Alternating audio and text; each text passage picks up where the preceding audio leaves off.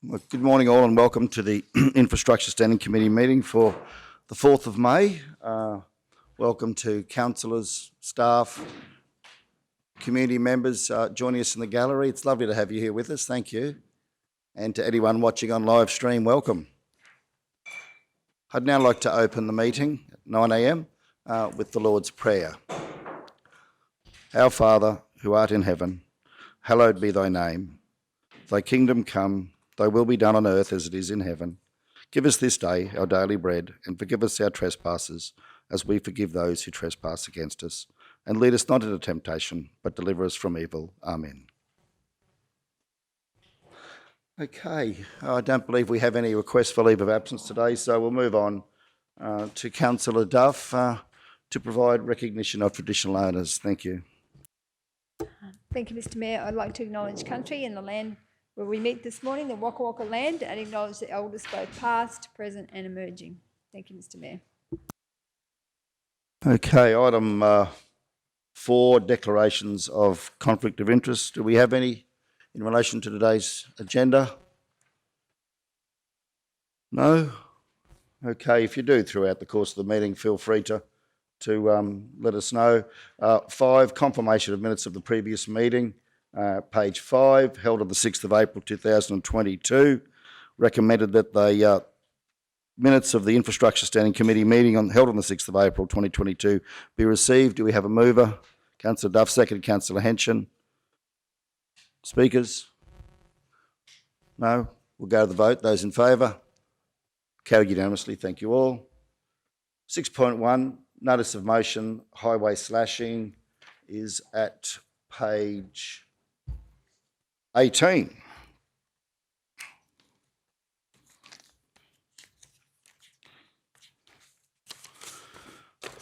Okay, so committee, I gave notice as to the following notice of motion, which is that the committee recommend to council that contractors be engaged to complete a further round of roadside slashing on the following state roads prior to 30 June 2022, with funds being allocated from the existing budget within the Works Department Rnpc surplus, Burnett Highway, Bunya Highway and Diagula Highway. I'd now move such. Do we have a seconder? Councillor Duff, thank you. Okay, I'll speak to that. Look, the rationale probably really sums it up.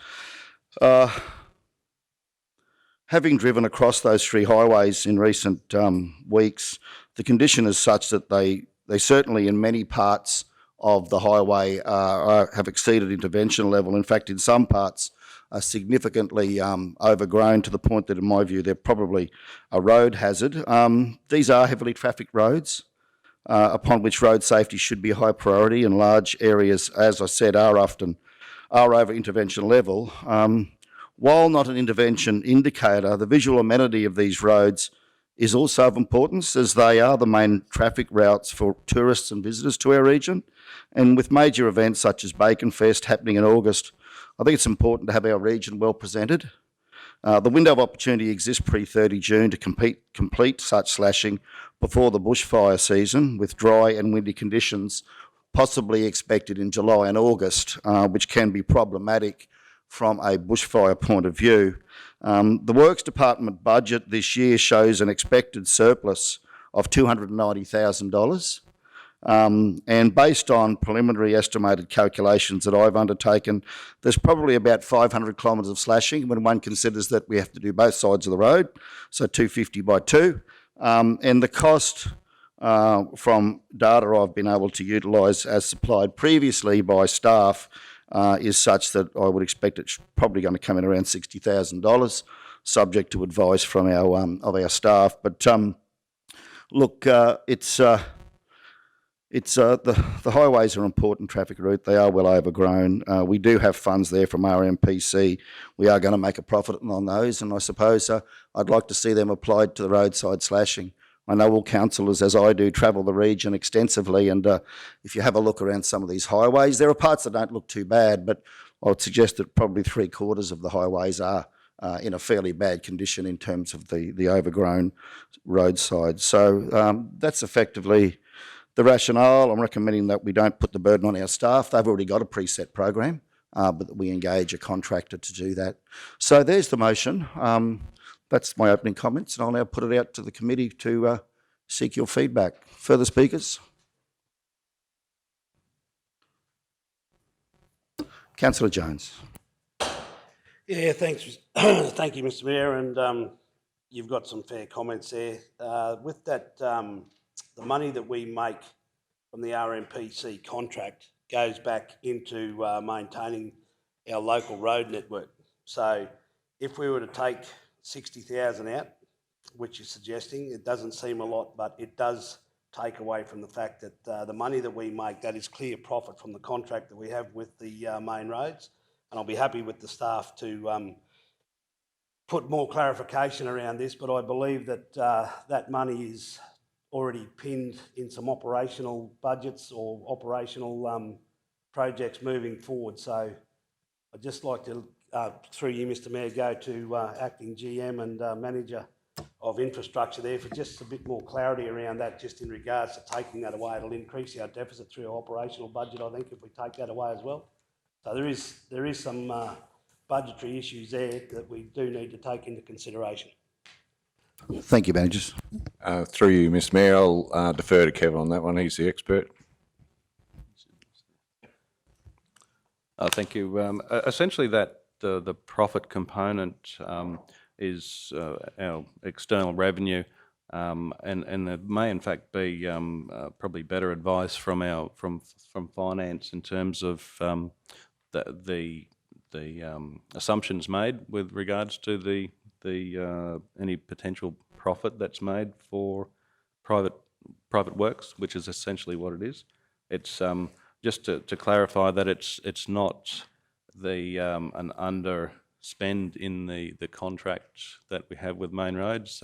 There's every intention that we will fully expend the contract budget. So this relates to any possible profit that we make as part of private works. But essentially it is external revenue for us.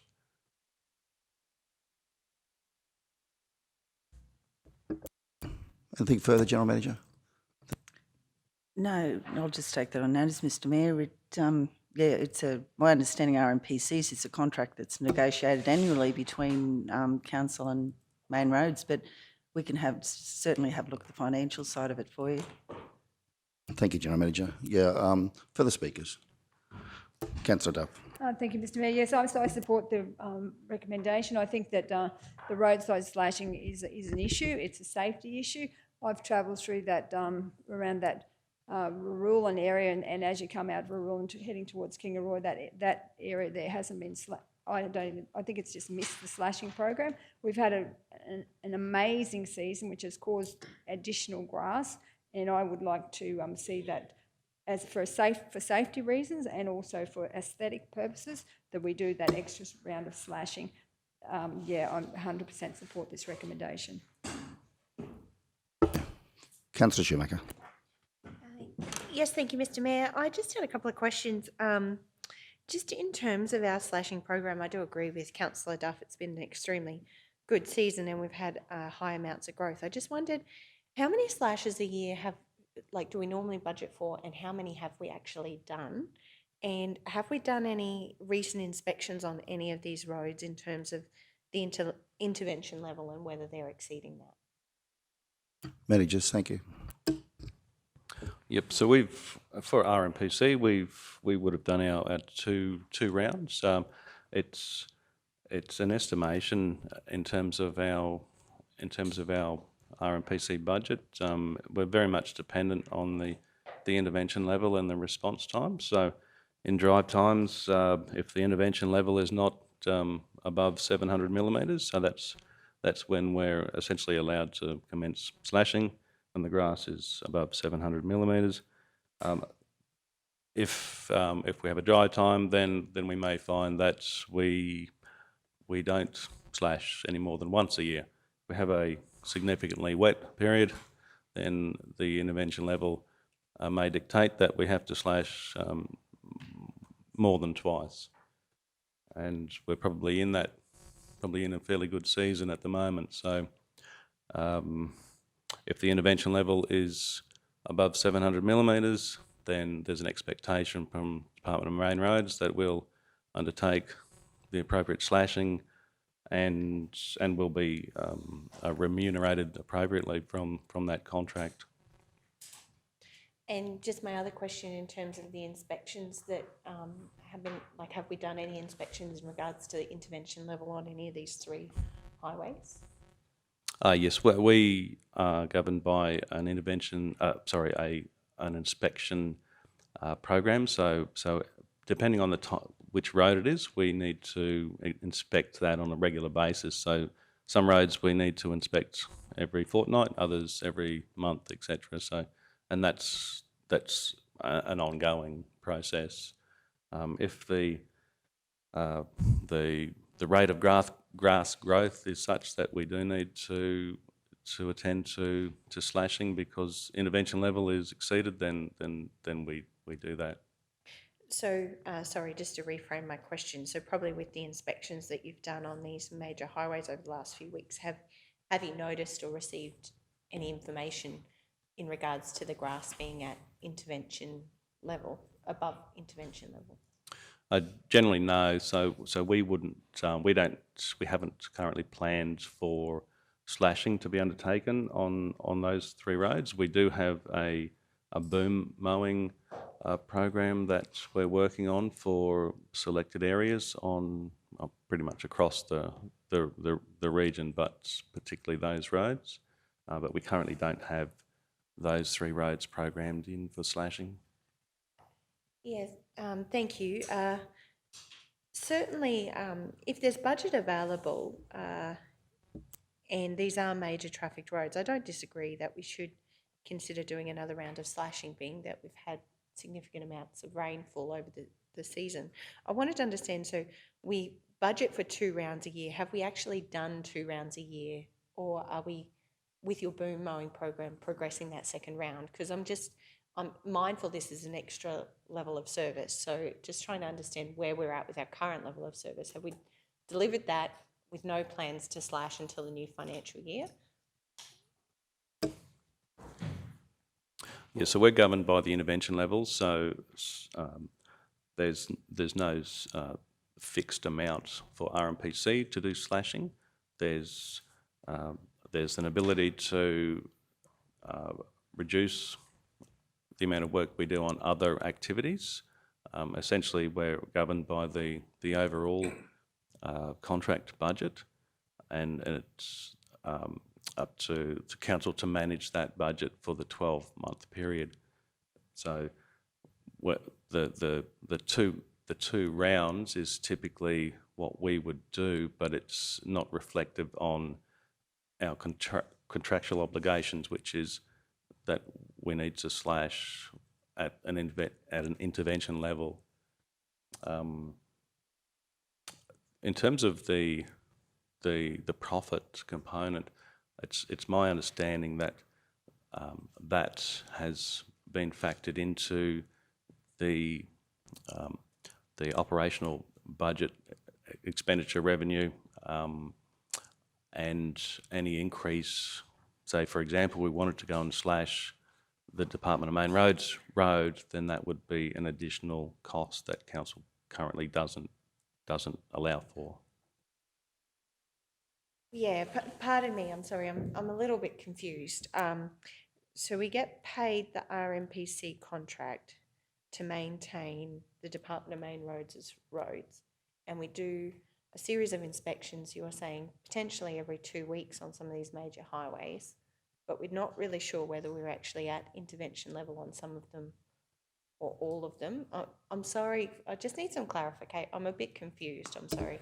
I'm trying to decide whether it would make sense to slash these additional like these major highways one more time. If we've budgeted for 2 rounds, I'm trying to decide if we should actually increase to another round based on the season that we've had.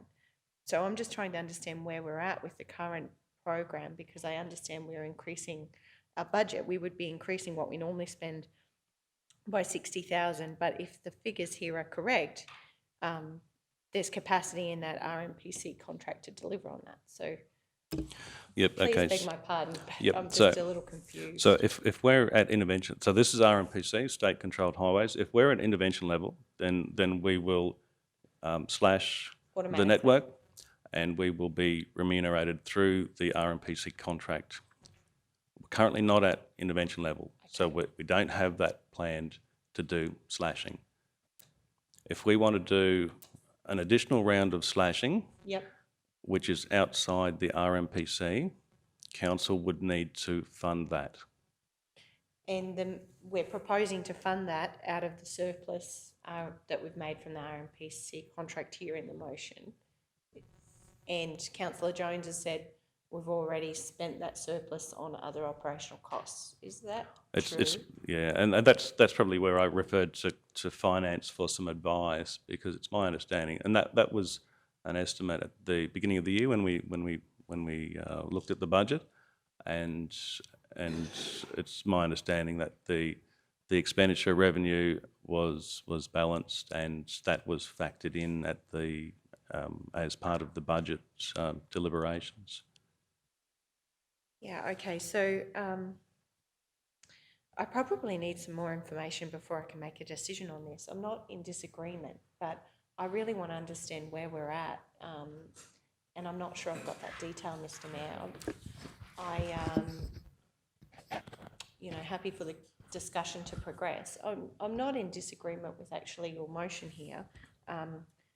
My concern is that we would actually be increasing a service level at a cost, and I just want to understand if we're actually delivering the service at intervention level or in exceedance of intervention level, which I haven't been able to ascertain that today. I'm sorry. So I'm probably thinking we lay the matter on the table until more information can be Yeah, look, Councillor, if I could provided. interject, I'm going to dispute the comments of the manager here. With all due respect, Mr CEO, I have driven these roads extensively. I find it absolutely flabbergasting, manager, that you can sit here and say that those roads are not intervention level. Now, I'd like to know when the last inspection was done. You haven't clarified that. If you drive down through Warrulan, anybody, go and have a look at how high the grass is there. Go on the way to Nanango, have a look at how high the grass is there. Head down towards Mergen, have a look at how high the grass is on the roadside. It's well over 700 millimetres. Now, if someone's done an inspection on that within the last month and can honestly, hand on heart, tell me it's not over 700 millimetres, then I must be seeing things, because I'm sorry, but by my view, it is well over 700 millimetres, and I know what 700 millimetres is. So I'm sorry, manager, I don't mean to dispute that, but if this is laid on the table, I put this notice of motion forward several weeks ago. We've had the agenda for some time. The staff were aware of it. If we're in a position now where we're going to keep laying things on the table because staff don't come here prepared to answer the questions that one would expect in relation to these sort of matters, then when are we going to be in a position to make decisions? That's why we have notices of motion. And if this is laid on the table, look, I'll accept that from the committee, but I'll be disappointed that information should have been brought forward. And my view is that it is at intervention level. The budget says we have a $290,000 surplus on RMPC. Now, that money is given to us to spend on state roads. Now, if we don't spend it on state roads, we're entitled to use it on other local roads. And Councillor Jones is correct. We are planning to do that. However, we've also heard that we may not even spend our budget on roads this year because of the flood damage. And we are so far behind in spending our budget at the moment, the flood damage. Now, that graph may escalate up over the next, what are we in, May? We've got 2 months to spend what's left in the works budget for repairs and maintenance. Now, we're well behind in that budget, and we've got a lot of flood work to do. I would suggest that we could potentially come in well in under budget, and then we haven't delivered the service to our community that the main roads have asked us to. Main roads have said to us, when those highways are over intervention level, you go out and slash them. We've given you the money, you go and do the work. That's what we expect you to deliver for the people of the South Burnett. Now, if we don't, then the people of the South Burnett are driving on highways, visitors are driving on highways, but quite frankly, I have taken plenty of photos that could demonstrate, and this just isn't in the last week. It's been like this for a good month or more. I put this notice of motion forward several weeks ago, or a couple of weeks ago, to be honest, or it was at least, plenty of time to certainly more than the 7 days required under our policy. We should be in a position to make a decision on this county today, I would have thought. But if it lays on the table, it'll go back. We'll be sitting here in June, and quite frankly, by then it'll be too late. Now, we do know that previously, in winter time, when the westerly winds blow and it gets dry and the country haze off, it's not a good time to be slashing in August, because we've got the risk of bushfire and we may not be able to slash. And that's why I'm suggesting, while we've got a bit of green in the ground at the moment, it might be a good time to get on top of the slashing, get it done, and it probably won't need doing that until September, unless we get rain and warm days over July and August. That's the basis of my argument. So anyway, on to further speakers. Councillor Jones. Yeah, thanks, Mr. Mayor. I've just got a query in regards to your comments on the delivery. We're looking like we may under-deliver on the Rnpc contract. I'll refer to our managers here shortly. I, for one, would be disappointed if we don't deliver what we get from the Rnpc this year. So I'll give the General Manager and Manager an opportunity to speak to that shortly, because I do believe that we should have contracts coming up or something in the works. I would believe that we would spend this Rnpc money, because with my experience with the roads and the main roads, is if you don't spend it, you don't get it again. So it's critical that we do. So I would believe, I have confidence that the staff would do that. With Councillor Shoemaker's confusion, basically the Rnpc contract is like a standard contract between anybody else, and the main roads pay us a fee to deliver the services, including the slashing and all the rest of it. And again, through you, Mr. Mayor, a question to the managers. The expectations of the main roads, is it to spend money back on main roads, or is it to spend the profit that we make, like on a standard contract between anybody in the community and council? Do we spend that, or the expectations of main roads expect us to spend it on road networks, which would be the resealing or upgrades or something like that? So, as I said before, I believe that profit will go into our operational budget that these guys have already got earmarked for projects down the road, with upgrades to road resealing and all that sort of stuff. So if we take that 60 grand, something's got to drop out of that operational budget, basically. So that's probably what Kev's referring to as council's got to fund it. I don't disagree with the Mayor. He's got good points and made a good argument right there.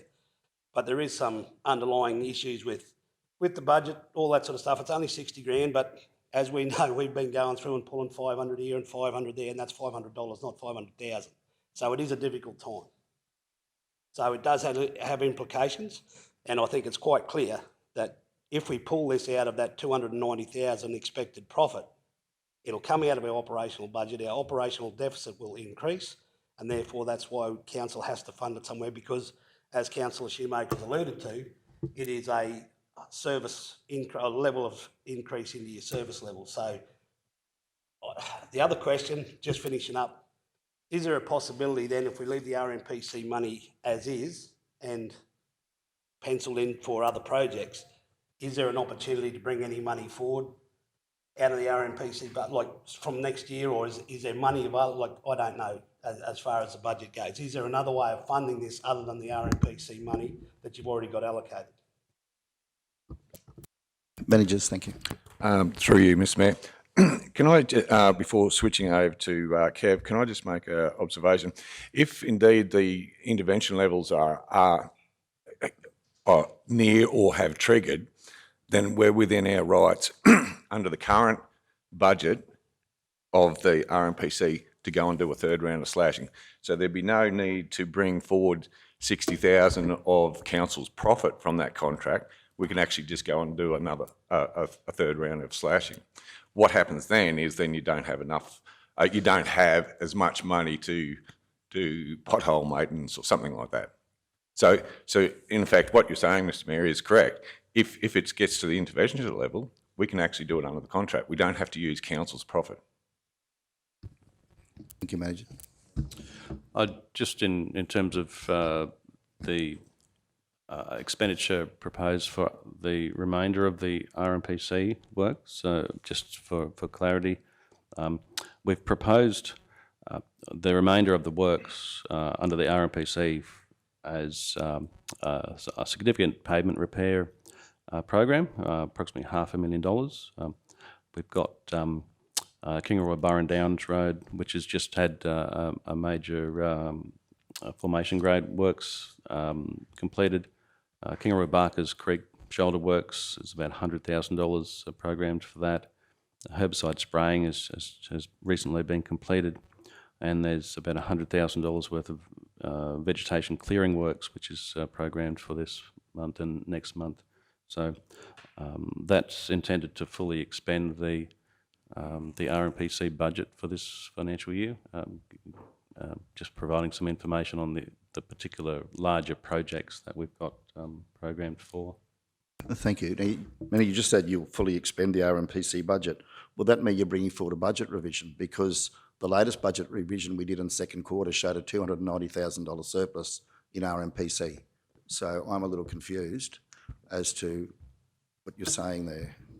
Yep, that's just in terms of the overall contract, which is around about $2 million, and that's separate to any profit or potential loss that council may make on that contract. Yeah, so the $290,000 profit would stand. Correct. And just a clarification there, that the 290 estimate also includes the RPC, the contracts, the larger construction work projects that we may do. And it's increasingly unlikely that we're going to commence, say, the Walter Road roundabout or any other infrastructure contracts. So there's a portion of that 290 that was included in that type of work, and we'll be commencing a construction project likely next year. Thank you, Manager. Further speakers? Councillor Henshin. Thank you, Mr. Mayor. Yeah, just a couple of points. And certainly appreciate, this intervention level of 700 mil is a little bewildering, because there's certainly places with 500 metres of roadside slashing possible within those highway network. Maybe not all of that needs doing, but can appreciate that there is 500 kilometres within those highways.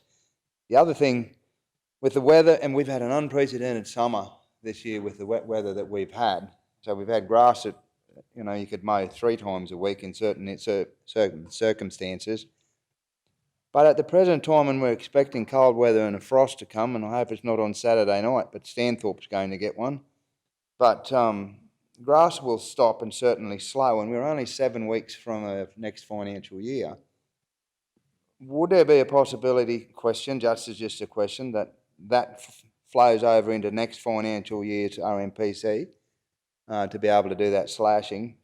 And secondly, within that network highway, 500 kilometres, there may not necessarily be 500 kilometres that need slashing. Would that be a reasonable question?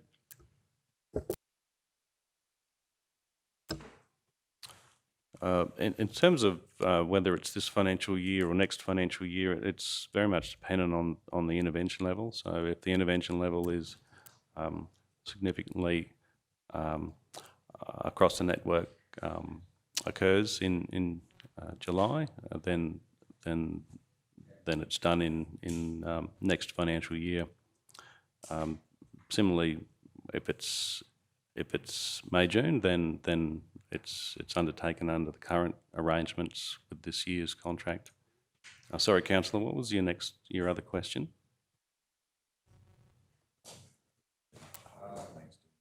Oh, sorry, whether.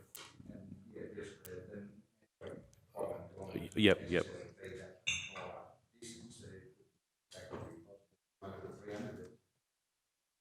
And just another point I'd like to make. Talking with rural fires, and you mentioned there about the bushfire season.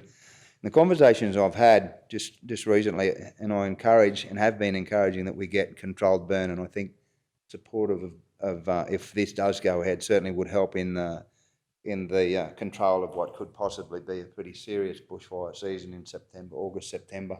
So that's another factor that take on board there, that roadside slashing could have a detrimental importance to come that fire season time. Okay, Councillor Duff. Thank you, Mr Mayor. I 100% support that we go ahead and do the slashing and just jump in and do it right now, because I agree with the bushfire hazard. What normally happens is sometimes we don't get the slashing done, and then all of a sudden we can't use the slashes because we've got frost and risk of bushfires. Now we can jump in and have it all tidy before we get into that situation. I also believe that we have that money, and I was of the opinion we could only use it on main roads, and like as the Mayor said, it's there, jump in and do it, and spend the rest of the money on main roads, fixing up potholes and things like that on our main roads that need doing urgently, and then come to June and then we get the new contract. Like, that amount of money should be used for slashing and tidying up all the potholes and things, and then we're good to go. That's my opinion. Thank you. Okay, we'll wrap this up shortly. General Manager, you've got your light on. Thank you. Through you, Mr Mayor. This is a report that we brought last week to the council meeting about the Rnpcs there, and the indication is that the budget by the end of the financial year will be fully expended as per information from infrastructure. So it's, as of the 31st of March 2022, sales revenue is tracking below target at 34%. This is largely due to timing of when RPCs and Rnpc works for this financial year are scheduled to be performed. Further claims for $135,000 for our Rnpc have been submitted for approval. Further Rnpc and RPC works are due for completion in April and May, and at this stage it is believed that the council will hit target by the end of the financial year. So that's about the Rnpcs with the RPCs rounding it off is about a $3 million budget. And the infrastructure have advised that they will expend the whole lot by the end of the year. The budget still shows a $290,000 surplus though, Manager. Because the claims haven't been put in, Mr Mayor. No, that's the budget, not the Yeah. claims. That's not the Oh, actual sorry. expenditure. That's Oh, the the budget. budget. The budget that was adopted at the end of December and the second quarter review shows, and I've clearly checked it twice, a $290,000 surplus in Rnpc. Now, I know, Councillor Duff, that money is used to fund works on other roads, and appropriately so. There's no issue with doing that, okay? But we are tracking a long way behind in terms of our year-to-date expenditure on infrastructure. And I will be surprised if we spend 100% of our infrastructure budget come 30 June. Today is, what, the 3rd, 4th of May? And the flood works have really put us behind. So that's my only concern, and I thought it might be an opportunity to seize in relation to the funds. But anyway, we'll keep going. Councillor Shoemaker. Yes, thank you, Mr Mayor. I'd like to propose an amendment to the motion.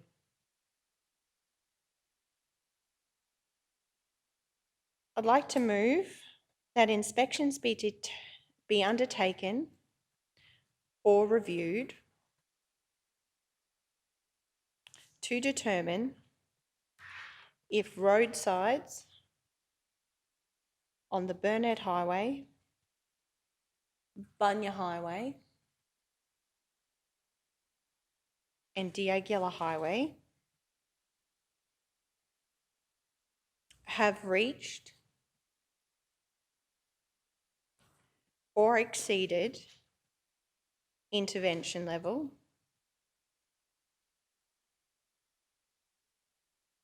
and if so, as per the Rnpc contract, a 3rd round of slashing be undertaken prior to 30th of June 2022 and charged to the Department of Main Roads. Okay, so we have a proposed amendment, Mr CEO. Councillor, it's with respect, the resolution, the intent of the resolution, if I've got it correct, is to actually do an extra round outside of the normal framework. So your amendment would just feed into what would be run-of-the-mill business for council. And I'm not 100% sure. It starts to move, and I'm stand corrected, Mayor, but this is the only point that I have clarification I'd like to see. This notice of motion is to do an extra round outside of the standard framework. So I understand, if I may explain, Mr Mayor. I completely understand what you're saying, CEO Mark. My concern is, and I'm absolutely supportive of, if those roads are at intervention level, we should slash them before winter, because that absolutely makes sense. My concern here is more around the funding. So if I've heard correctly in the chamber, if those roads are at intervention level, as you say, Mr Mayor, then we should be automatically slashing them and charging those funds back to the Department of Main Roads as per our Rnpc contract. And the funds to do such work should not be coming out of the profits made from delivering on those works. Am I true and correct in my understanding of that? Yes. Through you, Mr Mayor, yes, that's correct. So my concern about the motion put ahead is we're actually talking about spending $60,000 worth of council-owned money that potentially should be charged back to Rnpc. Am I correct?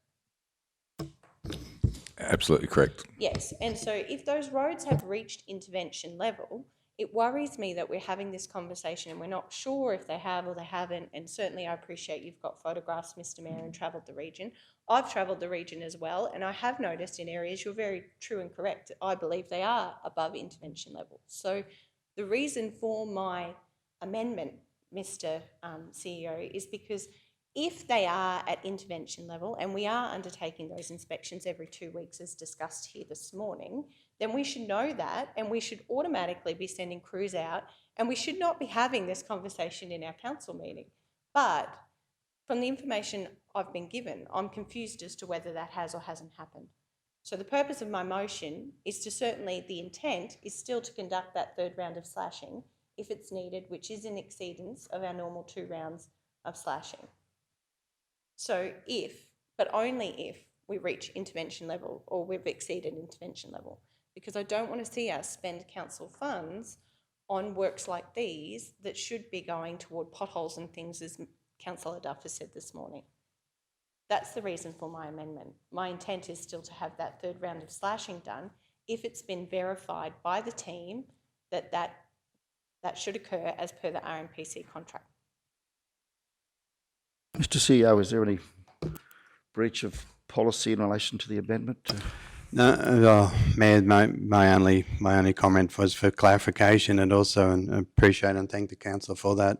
The intent of the original motion is to have the slashing outside. Council met. Basically, what the council is moving is business as usual.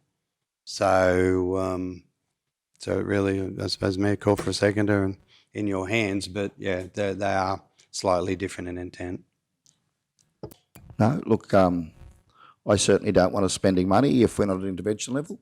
I'll be very surprised if the report comes back saying we're not, because I can assure you I have driven these roads extremely carefully and had a very close look. Haven't got my tape measure out, but I might have to go and do so. Okay, so happy to accept it. Do we have a seconder? Okay, Councillor Jones.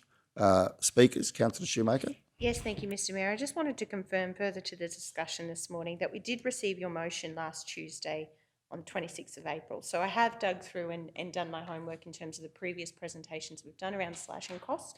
Just wanted to confirm that for the chamber. I was prepared to make a decision this morning.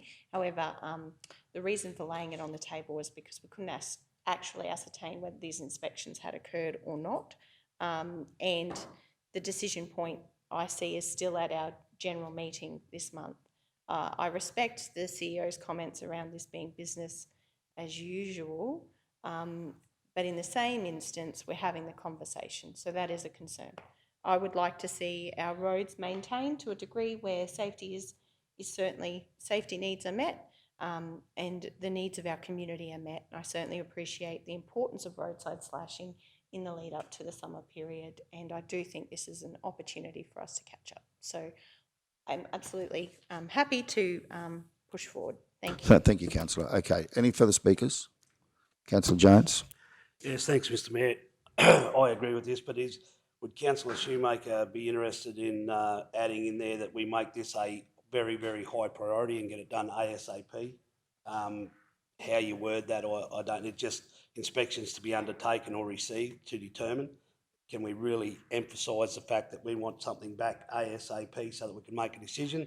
I think in the chamber, I think we're all reasonably confident that it may well be over intervention level, and I totally agree with Councillor Shoemaker. That was the information that I was putting out there for that sort of response, was the fact that we need to be looking at charging main road rather than using that profit money that we can utilise for the benefit of the ratepayers. So would Councillor Shoemaker consider putting in there something to emphasise the importance and the speed of what we get a response back? Councillor Shoemaker. Yeah, by all means, you know, is that a matter of saying, because I'm mindful the Mayor's very right, it's May, and next month is June. So, you know, if we're conducting those inspections every 2 weeks, Kevin, you know, is it unreasonable to put by the end of May? No, well, it would need to come to the May ordinary meeting. Maybe we could So- insert that in there. Yes, that's my thinking. More than happy to, first of all, clarify when the last inspections were done on those roads. They may have recently been done. And if not, then certainly we can organise an additional inspection straight away, and perhaps even seek some inspection advice from Department of Main Roads with their inspector to clarify the as a bit of a double check with them, I think. Okay, happy with that? We'll get that done straight away, and we'll get that back to the ordinary meeting in May. Yep, Acting General Manager. Through you, Mr Mayor, can I just seek clarification? If we go down with Councillor Shoemaker's resolution, it's basically, as CEO said, business as usual. So if it hits the intervention level, does council want us to bring a report back, or do you want us just to action and get the slashes moving? My intent was to action and get the slashes moving. It's business as usual. Yep. Which is certainly reflected in the in the motion. It does say to contract a third round of slashing here.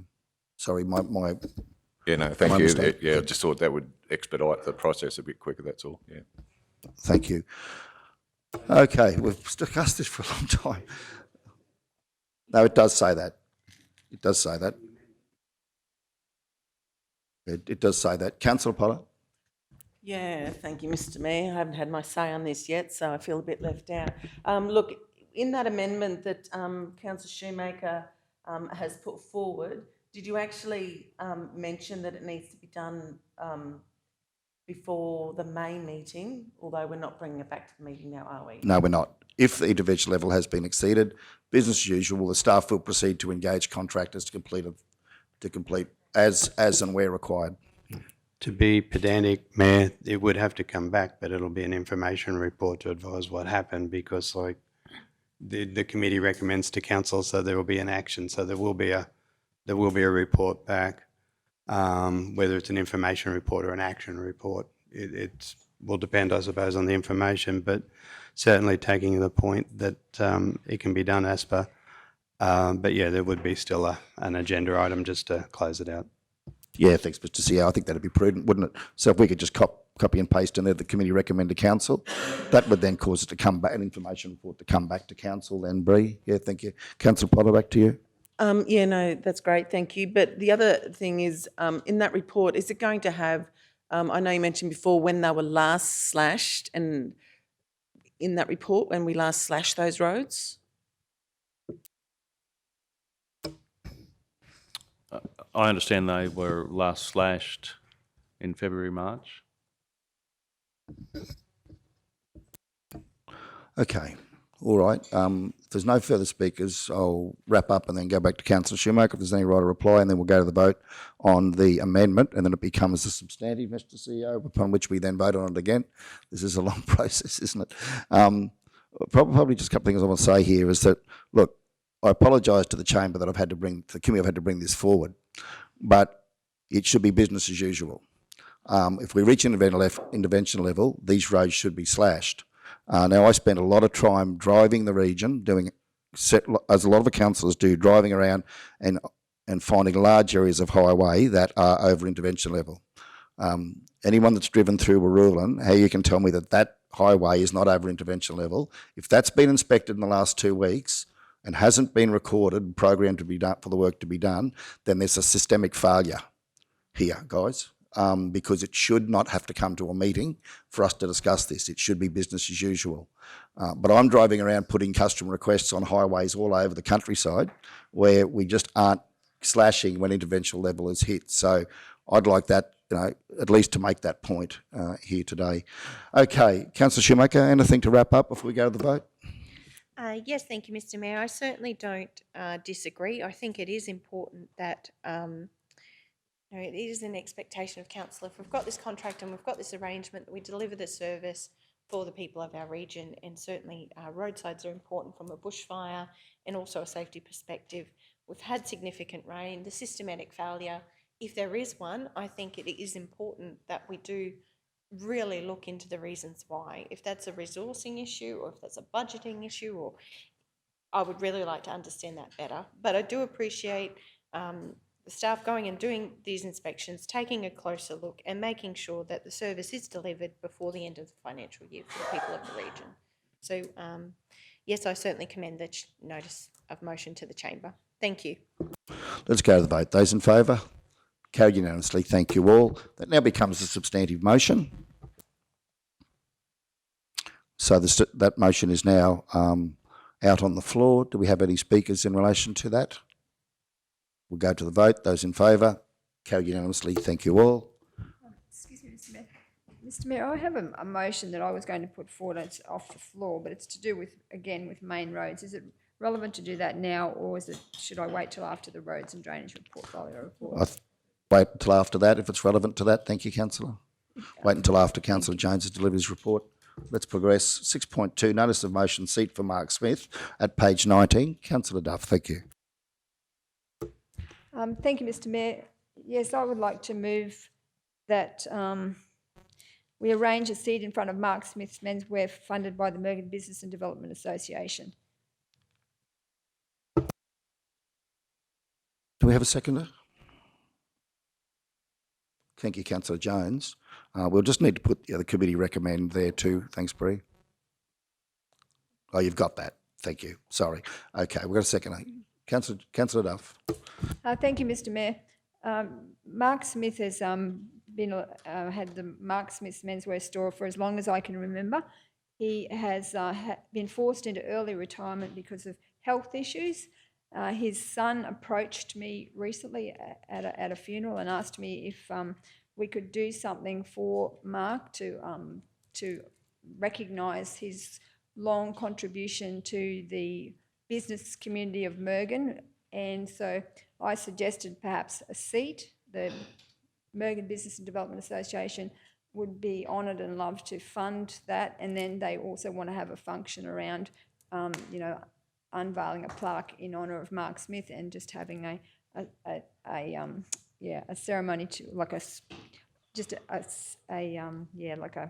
function to show their recognition of his long-standing service to the community of Mergen. And I just commend this to the chamber.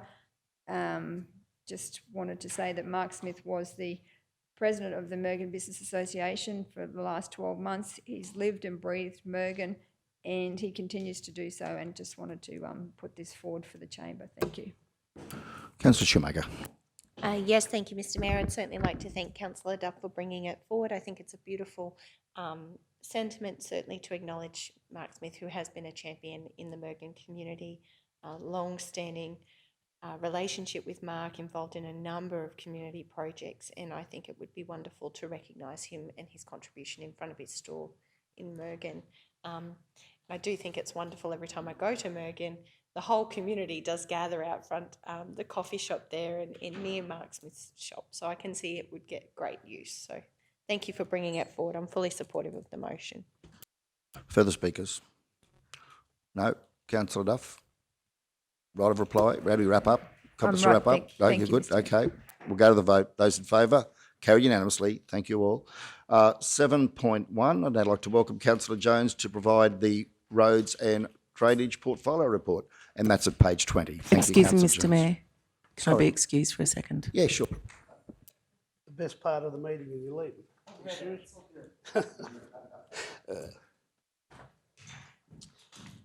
Thanks, Mr Mayor, and again, great pleasure to deliver the portfolio for the roads and drainage for the month of May.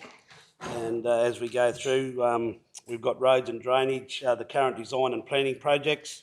Maidenville, Bunyan Mountain Road, Wengenville, detailed design to TMR, 85% complete. Cumbia Streetscape, rehabilitation of the CBD, design is 50% complete.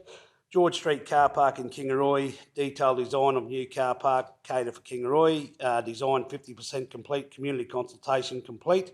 The minor projects, Apex Park in Kingaroy, design 100% complete, awaiting IFC. Corndale Road, Mamarambi, the design is 10% complete. Kingaroy Hospital entrance up there, it's a detailed design for TMR, that's 100% complete, and again waiting for IFC. We turn over the page, the current planned works for May. Our capital works program, the Blackbutt CBD, we're underway. We started it through February. We expect to be completed by June. And one side of the street has been completed with the footpaths put in, and the difference to that town centre is amazing, just with that one side. The other side over on the hotel and the Bunyan Hut Cafe, that sort of stuff, the curb and channel is in place. They're waiting. They should have the remainder of the concrete in and the bitumen or the asphalt down, and all the barriers should be taken away by the middle to the end of next week. So that's progressing very well. Glendon Street, Markwell Street, the roundabout construction at the intersection of Glendon and Markwell Streets. I come through there this morning, forgot it was all closed off. There was chaos all through the town centre. There's heaps of work going on in the town centre, but that looks amazing. I had a quick look at it, and the roundabout improvement there is a credit to our staff, men and women that have been working down there. Kingaroy Transformation Project, working again through January through to October. There'll be a KTP report later on, I think. Kent Street in Wandai, upgrade to the school crossing and line marking. We'll commence that this month and complete it in June. That'll be that's something that Councillor Hanson's worked on, and Councillor Duff, I think, has been involved partly with the police down there and the school upgrade. There's danger down there, so that will be a considerable improvement for the safety of the school students and the staff. Cumbia Road, Cumbia, the road widening and reconstruction from chainage 19.1 to 19.8, awaiting final seal and the line marking. We started that in February, completed this month, so we're just about completed out there. Mamarambi Barkers Creek Road at Corndale, upgrade a section from unsealed to sealed, standard between chainage 14.5 to 15.5, awaiting line marking again. We started that back in November and we'll complete that again this month. Oliver Bond Street, Kingaroy, upgrade of car park, curb and channel and drainage. Again, February start, completion this month. Palmer Street East in Mergen, renewal of a section of curb and channel between Perkins Street and Watt Street, and that'll be commenced this month and completed by the end of next month. Our capital works, Mount McEwen Road, gravel and shoulder resheeting, that'll be completed by June, weather permitting. Reedy's Road, Warroondin, gravel resheeting also in June. Smiths Road at Bowie, shoulder resheeting, again completed in June. Stonelands Road, gravel and shoulder resheeting, again completed in June.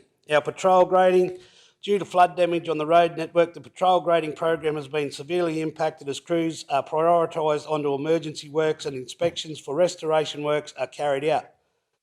Undertaking the restoration inspections prior to any patrol grading is particularly important so that any eligible flood damage is not covered over without appropriate recording beforehand. For further information, refer to the flood damage report. Now, just quickly, without taking up too much time, when we have flood damage and all that sort of stuff, we're only able to go out, it's indicated there, we go out and we fix it up to a standard that is safe to get across the roads. We get a lot of abuse and a lot of criticism. Our staff cop it completely out there, and I'm sure the councillors do, and the mayor. We get a lot of complaints given to us saying the works we're doing is completely useless. But what happens is we've got to take that information to the Commonwealth and federal governments to put forward a case. We're up at around that $10.5 million after the first flood emergency, and I think we were pushing close to 15 and above after the second one. So rather, as we've just discussed in the roadside slashing, rather than spending council's money, ratepayer money, we can get money from the federal government. So that's what the concern is there, and that's why it takes longer. So please be patient and give it to me as much as you want, but please leave the men and women out on the ground doing the job. They're only doing the best they possibly can. Roadside slashing and boom mowing, heaps of slashing and whatnot going on there through Benarkan, Blackbutt, Bowie, Bunya Mountains, Corndale, Nanango, Nakoo, Proston, Toromeo, Teelar, Wandai. Our spraying program, council has commenced a spraying program with the majority of state-controlled roads completed to date. The spraying is currently focused on the council road network. Complete works for noting through April. Our design and planning projects, the Kingroy Transformation Project is complete, and the Glendon and Markwell Street roundabout upgrade the designs have both been completed on that. Our roadside slashing, again, a huge list of where the slashes have been, and Councillor Henson touched on it and Councillor Duff. We've had a magnificent season as far as rain goes for the farmers, crops and cattle and all that sort of stuff, but it certainly makes hard work. The people on these slashes are just continually chasing their tail. So you can see it go through there all the way, Cumbia, Corndale, Crownthorpe, Fix Crossing, Haley Creek, Iron Pot, Kingaroy, Kinleymore, Memarambi, Merlewood, Mergen, Oakdale, Redgate, and the list goes on. You go over, anyone that's got the program in front of you, we've got some infrastructure works, customer requests for year to date.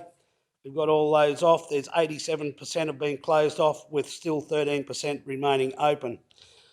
Some of the photos there, you can see that some of the work, the people in the gallery can't see it, but anyone in the online can. Recent storm damage and flood response. Council crews completed all emergency works under the January event in early April. The network is being re-inspected under the February event, with all emergency works to be completed by late May 2022. More than 1,000 sites have been identified as requiring emergency works from the February event. In some instances, these sites have been repaired twice already following the previous events. Emergency works will continue into mid-May to reduce hazards to motorists. Minor repair works will be completed as holding works as required until permanent repairs can be undertaken. One subcontractor crew continues to clear block road culverts as part of the immediate reconstruction works response. The damage assessment phase to allow the long-term restoration of essential public assets, REPA, continues with a priority submission containing 16 roads having been recently approved by the Queensland Reconstruction Authority, or the QRA, and a second submission containing 36 roads was recently submitted to the QRA for assessment. To date, approximately $2.1 million has been spent across the three events. The QRA has provided grant advances and a 30% payment to the first REPA submission, totalling approximately $1.9 million. The emergency works and immediate reconstruction works claims are currently being prepared for submission to the QRA. An external contract to complete the 16 priority roads is currently under review by Council and is expected to be awarded late April, with construction to commence early May. And those roads are the Burrabroy Road, Dahlia State Road, Edenvale South Road, Iron Pot Road, Gerards Road, Manor Road, Manumbar Road, Melrose Road, Memarambi Barkers Creek Road, Nanango Brooklands Road, Old Proston Road, Red Hill Road, Smith Road, Springs Road, Weens Road and Wixes Road. The external contract commencing May 22. We've got a list there. It's the other one. That's the initial list. The other one with the other 36 roads. And again, it goes Armstrong's Road. I'll read them out because anybody that's out there for the media, if they don't want to look. Armstrong's Road, Barons Road, northbound, Barons Road, southbound. Beals Road, sorry. Borkitts Road, Bridget Carroll Road, East Warrulan Road, northbound. Elwoods Road, westbound. Findowie Road, eastbound. Findowie Road, westbound. Hodges Road, Hoggs Road, Holtz Road, Hoopers Road, Jacobson's Road, Lamperts Road, Leasygangs Road, Luck Road, Means Road, Mount Warrulan Access Road, Mount Warrulan Road, Ogilvy's Road, Old Wandai Road, Rainey's Road, Recreation Drive, Richings Road eastbound, River Road, Shayla's Road, Slattery's Road, Smith's Road, 10 Chain Road, Trouts Road, Wenzel's Road, Wilson's Road, Wingfields Road and Woodall's Road. A second round of RACUS inspections is being carried out on selected roads to capture additional damage to the due to the February event. The current works capital program and some of the operational programs such as patrol grading are being impacted, and our team are working through appropriate delivery solutions to address this in conjunction with the flooded damage tasks. A quick upgrade for the Blackbutt CBD, pretty much exactly what I've just told you where we were. There's the new concrete footpath is now complete. Works have to continue to progress as planned. The culvert, or the causeway at the corner of Colston Street and John Street has been a nemesis for the Blackbutt residents for decades, and that is starting to be worked on today. And the people down there, I was down there yesterday, and they are just immensely happy with everything that's going on. So money well spent. And again, I would just like to pass on a big congratulations to all the men and women outside that are working and trying to deliver the best they possibly can for our ratepayers.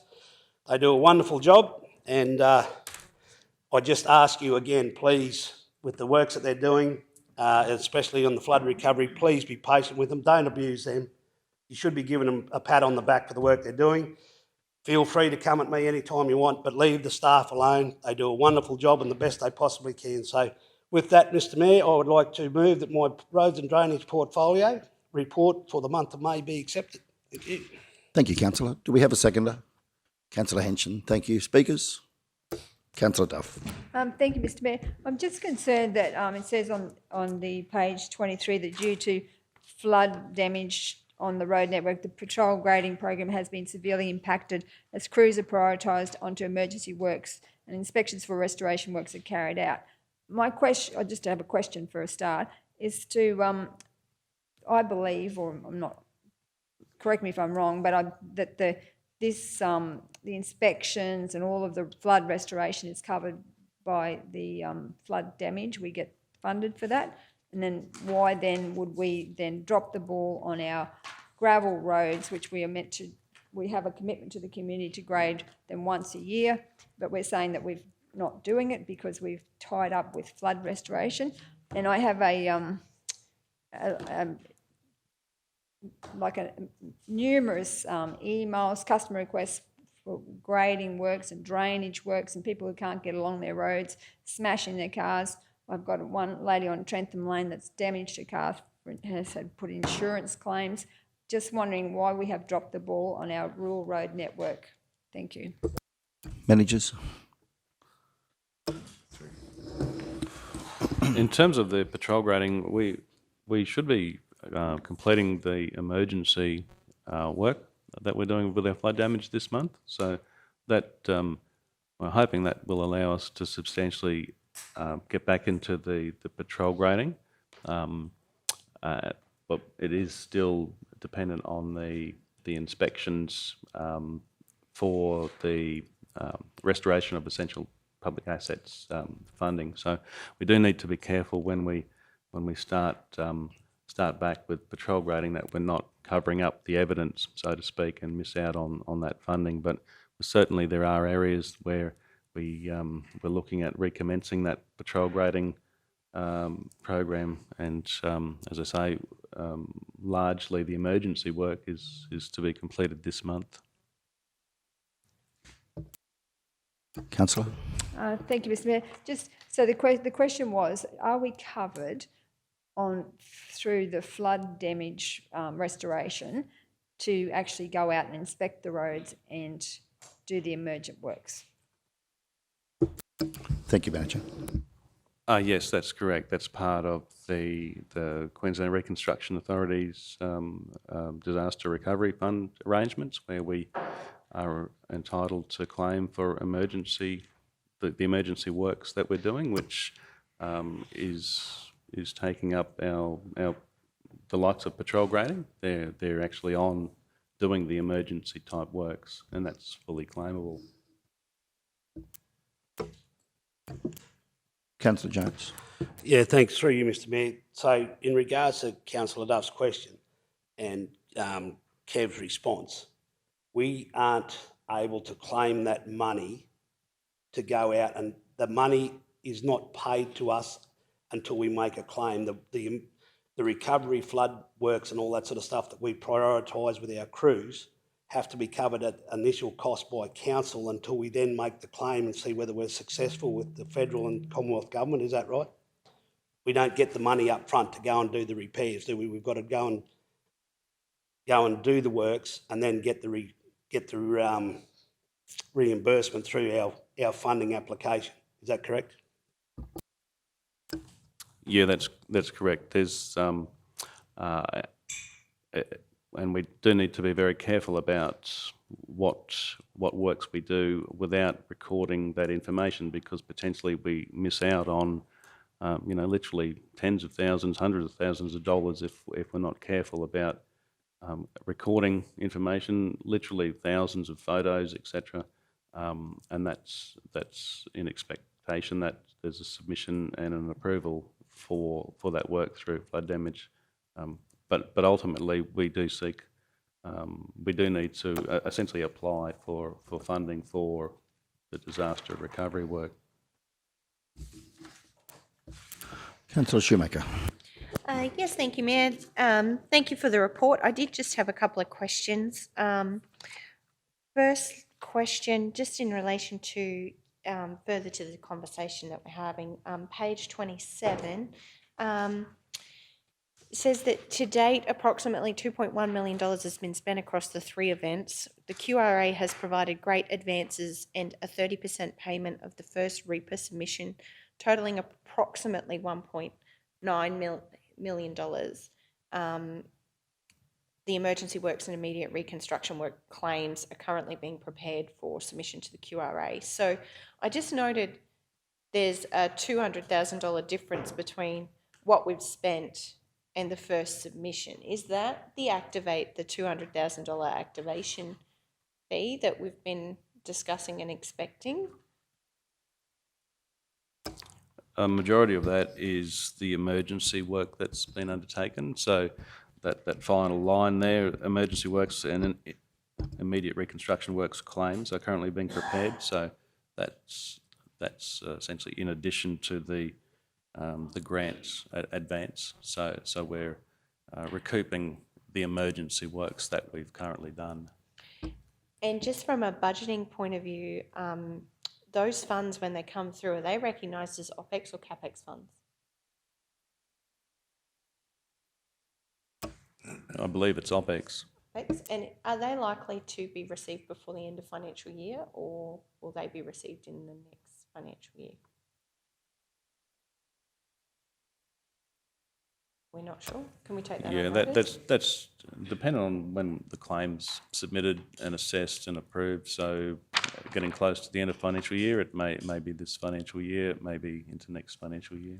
Yeah, I'm just thinking of potential implications from a budget point of view. And I guess my last question was just on page 28, and further to the conversation we've had around the diversion of resources to meet the needs of the flood repair works, current works capital program and some operational works such as patrol grading are being impacted, and our team are working through appropriate delivery solutions to address this in conjunction with the flood damage risk. I just wanted to understand what that looks like from a, because I'm mindful we've only got so many resources, so from a time and scheduling point of view, so what is the forward plan to catch up on the works that we're now behind? Will we be bringing more contractors on board, or will our program just roll into next year and we'll be behind? There is an expectation that we'll complete the majority of our CAPEX this financial year. We have been looking at outsourcing a substantive amount of flood damage, and we've recently gone through that procurement process for the first submission and engaged a local contractor to undertake that, and they'll be commencing in the next week or so. In terms of, say, Rnpc, we've recently gone to market for approximately $500,000 worth of pavement dig-outs on our state-controlled network, and so there's constant assessment as to whether we're doing work internally or outsourcing to increase the resources, essentially. And just my final question, just in relation to the Blackbutt CBD, I do agree, it's looking great. Certainly busy spot on a Sunday. You know, as a long-standing local, I cannot believe how long you have to wait for a pie and a coffee these days in Blackbutt.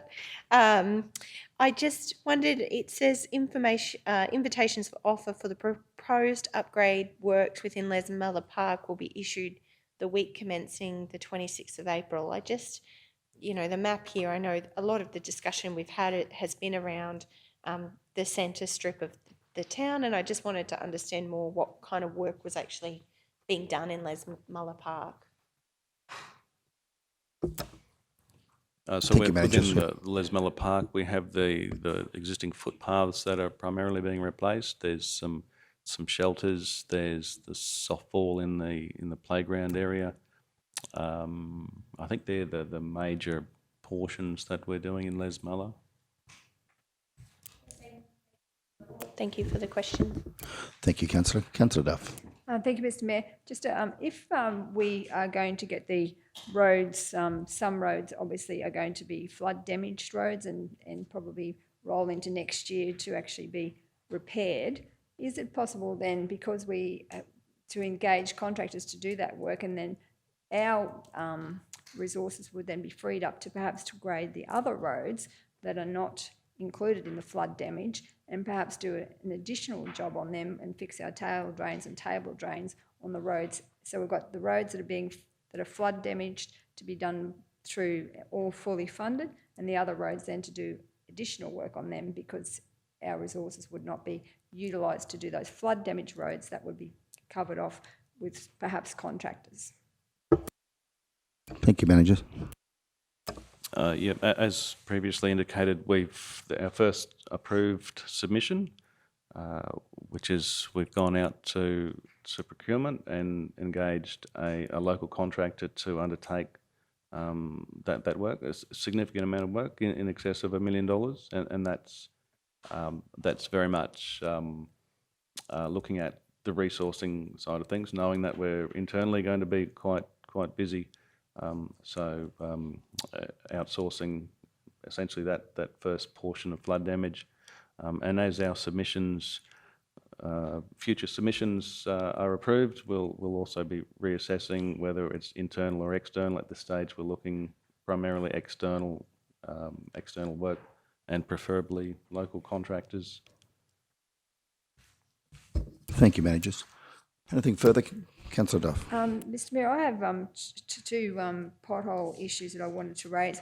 I don't know whether I should have notices of motion but it's just that they have come to my attention since the cut-off date for notice of motion. So I'm just wondering if I can put them to you, and you can let me know whether I can. It's out of order to actually. Has a customer request been submitted? Oh, absolutely. Customer request was submitted last year. Mr CEO, can we deal with the one that's on the table first, and we can come back to that, hey? Yeah, okay. All right, any further speakers?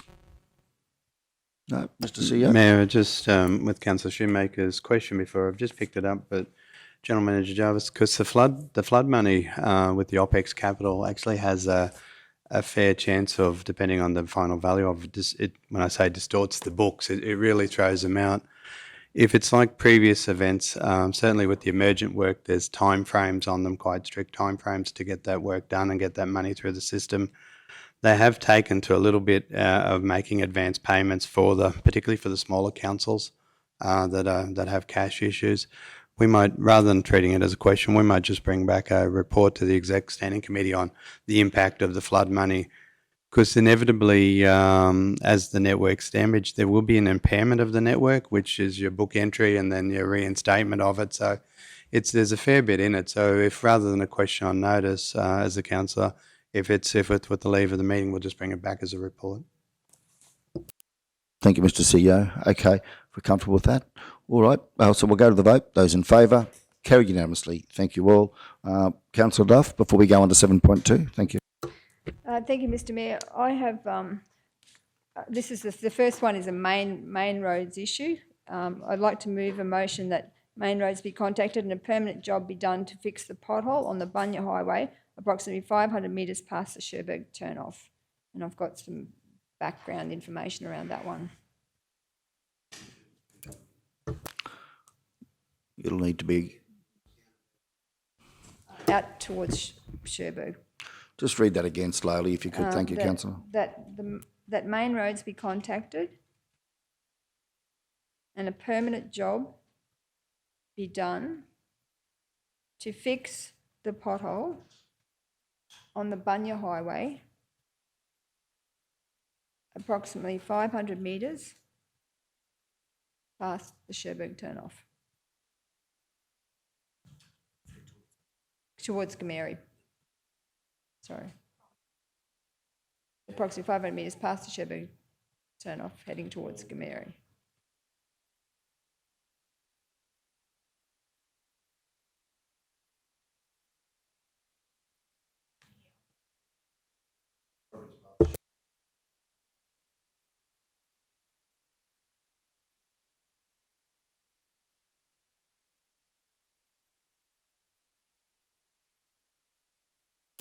If we can, thank you. Okay, do we have a, Mr Chair, do we have a seconder? Councillor Potter, okay. Councillor Duff? Senior Sergeant Brett Everest brought this pothole to my attention because he was concerned about the safety of it on the 20th of November 2021. It was repaired on the 29th of November 2021. On the 3rd of January, the pothole reappeared. Senior Sergeant Brett Everest reported it to me again. It was fixed again. On the 14th of February, I put in another request that it had reappeared for the third time and asked if it would be properly fixed. On the 16th of February, I was told a temporary pavement repair had been undertaken at this location and my request was closed. Yesterday, Senior Sergeant Brett Everest messaged me to say that the pothole has again reappeared.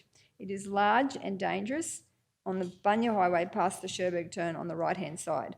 So that's why I am putting this motion forward, because I'm embarrassed about the what's happening with this pothole. I've actually called, we're jokingly now calling it the Everest pothole, and I'm just concerned about our the safety issue with it and also our reputational damage. Thank you, Mr Mayor.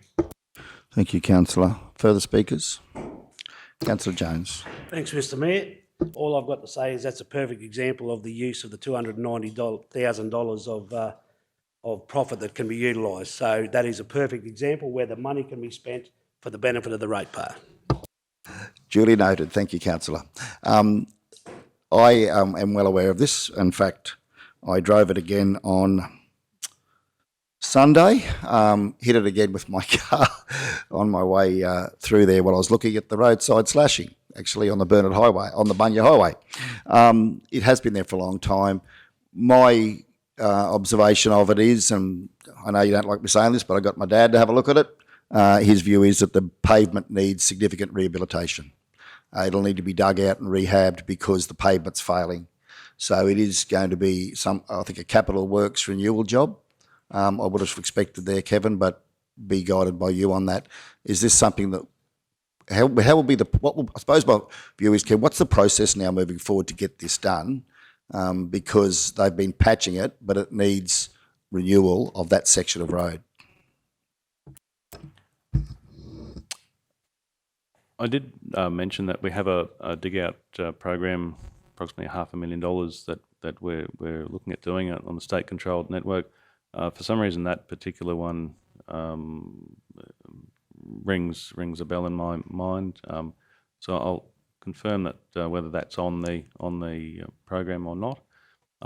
If it's not, if it's a significant amount of work, then essentially it's a discussion with TMR regarding a major rehabilitation, and that's at their discretion. Thanks, Manager. That answers the question. Yeah, thank you. Further speakers? Councillor Shoemaker. Yes, I guess that's just my concern. I hit the same pothole on Saturday coming through that way, actually. I just wanted to understand, my understanding of any discussion we have with TMR is that we say it's a problem and then it's at their discretion based on their budget or their availability to actually fix the problem. So I'm concerned that even if we progress with this, that we could end up patching it another 3 times, the Everest pothole. So I just want to understand, you know, are we better off to actually put here, like, it's very much business as usual, but if it's not in that dig out program that we've got, I'm probably thinking more about how we actually resolve the issue. So I'm worried this one would just sit with DTMR until they action it. I'm probably wondering, you know, if we could find out if it's on that dig out program or not, and if not, can we accelerate it, or can this be the decision point to accelerate that outcome? Because at the moment, the motion just reads that we'd talk to Main Roads about doing a proper job on it. I know we have plenty of conversations with Main Roads about doing a proper job on many things.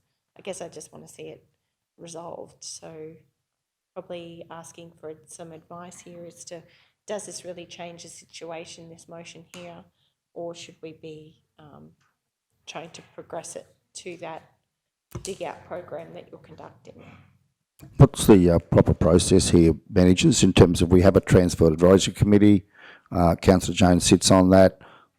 That is where safety issues are raised, I believe, in relation to changes to road networks. Is this something that should go through the TAC? Do we make direct contact? Yeah, probably seeking your advice on that, if we could. Thanks, Shem. It can do. Typically, if it's relating to a pavement failure, then it's perhaps the Rnpc is the more appropriate avenue. There's monthly meetings held between council and TMR regarding pavement defects, etc., and how the contract is going in general. Certainly, I'll check what is on the dig out program and whether it is included, and perhaps if there is a potential to include that on the dig out program that we currently have. Again, I would suggest the most appropriate avenue would be through the Rnpc process. Thank you, Manager. Okay. Further speakers? Councillor Potter. Yeah, look, my thought is that Councillor Duff has said the police have mentioned this to her every single time the pothole appears. So to me, that would almost make it a danger or a safety issue. And police already attend that TAC meeting, am I correct? So they can actually speak to this particular issue at the TAC meeting if it does have to go to the TAC. But my assumption, sorry, we should never assume, but my thought would be that because it's the police that have brought this to Councillor Duff's attention, that it probably should be done immediately. Thank you, Councillor. Okay, well, I think we'll leave it with the staff to determine the appropriate process to progress this, because we'd be guided by you, managers, as to whether you enter into Rnpc negotiations or whether you also put that through the TAC. Obviously, you'll know the process of working through this with DTMR, and we can leave that with you. So the motion's not probably perfect, but I think the intent's pretty clear, isn't it, everybody? Yeah, we're happy with that. Okay, happy to go to the vote. Councillor Duff, those in favour? Carried unanimously. Thank you all. I now move that we adjourn for morning tea. I have a seconder. Thanks, Councillor Hanchin. Those in favour? Carried unanimously. Thank you all.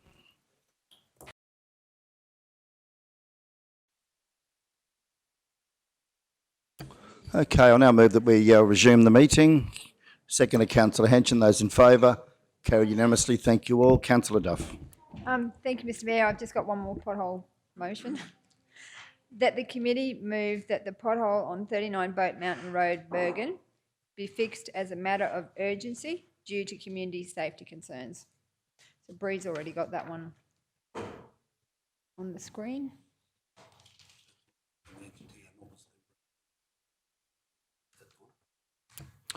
Thank you, Councillor. Okay, do we have a seconder? Councillor Potter. Councillor. So thank you, Mr Mayor. So on the 29th of March, I put in a customer request on behalf of the President of the Mergen Business Development Association, Leo Garrity. He said that there's a dangerous pothole in front of 39 Boat Mountain Road, Mergen. He said that you can't see it and is right in the wheel tracks.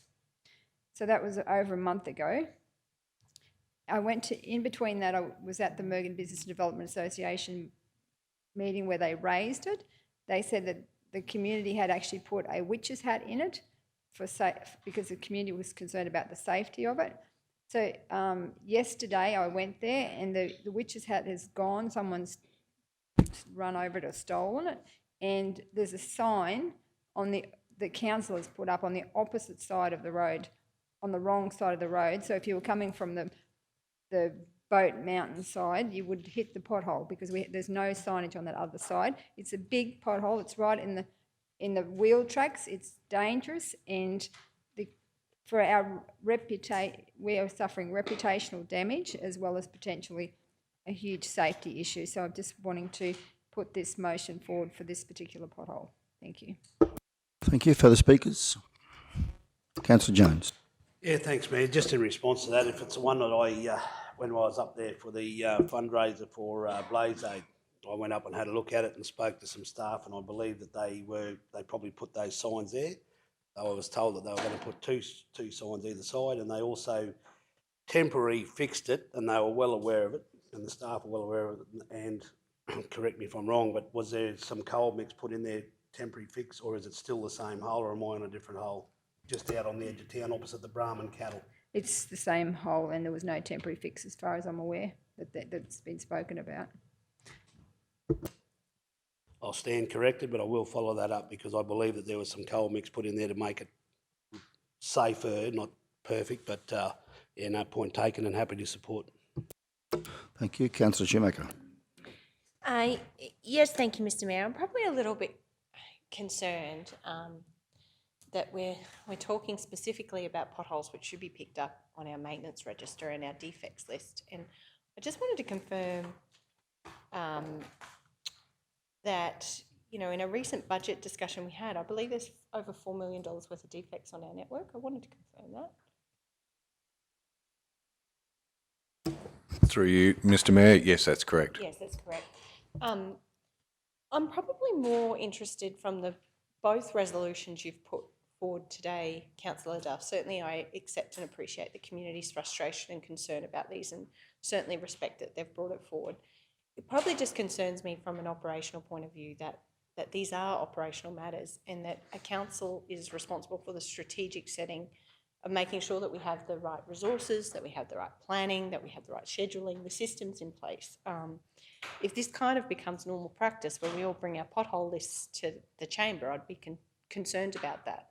And the fact that you've brought the two to the discussion today, I'm thinking, you know, is there something with our systems or our process, certainly our budget, noting that there are $4 million worth of defects on the list, is stretched. And I know I've met with residents just yesterday, met with some residents who raised some concerns with me over 12 months ago, but unfortunately they're on that long backlog of issues on our network. So I guess for me, like, I'm happy by all means to support this because you've brought it forward, but my concern is more that we should be looking at the reasons why this is occurring, not the specific outcome of the pothole itself, because my concern would be that as councillors we would spend a lot of time and energy discussing potholes when we've got technical staff that are employed by the people of our region to do this work, and I think we need to work with them to resolve these issues. So by all means, I understand the community frustration. I'm happy for these two matters, but I am concerned when matters like these come to the chamber, particularly noting the challenges that we are facing and the discussions we've had around budget constraints, and the fact that this is one of many on a long list of defects. And I'd just hate to see us as councillors come here and argue about every defect on the network. It would take up a lot of time and energy. So that's my view. Okay. Thank you. Thank you, Councillor. Yeah, there have been some good points raised here. Look, certainly the purpose of our role is not to be. I don't think we'd want to see every pothole across the region brought to these meetings, or they would become dysfunctional. And I know, Councillor Duff, you've raised pothole issues for some time in relation to our process and system, as Councillor Shoemaker has referred to. there's more work to do in this space, obviously, in relation to the process by which we identify and address potholes. I think you've brought that to our attention on many occasions. And I think, you've both raised good points that we do need to have a look at our process in relation to how we address these minor maintenance defects on our road network.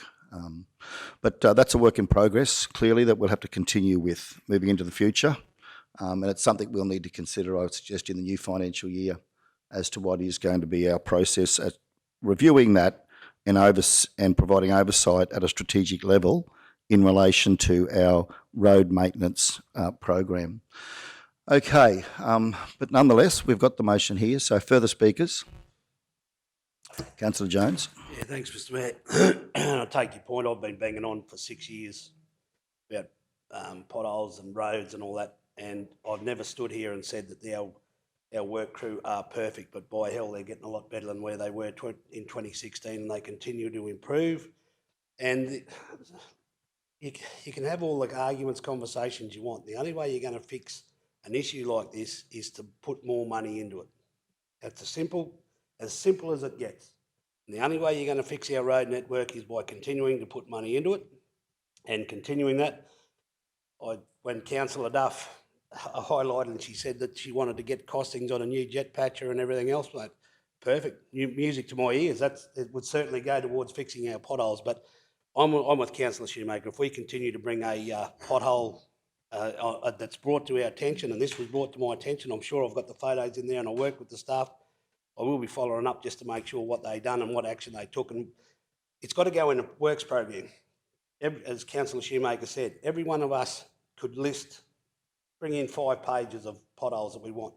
So is it going to be that we come in and everyone we work our way through? I think where I stand, I won't be supporting this, simply not because it's an issue or whatever, simply because there's a process that we currently have in place where the staff put it into our works program and they continue to work through. And yes, I'm sure I would like to check after the meeting when we break for lunch. I'm sure that this would be in our program. So I won't be supporting this just on the fact that we have a process in place. Yes, we do need to fix it. Yes, it is a problem. I went out and had a look at the road myself, but there's a hell of a lot of potholes, just as bad, if not worse. We need to make it safe. I'm disappointed that they put the sign on the wrong side of the road. There's not one on the other side. But again, never stood here and said they're perfect, but they have improved and they continue to improve and they will continue to have my support. And again, like Councillor Shoemaker said, we need to support our staff all across the council, not just on roads and infrastructure, parks, gardens, a whole lot. We need to continue to support them, give them the opportunity to do the work that they can. And people in the community want to compare contractors with us. I'll put our staff up against contractors if they're given the right resources to do as good a work as anybody else. Thank you. I don't think Councillor Duff's criticising any staff here, Councillor. Let's stay on track. I mean, there are issues with our road maintenance program that need to be addressed. Our community are raising those issues. In terms of customer service, I had a resident approach me yesterday, and I've experienced this myself, where she put a customer request in on the 28th of February, has not had a phone call, has not had a letter, has had no response from the infrastructure department in relation to road damage on her road. And it's not the first time she's put it in. Now, that's in breach of our customer service charter. I think for us to stand up and say that there isn't an issue and isn't a problem is burying our heads in the sand. There is an issue, there is a problem. We need to work out strategically, we need to look at this as a council and work out processes whereby we can perhaps work smarter in the way in which we deliver road maintenance services across the region. But let's, we've got this here today. Anyone else that wishes to speak to the motion before we go to the vote? You'll have closing comments, Councillor Duff. Anyone else? Okay. Closing right of reply, Councillor Duff. Thank you, Mr Mayor. Yes, I agree with what has been said in the chamber about bringing individual potholes to the chamber. This is indeed just to highlight an issue that is obviously something we need to address. I have been talking about potholes and I believe that it starts with the reseals. I think that the reason why we have so many potholes is because we have dropped the ball on our reseal program. But this issue is it's reputational damage. It highlights the core problem that we have around potholes, but I just wanted to bring this to the attention of the chamber, but also particularly to get this pothole fixed, because not only has the chamber approached the Mergen Business Association president approached me, he's reached out to to Deputy Mayor Jones, and it's happening across our region, reputational damage, and also a safety issue. So I'm just wanting to get this particular one across the line, and really, really keen to address the broad views and the overall problem. As I've said, trying to get more machines, but I think it starts with the resale program. But anyway, I'll leave it at that, but just really keen to get this one. Now, councillor, just on that matter, there's a due process here where one submits a customer request through council's customer search, customer contact team. It goes to infrastructure, and then it goes through the programming process. Just so we all know here before we vote on this, has that been done in this case? Has the due process been followed? Thank you, Mr Mayor. I did open in my opening address, I said that on the 29th of March, I put in a customer request from the President of the Mergen Business Development Association, Leo Garrity, that there was a dangerous pothole in front of 39 Boat Mountain Road, Mergen, and he said, you can't see it, it's right in the wheel tracks, and could something be done as a matter of urgency? So a month later, I'm there, and there's no, the pothole is still there. It was raised again at the chamber, and I went out there, and the sign's not in the right spot, and it's still there, and it's dangerous, and it's a safety issue. Thank you. My apologies. Just a point of order, Mr Mayor. I just wanted to confirm, Councillor Duff said drop the ball on reseals. I just wanted to confirm that we have actually delivered the reseal program set by council in every year, and that the previous council had made the decision to sweat its reseals to prioritise its rural roads and its gravel resheeting and gravel roads. So I just want to confirm that for the chamber, because I feel the staff have actually delivered the reseal program that council adopted every year. Certainly, to clarify, the staff have delivered what council asked them to in terms of the reseal program, correct?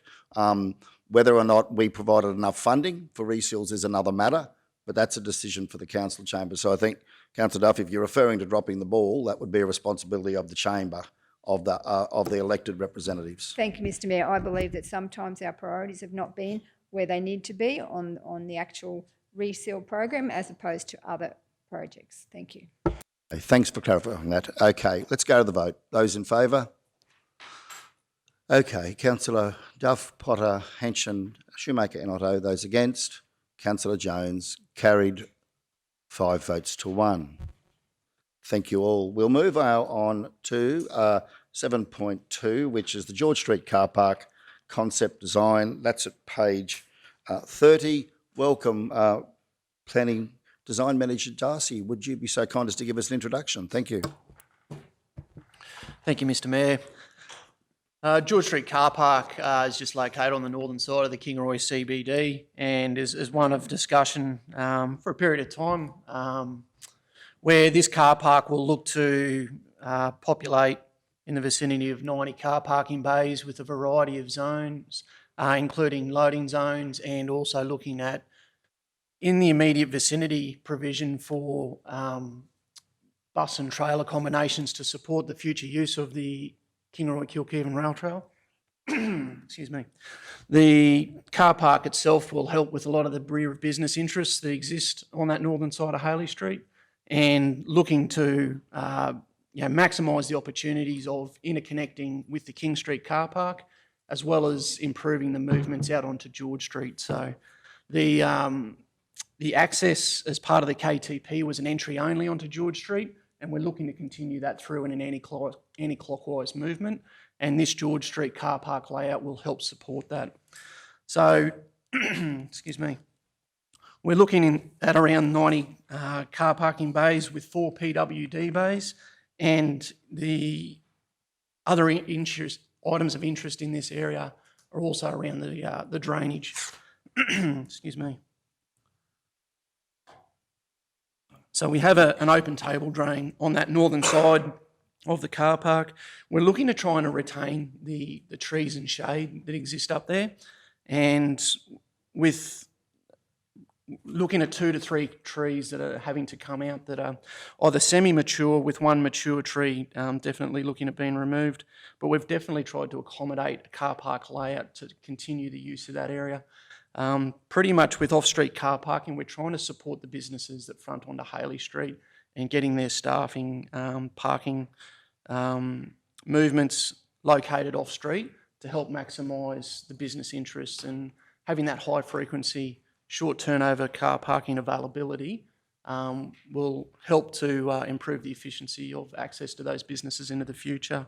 So we've come up with a concept layout for discussion with council, and looking to trying to close out the detailed design to assist with delivery of this in the coming months. So I wanted to bring the report forward to council for adoption of the concept design to assist with advancing it to detailed design. Thank you, Mr. Mayor. Thank you very much, Manager.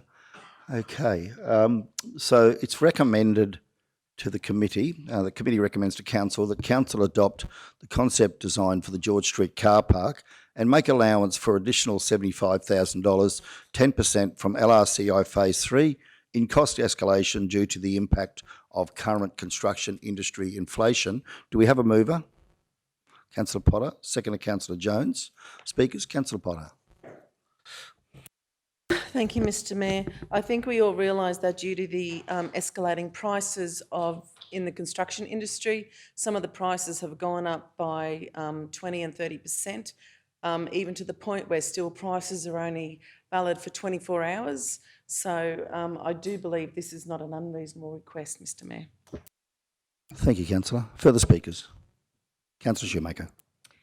Yes, thank you, Mr. Mayor. Certainly had a number of conversations with business owners in Haley Street around the construction of this car park and providing a safe place for them to park during the day-to-day operations and free up parking in the street. I know I was speaking to a young hairdresser who actually on a Thursday, she had said to me that she parks in the street. At the moment, she'll move her car in the afternoon from parking out back in the mud out the street to the front on a Thursday afternoon because they service clients late into the night, and she's afraid of walking up the alley and out the back of the hairdressers at the time that she finishes, which I do feel is a fair assessment of the area in its current condition. So I think this is an exciting project to really provide infrastructure for those CBD businesses, but also to alleviate some of the parking challenges that we do experience in the CBD during peak periods.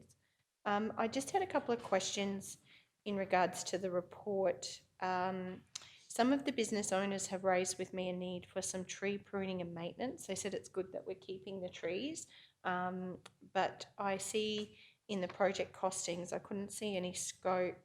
There's some scope for vegetation groundworks, but that seems to be more around channel work. So I was just trying to understand if what our plan is with those trees. I know some of them are quite old and there are dead pieces in the middle of them. If there's scope to have an arborist actually assess them and do some maintenance on them.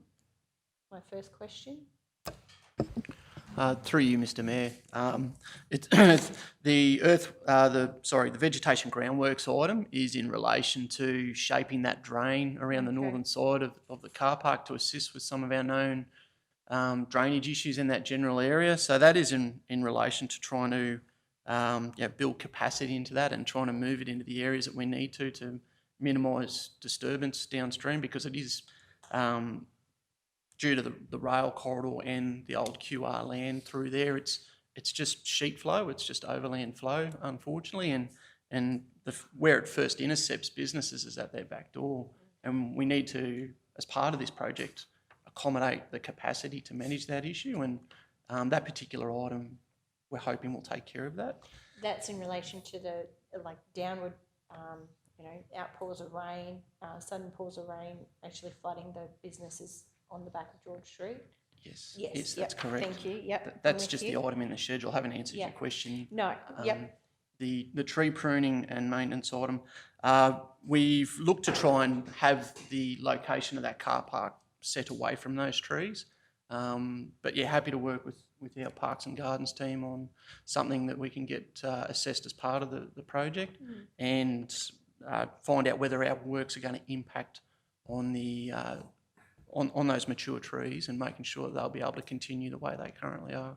Yep. And my second question was just in regards to the lighting and the options for CCTV. I just wanted to understand, so there's $75,000 here in the budget for car park lighting.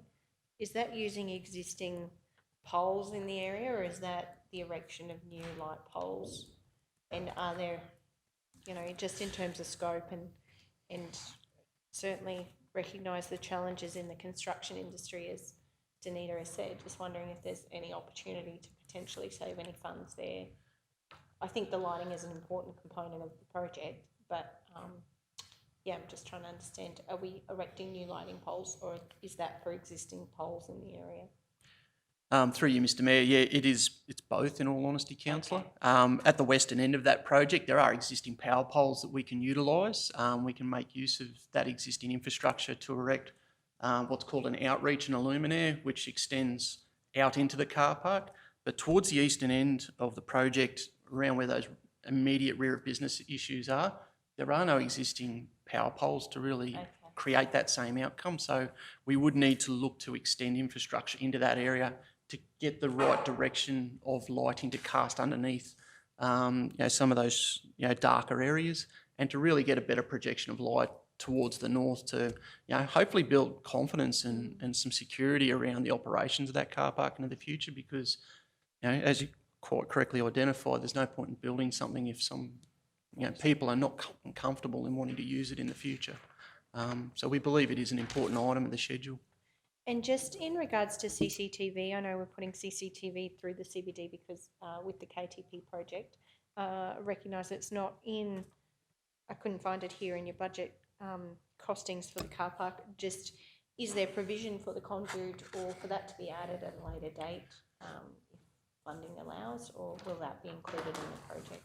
Or does the KTP CCTV cover it? Yeah, through you, Mr Mayor, the CCTV is the provisional item. It's not actually proposed to be undertaken as part of this project. Yeah.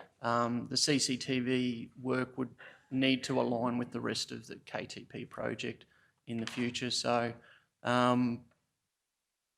we need to work on that as a larger scale project, where George Street is one stage of that, but making sure that it is all seamless on the boundary conditions of where KTP finishes and where George Street car park starts. It's very, very important, so we don't have any gaps for that future provision. And my final question, just in relation to the cycleway there for the rail trail, I know we had, when I first came to council, had applied for some funding that was declined, and I know we've had conversations about the fact DTMR are still doing an assessment in terms of traffic flows with the introduction of the new service station and where rail trail traffic travels from. But I'm just wondering, is, you know, in terms of those funding opportunities, in terms of finishing off this area, is that project still something that we actively have on the list for consideration for funding if it pops up, if the federal or state government want to invest in cycleways, it's kind of ready to go, or do you need to do some design work for that? That's probably, I'm thinking about the next year's capital works program and design program. Flashing here. Yeah, really good question, Councillor, in the fact that we're working with the department on the Youngman and King Street intersection, as you quite correctly identified. It's a large catalyst in order to enable that project to continue, because the conversations that we've had with Main Roads is around they're not prepared to support contributing financially to that project until we resolve the intersection at the highway. So we need to work with the state on that, and we are currently doing that. We've been working with them through a succession of meetings you know, through the first quarter of this year, and we are looking at having another meeting with them this month to look at heavy vehicle items around Kingaroy. The reason I say heavy vehicle is because that King Street intersection, if we can get that resolved, it will assist us with our refuge layout, which will then assist us with the cycleway that connects into that rail trail. So we're looking at a series of steps in order to allow things like that to be fully achieved. And this will be one, or that cycleway will be one of the final stages of works that needs to be fully appreciated in the future. Sorry, it needs to be fully delivered to be appreciated in the future of that northern area. So yeah, we do have a number of sequential projects that need to happen in order for that to hopefully be a really good community asset into the future. Councillor Henson. Thank you, Mr Mayor. Yeah. Just on page, so I have some clarity on the trees. On page 31, it says existing tree planting will be retained where possible to maintain and continue to support current use of the area. We go to page 33, on the heading earthworks preparation, clearing and grubbing, removal of 7 trees. And if we go to the design picture, it has existing trees to be removed, existing trees to be retained and existing trees to be perhaps removed and retained. So there are obviously 7 trees that are coming out of there. Yep. Okay, that's all. Just wanted some clarity on that. Thank you. Just to assist with that, councillor, there's also 4 in the King Street car park to assist with that interconnection. So 4 up there, and then I think there's 3 down in the actual footprint of the George Street car park as well. Further speakers? Councillor Duff. Thank you, Mr Mayor. To be consistent, I'm not going to support this project. I voted against it in the first place. It's not that I'm not supportive of it, I just don't think that we should be doing it right now. I think we should be putting that, having it as a shovel-ready project into the future and apply for funding for it, but I believe that we should be using the LRCI money to do our road reseals, and so that into the future we don't have so many potholes and we can get on top of that, because what I'm concerned about is the less money we spend on road resealing, on bitumen resealing, the more full reconstruction we're going to have to do into the future. So I just think that we need to get our house in order before we spend money on projects like this, which I absolutely think that would be great to have, but I think our priority at the moment should be our reseals and our road network. Thank you, Mr Mayor. Further speakers? Councillor Potter to wrap up. Yep, thank you, Mr Mayor. Look, I would like to congratulate staff on listening to what the, through the consultation process and what the shops have told us and the different agencies, because I see the plan has changed with an extra loading zone there. But with regards to Councillor Duff's question, I think the next notice of motion is probably going to cover that one. Let's go to the vote. Those in favour? Councillor Jones, Potter, Henson and Shoemaker. Those against? Councillors Duff and Otto. Carried 4 votes to 2. Thank you all. We'll now move on to 7.3, Notice of Motion, LRCI Funding Allocation, Phase 3, 2022, at page 34. Mr Mayor, Mr. through Seah. you, Mr Mayor, just a couple of mechanics of this one. Councillors would recall this was laid on the table at an ordinary meeting. It was moved and then it was amended. Subsequently, the mover of the amendment has resigned from council.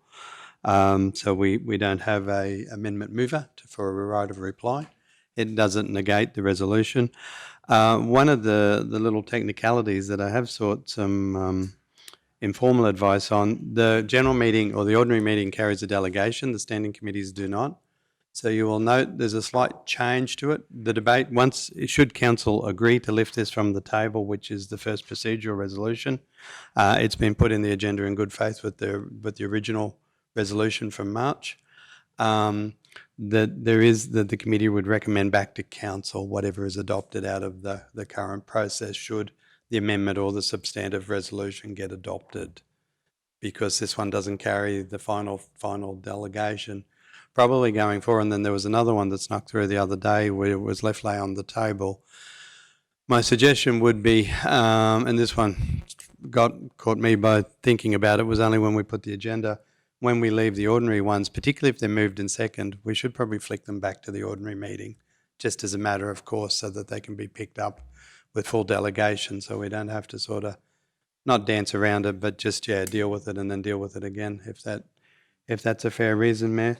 Now, the other one too is, Mayor, if I hope you don't mind me saying, we've got for the a budget committee meeting on the 20th of May. I also have a notice of motion with regards to this topic, Burt Road and Langlands, as far as dust.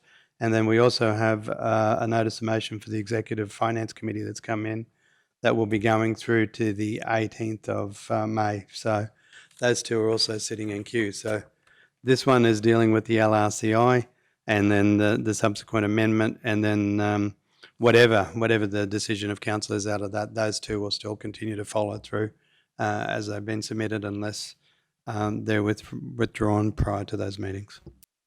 Thank you, Mr. CEO. So step one here is to consider lifting the matter from the table. It is recommended, the procedural motion, that the matter be lifted from the table and discussed. Do we have a mover? Councillor Potter, seconded Councillor Shoemaker. Those in favour? Carried unanimously. Thank you all. So the matter is now up for consideration by the committee, as Mr. CEO has indicated. It is a process of discussing such, and then anything obviously would have to be both the amendment, and should that become the substantive, would then have to go to the ordinary meeting, the subsequent ordinary meeting, for a decision point. So let's go to the amendment. Mr. CEO, please correct me. We go to the amendment first? Yep, thank you. So the amendment was moved by Councillor Froloff, seconded by Councillor Potter. The committee recommends to council that council allocate $2,238,930 from the local roads and community infrastructure LRCI Phase 3 program to a roads rehabilitation renewals program as outlined in the amended attached list. That Burt Road Stage 1 of Chain 2.142 to Chain 3.627 at the cost of $950,000 be put back on the LRCI funding agenda. Now, in light of the fact that the mover is no longer here, we would then need to seek mover, or we can progress, did you say? No, Mayor, it's we don't have a right of reply from a mover, but yeah, the amendment was legally moved at the time, so it just becomes live, it gets dealt with, and then you fall back. So the mover and the seconder of the substantive resolution, whichever form it takes, is the end spot. Right. So yeah, so basically you just pick up where you left off in the debate on the amendment. Yes, thank you, Mr. CEO. Okay, so we have a mover and a seconder, so we'll now enter into the debate on the amendment. Speakers? Can I just ask a question, Mr. Mayor, that the amount $2,238,930 will be that taking out that 75 that we've just committed to George Street, or is that going to be changed? Mayor, that's a good question, because now both of these resolutions will go back to an ordinary meeting. So if this is adopted in situ, the one previously, my opinion, but the one previously is a recommendation to the ordinary meeting. The final decision point on all these topics, and particularly the LRCI funding with these components coming together, will be the ordinary meeting. So they'll feed in, and then when we do the agenda up, whether we need to adjust as part of the report, these are the alternatives. You adopt that as is, or do you amend the numbers? That one's certainly just been carried, so it certainly carries a weight, but this one was moved at an ordinary meeting.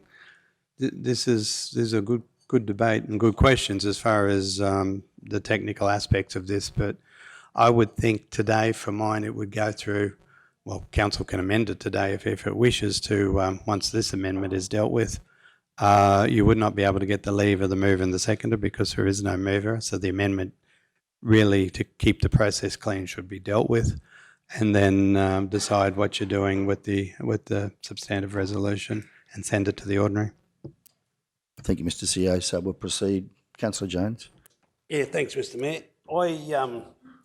I have always looked favourably upon bitumening this, but I have, as we stand right here today, the figure of $950,000 is a concern considering what we've just spoke about in 7.2 with the increased costing and all that sort of stuff. So I don't believe that we've done a full and comprehensive costing through you, Mr Mayor. I'll get confirmation from our manager and general manager, but I would like to see us do a full and detailed costing on what it would cost these days, because I know, and I'm sure everybody else does in this room, that the material costs, asphalt, everything that's going to be included in this, when we've done that initial costing of 950, is not going to be anywhere near what it's going to cost us today.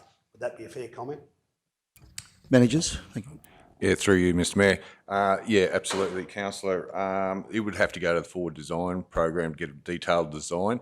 And as council alluded to, bitumen costs alone have gone astronomical in the last 3 weeks. We're looking at around 30% increase in bitumen seal or asphalt seals. So we definitely have to go to a detailed forward design to get an accurate costing. And I'm with you, councillor. I don't believe the 950 would cover it. Yeah, so I'd like to see that Burt Road have a full comprehensive, or move on to the forward project of costing and have that fully costed, and yeah, leave it on the LRCI funding conversation for the future, because to support that up there on the screen today, we haven't got the full information of the full costs. So it could come another $300,000 on top of that, and then we've got to discuss another conversation around the LRCI funding or how we fund that. So although we've got people in the gallery that would like to have a clear conversation or clear decision today, me personally, and I'm only speaking on my behalf, that I would like to see that go onto the forward program and get a full costing so that we know exactly the costings, because I can tell you now, when we've already committed to projects, QE2 Park in Mergen, guarantee that we'll have to increase that budget. We've committed to that. Cumbia Streetscape, we've committed to that. I'll guarantee you we need to put more to that, because when we've done the costings to when we're about to start, they'll all increase. We've committed to them. So for me personally, I would like to see it go onto the forward program for costing, get a full comprehensive costing of it, and then come back and see whether we can fund that out of the LRCI funding moving forward. So that's where I sit today. To say 950, and me personally, I'm 99.9% sure that we're going to be way under the budget that we need to do that road. But I've always looked favourably upon doing that. So that's where I stand. Smith. Just to clarify, we're dealing with an amendment here so that, and for the gallery, if this amendment, as you see on the screen, is passed, then it becomes the substantive resolution. So we'll debate it and vote on it again. If it isn't passed, we'll revert back to the original motion, which is the one that I hope you can see there on the screen, which talks about renewals and rehabs, rehabilitation works with that 2.2 million, and there will be an opportunity to then consider that motion further to this. So it's very much a 2, possibly 3-stage process, this debate. Okay, further speakers? Councillor Shoemaker. Just a question, Mr Mayor. Can we amend the amendment? No. Councillor Duff. Thank you, Mr Mayor. Yes, I moved the original motion, which was to allocate that money for the renewals and rehab to try and get on top of our road network, what I believe is almost a crisis. I don't think that at this point that we can afford to, even though I'd love to be able to bitumen seal Burt Road, I just don't think that at this point we can afford to. When you see the massive list of roads that are on this program to be resealed, I just think we, again, would be, as a council team, in councillors, dropping the ball on our commitment to the community, on our what I think is core business is to keep our reseal, get on top of that reseal program so that into the future we don't have to spend a whole heap of money fixing up the roads that we should have. It's like painting your house. If you let it get to a peeling stage, you have to do a major job. So I just think if we don't get on top of our reseals, we're going to have major catastrophic issues with our road network into the future. We're already seeing it. We're already seeing potholes, people getting smashed to pieces, smashing their cars to pieces with our road network. And I think we absolutely need to spend that money on this renewals and rehab program that is outlined in this long list of roads to be attended to. Thank you. Councillor Henson. Thank you, Mr Mayor. I just bring to the chambers and my fellow councillors' attention, and I've said this before, we're standing here with a Burt Road that's been, I believe, in discussion for a long time in many years, prior to me becoming a councillor, certainly from Councillor Freiloff putting forward to get this done. We're looking at a $950,000 figure here that was mentioned some months ago, and today we stand here with that figure probably going to go to $1.2 or $1.3 million. So we put that back, the next time we look at that, it's going to be $1.5 or $2 million. So that's got to be taken into consideration again as to where and when we do this work and what will the costs be down the track. Do we come back to council and our residents in Burt Road come back with this road wanting to be bitumened in 2025 and the cost then's $3 million? And we say, oh gee, we had an opportunity to do that in March in 2022 for $950,000. So that's just a conversation and a comment I'd like to make. Within the world we're living in, yeah, and here we are looking at a 900, and Councillor Jones has brought it to our attention. Without a doubt, that will be 30% on that cost, without a doubt. So that's a little bit of food for thought with all our projects down the track, as mentioned with the Cumbia and those ones that we're committed to. We need to take that into consideration. All our costs are going through the roof. Some of these have been talked about for a long time, so there's further consideration in that space. Thank you. Councillor Potter. Thank you, Mr Mayor.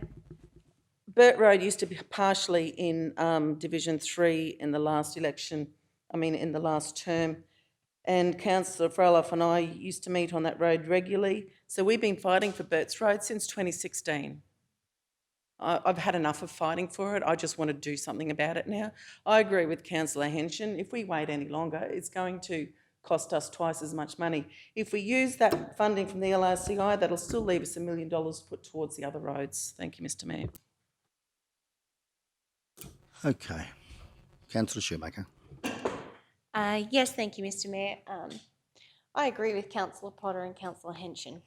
I know it was something that Councillor Freiloff was very passionate about trying to get done before she finished up her term, and I actually challenged her on it because I know the many challenges we have with our road network at the moment. This year, we put together a program. We spent $2 million on our rural roads and we spent $1.1 million on our bitumen reseal program. I know this project and this investment is significant, but I also know that there's been a number of changes in that area over time. We've had growth of industry, which is wonderful, and we've also had a number of new people move out to the area, which is beautiful. I'm supportive of the motion. I recognise if I could amend it, I would amend it to read 1.2 million on LRCI funding. If we're going to do it at a cost of 950,000, I think we may have to look at putting some costs from our capital works budget, some funding from our capital works budget next year in meeting the needs. But I'm actually going to support Councillor Potter on this one and Councillor Henson. I think we should go forth and build Burt Road. Thank you, Mr Mayor. I'm in support of the motion. Just from a finance point of view here, and just to put this in context for everybody, so Council has received $3.28 million in this current calendar year from the federal government on what they call local roads and community infrastructure funding. So when you hear us say LRCI, that's what we're talking about. That money is available to work on local roads and other community infrastructure, and we could use it with a fair degree of discretion. We can't use it to do maintenance, but we can use it to do renewals. What we call renewals is where you go in and you fix up a road that is badly deteriorated. And that might mean that we put new gravel on the road, we might fix up the drains, or we might come along and reseal a bitumen road where we can see the bitumen starting to break up and crack. We could also use it to seal gravel roads. So what's being discussed here all fits with under the guidelines.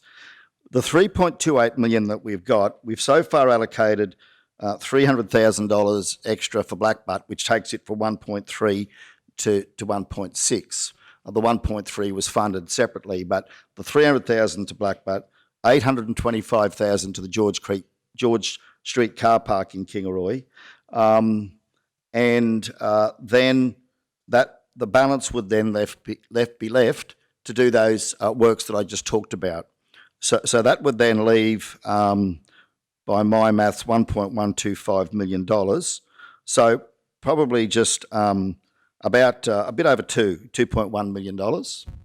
And that $2.1 million, if we were to go ahead and this project was to say cost 1.1 million, not 950,000, for example, that would then leave us with $1 million in the kitty, which could then be used for that renewal works that we talked about, which would be to reseal bitumen roads that are deteriorating, where we're seeing lots of potholes, or to do gravel resheeting if that's what council wanted to do.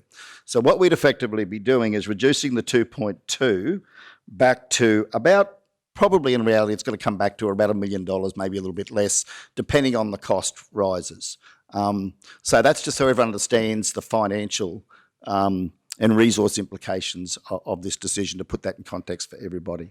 Okay, now we're not sure what we'll get next year from the federal government for LRCI funding. I'm hoping we'll get the same amount again. It would be nice to think we would, but we'll keep our fingers crossed on that. I don't think we've been told, Mr CEO, what we're going to get next financial year, and we'll await the outcome of the federal election, I suppose. That'll no doubt have a bearing on that. So anyway, it is it is. Further speakers, well, I'm happy to have this discussed out a bit further. Councillor Duff. Thank you, Mr Mayor. So I have in front of me attachment A, which the staff have put together, and Deputy Mayor Jones talks about staff and what they believe and what they put forward. And so there are the best part of 200 roads that can benefit from this LRCI money, attachment A, which has got all of the costings done. They've gone to a lot of trouble and they've put the costings forward, $2.238 million of reseal and rehab money that they've got pictures, they've costed it all out.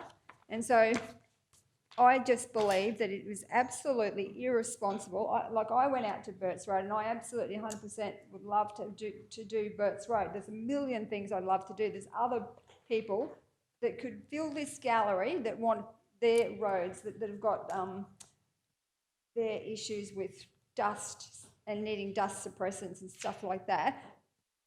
Lanigan's Road is another one. We could fill the gallery with people from Lanigan's Road, but there's 200 roads here. I think that what we need to do is to go out to Burt Road and change the gravel, because the gravel is a concern. It's almost like concrete type gravel that's causing dust issues. The biggest concern that the community raised was the type of gravel and the dust it was causing. They said before the gravel was okay. We could deal with it. It's the gravel that was the issue, more so than the actual bitumening of the road. I just think it would be a disgraceful decision if we risk 200 roads that could be fixed up and stop the potholes and stop the rot, or at least try to address it without doing one road to sacrifice. Well, that'd be the best part of 100 roads. So I would be very, very disappointed in the chamber if we didn't support the staff's attachment A. Thank you. Councillor Henshaw. Thank you, Mr Mayor. I believe as councillors that's what we're here for, to work on those 200 years in our term. We're not going to fix 200 roads in the next... In this term. No way we're going to fix 200 roads in this term. And that's council's duty and responsibility to the ratepayers of the South Burnett to work on that over time. Burt Road has been on the agenda here in this council for 6 years, Councillor Potter. And at the costing at that, back in 2016, I dare to say would have been substantially less than 150,000.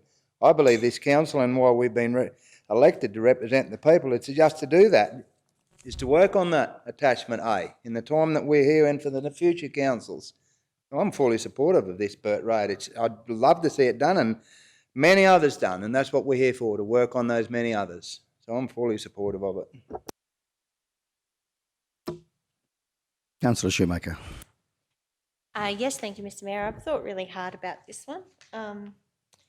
Essentially, with the calculations you've just done in the chamber, we would actually, even with the contribution of $1.2 million after the Burt Road works were conducted, we would be essentially doubling our normal annual contribution to our ceiling program. Last year, we spent $970,000 on the Wandai Industrial Estate for very similar reasons.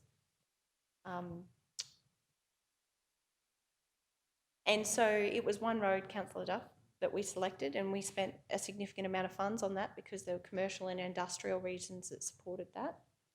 I think for the quality of life for residents out there, and certainly I think the work that we've done on previous places, like in Benarkan, where we've sealed Williams Road and many other roads in the area, I think projects like this really do make a difference to the lives of our residents. So I'm supportive of this. I agree with Councillor Hensham. There are a number of challenges there, and we're going to have to work through them. They're challenges that we've inherited as a council, certainly not shying away from that.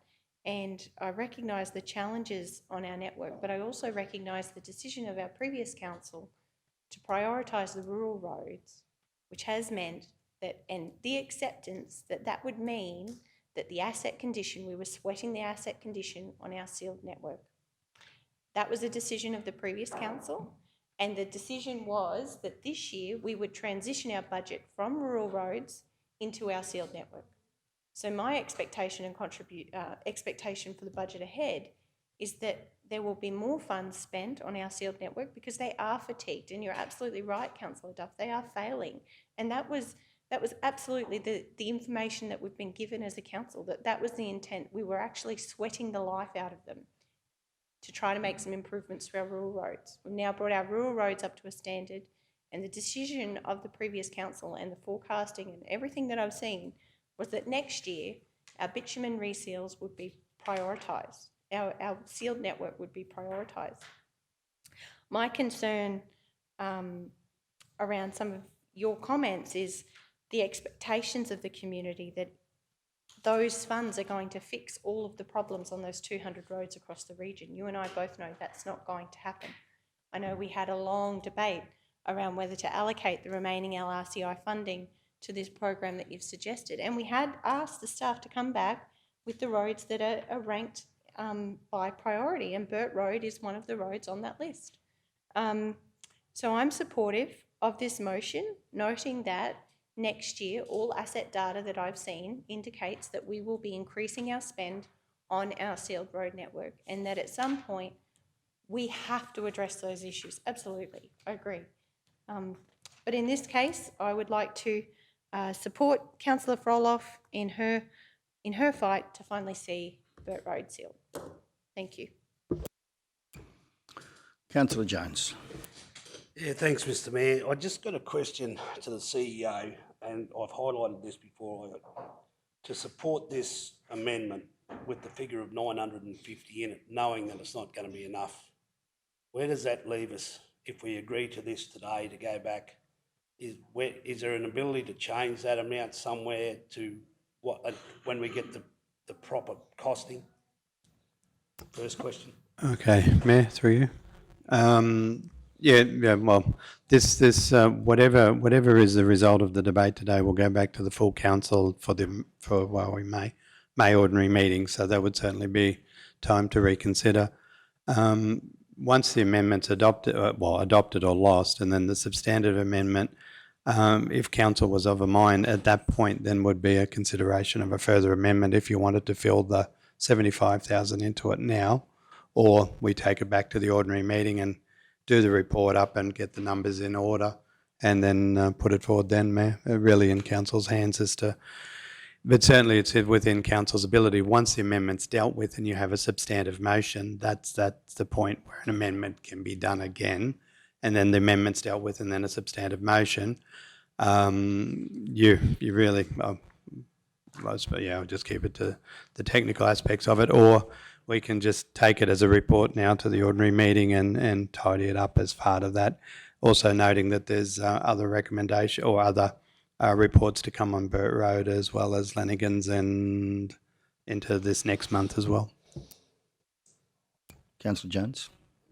Yeah, okay, so, yeah, happy with that. So we can amend, so we're voting on this today, moving forward, we go through, it comes to the general, and then we can amend, or we can amend it and change the figure of, and we could have some proper costings, that sort of stuff, yeah. And just with Councillor Duff's comments in regards to this and the work that the staff have gone in and all that, and need to support the staff, well, I'll just draw your attention, Councillor Duff, some of the work that the staff have done in the past, you voted against.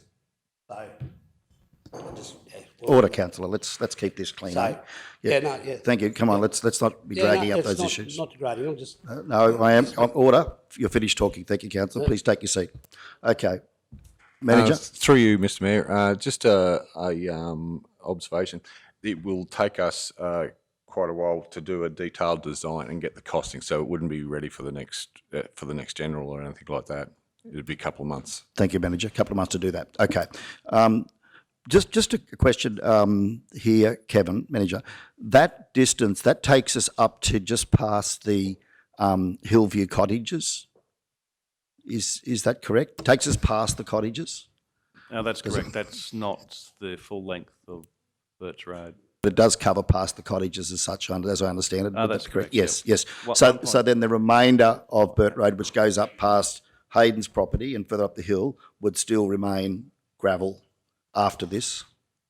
Oh, that's correct. Is that yes. correct? Yeah, okay. Just want to get an understanding of where the actual finish point would be. Yep.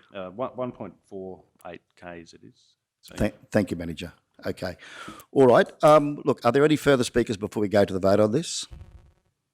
No? Okay, well, let's go to the vote. We have this here as the amendment. Those in favour? Okay.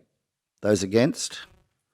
Okay. Councillor Jones, Councillor Potter, Councillor Henson and Councillor Shoemaker in favour, Otto and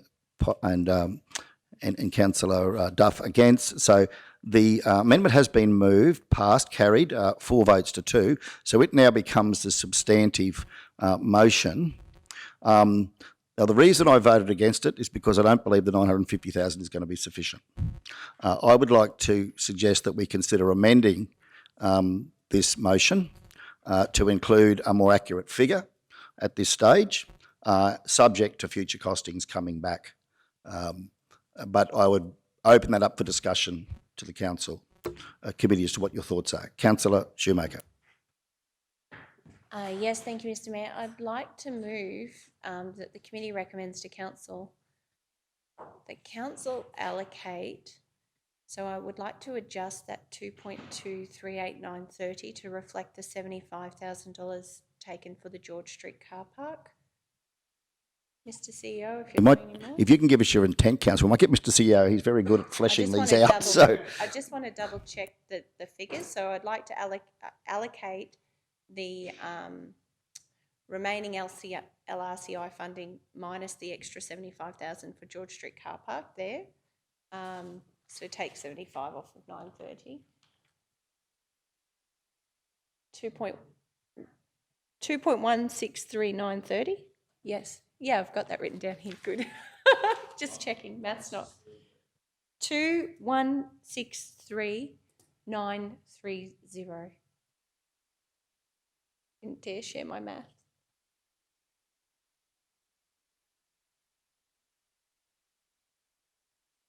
The big number. 2163, comma after the 3. You're doing good.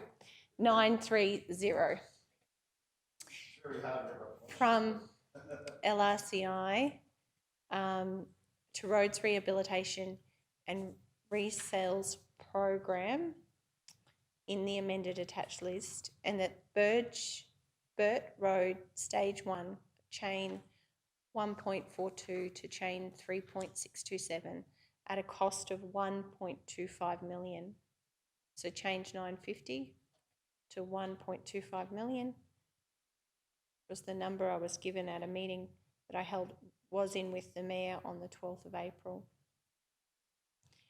He put that Burt Road Stage 1 of chain at the cost of 1. Be completed, so remove be put back, be completed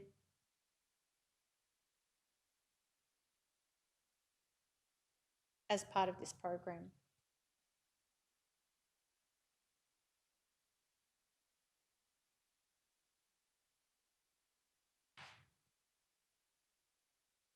Yes, thank you. I'd like to move that. Thank you, Mr. Mayor. As an Okay. amendment. So that's the amendment. Do we have a seconder? Councillor Potter. Speakers, Councillor Shoemaker. Yes, thank you, Mr. Mayor. I think this is one of those rare opportunities we'll have to actually get this project done and completed. Ideally, I would love to take the road up to Mr. and Mrs. Hayden's property.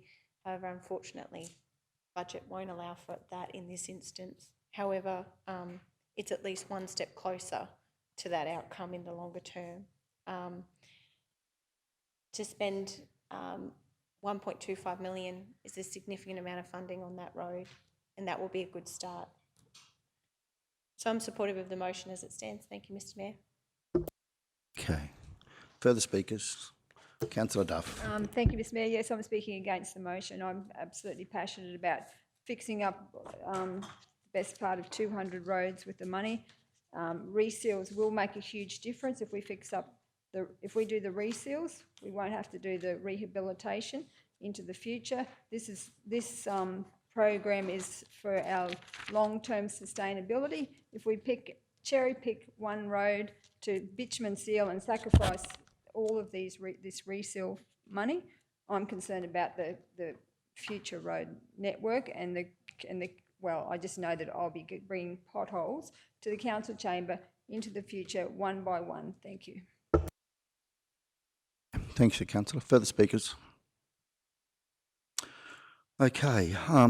Councillor Shoemaker will have the right of reply shortly, but before we do, so this is a tough one for me because as an accountant, my head's saying one thing and looking at the people in the gallery, my heart's saying another because I've seen how much dust comes off that road up there. And they've certainly made a tremendous effort to advocate to council on this. But what my head is saying from a financial management point of view is that council has a number of, we're going to be between in a difficult position moving forward with our finances. We know that 20 to 30% increase in our costs. We've got ratepayers facing significant inflationary pressures. Mortgage rates went up yesterday, 0.35%, and no doubt they'll continue to rise over the next couple of years.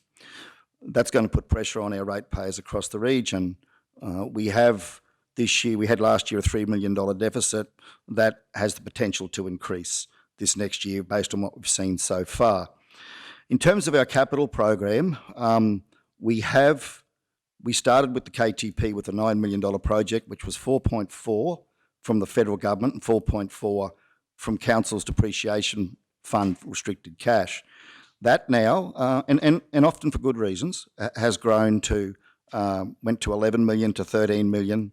That project, if we throw in George Street as an extension of the project, is almost $18 million in the main street of our town in which I also live. From that $18 million, council's contribution has now gone from 4.5 million to $11 million, approximately. These are approximate figures. In addition to that, we've tipped in an extra 300K to the Blackbutt CBD from 1.3 to 1.6. We spent, I think, last year 950,000 on the industrial estate at Wandai from our LIC money, as Councillor Shoemaker pointed out. And I think, yeah, the extra 900,000 we had to give to KTP last week due to rising costs is an example of the cost increases. Councillor Jones referred to those in relation to what we're doing now in Cumbia is going to be more than we budgeted. Mergen's Main Street Park will be more than we've budgeted. Any projects that we consider now as capital projects no doubt are going to be, who knows, 20, possibly 30% more, as we've heard in the chamber today. We are going to have to be really careful with our finances moving forward. And I can recall Mayor Hartwig, a more experienced mayor than myself, standing up at a Kingaroy Chamber of Commerce meeting in the town hall and saying that the previous council spent money like crack addicts and left them with no money. They had to go and borrow then to continue to operate. Now, our council's not doing that, and we're nowhere near doing that. I'm not suggesting we are. But his words to me were, be very careful with your capital projects because 10 million can soon become 20 million, as they experienced with their Main Street project, and put you under financial pressure. So just so everyone understands, they're the things that's going around in my mind as the finance portfolio holder. When we do these upgrades as well, we then incur additional depreciation costs, and we have to try and find money to fund those. And if we can't, then we won't meet our audit targets in terms of our sustainability ratio. So I just want to put that in context for everybody. I'm not trying to change anyone's mind. I'm just wanting to make everyone aware. That's why these sorts of things are tough decisions for councils, because it's not just a matter of spend the money and walk away. We then have to put money aside for depreciation every year. Every time we spend money on the Main Street, be it here, Mergen, Blackbutt, Cumbria, anywhere, sealing new roads, we're going to increase our depreciation. So, I am very concerned about our finances into the future. We have a lot of hurdles to cross, and I am concerned that there may not be the scope for the state and federal government particularly to allocate generous amounts of funding as they have done the last couple of years due to the almost $1 trillion worth of debt that they are now facing, and no doubt are under political pressure to curb any more of that. So we're not sure what we're going to get from the government into the future. And that will be another potential challenge for us as a council. So, look, as I said, my head's saying no, my heart's saying yes. But anyway, I just want to put that in context for everybody here. If we do go ahead and spend the $1.25 million, then I would like to think that we'll then seriously consider what we're doing with the rest of Burt Road, because it's not in great condition either, particularly the end section of it where it's pretty rough to drive on. And I've got a notice of motion that I've put in that we consider a tourism drive up there, which will come to the Exec Finance Committee in 2 weeks' time. But yeah, look, our finances are tight, and I just wanted to make everyone aware that we all want to do the right thing by the community, but our finances are very tight. And this will reduce the 2.2 million that we were going to spend on trying to do, a better fix-up job on those bitumen roads that are currently breaking up across the region. That'll come down to 914,000. So that will certainly cut out with all the other things that we've committed to. So just want to make everyone aware of that. But anyway, all right. Well, that's my contribution. Back to Councillor Shoemaker for right of reply, and then we'll go to the vote. Thank you. Yes, thank you, Mr. Mayor. Thank you for bringing up the mention of the tourism drive and the potentially opportunity to expand this project into Hayden Way. It's a reason why I'm actually very excited about progressing it. I think there is an enormous opportunity in that regard, as both you and Councillor Duff have articulated to us previously. I think we have to start somewhere with this project. It's a start. It's not where, of course, the golden goose would be to seal the entire road, and that's not possible in one round of funding. But I do hold hope in terms of other roads that we've worked on in the past, where we've been able to back it up with capital projects shortly afterwards. I do think your comments are fair. Our budget is tight, absolutely. We are experiencing every resident, every ratepayer is experiencing the challenges of cost of living. I know myself, it's been amazing to see the increases in just basic needs that a household has. And there will be challenges for us now and into the future. But the reality is that our budget, this council, and as you know, Councillor Duff, you've been here around the table a lot longer than all of us. The budget's always been tight. Always has been, always will be. It's our role, as Councillor Henshin has said today, to navigate that and to try to deliver projects and in the best interests of our community. And in my view, this is a project in the best interest of our community. It still does address the need to spend more money on our reseal program. And I think the program that the team have put together is comprehensive, and I think that money, that the remaining funds will go a long way. Despite your comments, Councillor Duff, they will go a long way in helping. But as we've discussed many times before, it was never going to fix the entire 200 roads that have been listed there. That will continue to be a challenge into the future, one that I accept on behalf of the people of our region. So with no further comments, Mr Mayor, I'd certainly like to recommend the motion to the chamber. Thank you. Let's go to the vote. Those in favour? Councillor Jones, Potter, Henson and Shoemaker. Those against? Councillor Duff and Otto. Motion carried 4 votes to 2. Thank you all. Oh, that's right. Now that becomes a substantive. Gee, it's a tough job, this chairing these meetings, earning my pay today. Okay, so we now have the substantive motion in front of us. That committee recommends to council that council allocate $2,163,930 from the LRCI Phase 3 program to a roads rehabilitation and renewals program as outlined in the amended attached list, and the Burt Road Stage 1 of Chain 2.142 to Chain 3.67 at the cost of $1.25 million be completed as part of this program on the LRCI funding agenda. Do we have a mover? Councillor Shoemaker? Oh, it's moved. Sorry, okay. It's substantive. So it was moved by Councillor Shoemaker, seconded by Councillor Potter. Through you, Mayor, it goes back to the original, it's the amendment of the original motion, so the mover and seconder carries with it. Oh, but sorry, it is, the amendment, yes, that's Councillor Shoemaker and Councillor Potter. Thank you, Mr CEO. Goodness, pleased you're here. Okay, so, all right. So, further speakers in relation to the substantive motion? No, all that need to be said has been said. So, nope. Those in favour? Councillor Jones, Potter, Henson and Shoemaker. Those against? Councillors Duff and Otto. The substantive motion has been carried, 4 votes to 2. Thank you all. Okay, 7.4, Regional Connectivity Program, Round 2 outcome at page 54. Mr CEO, is this one yours? Thank you. Sorry, Mayor, I'm just looking for the page. It's really just a very quick information report. Regrettably, we're unsuccessful in this round. There's the advice from our partners. I haven't seen the full and comprehensive list, but certainly the ones that I have seen that the Commonwealth funded were more rural remote, so they seem to have drifted further out than in. So just for information, Mayor.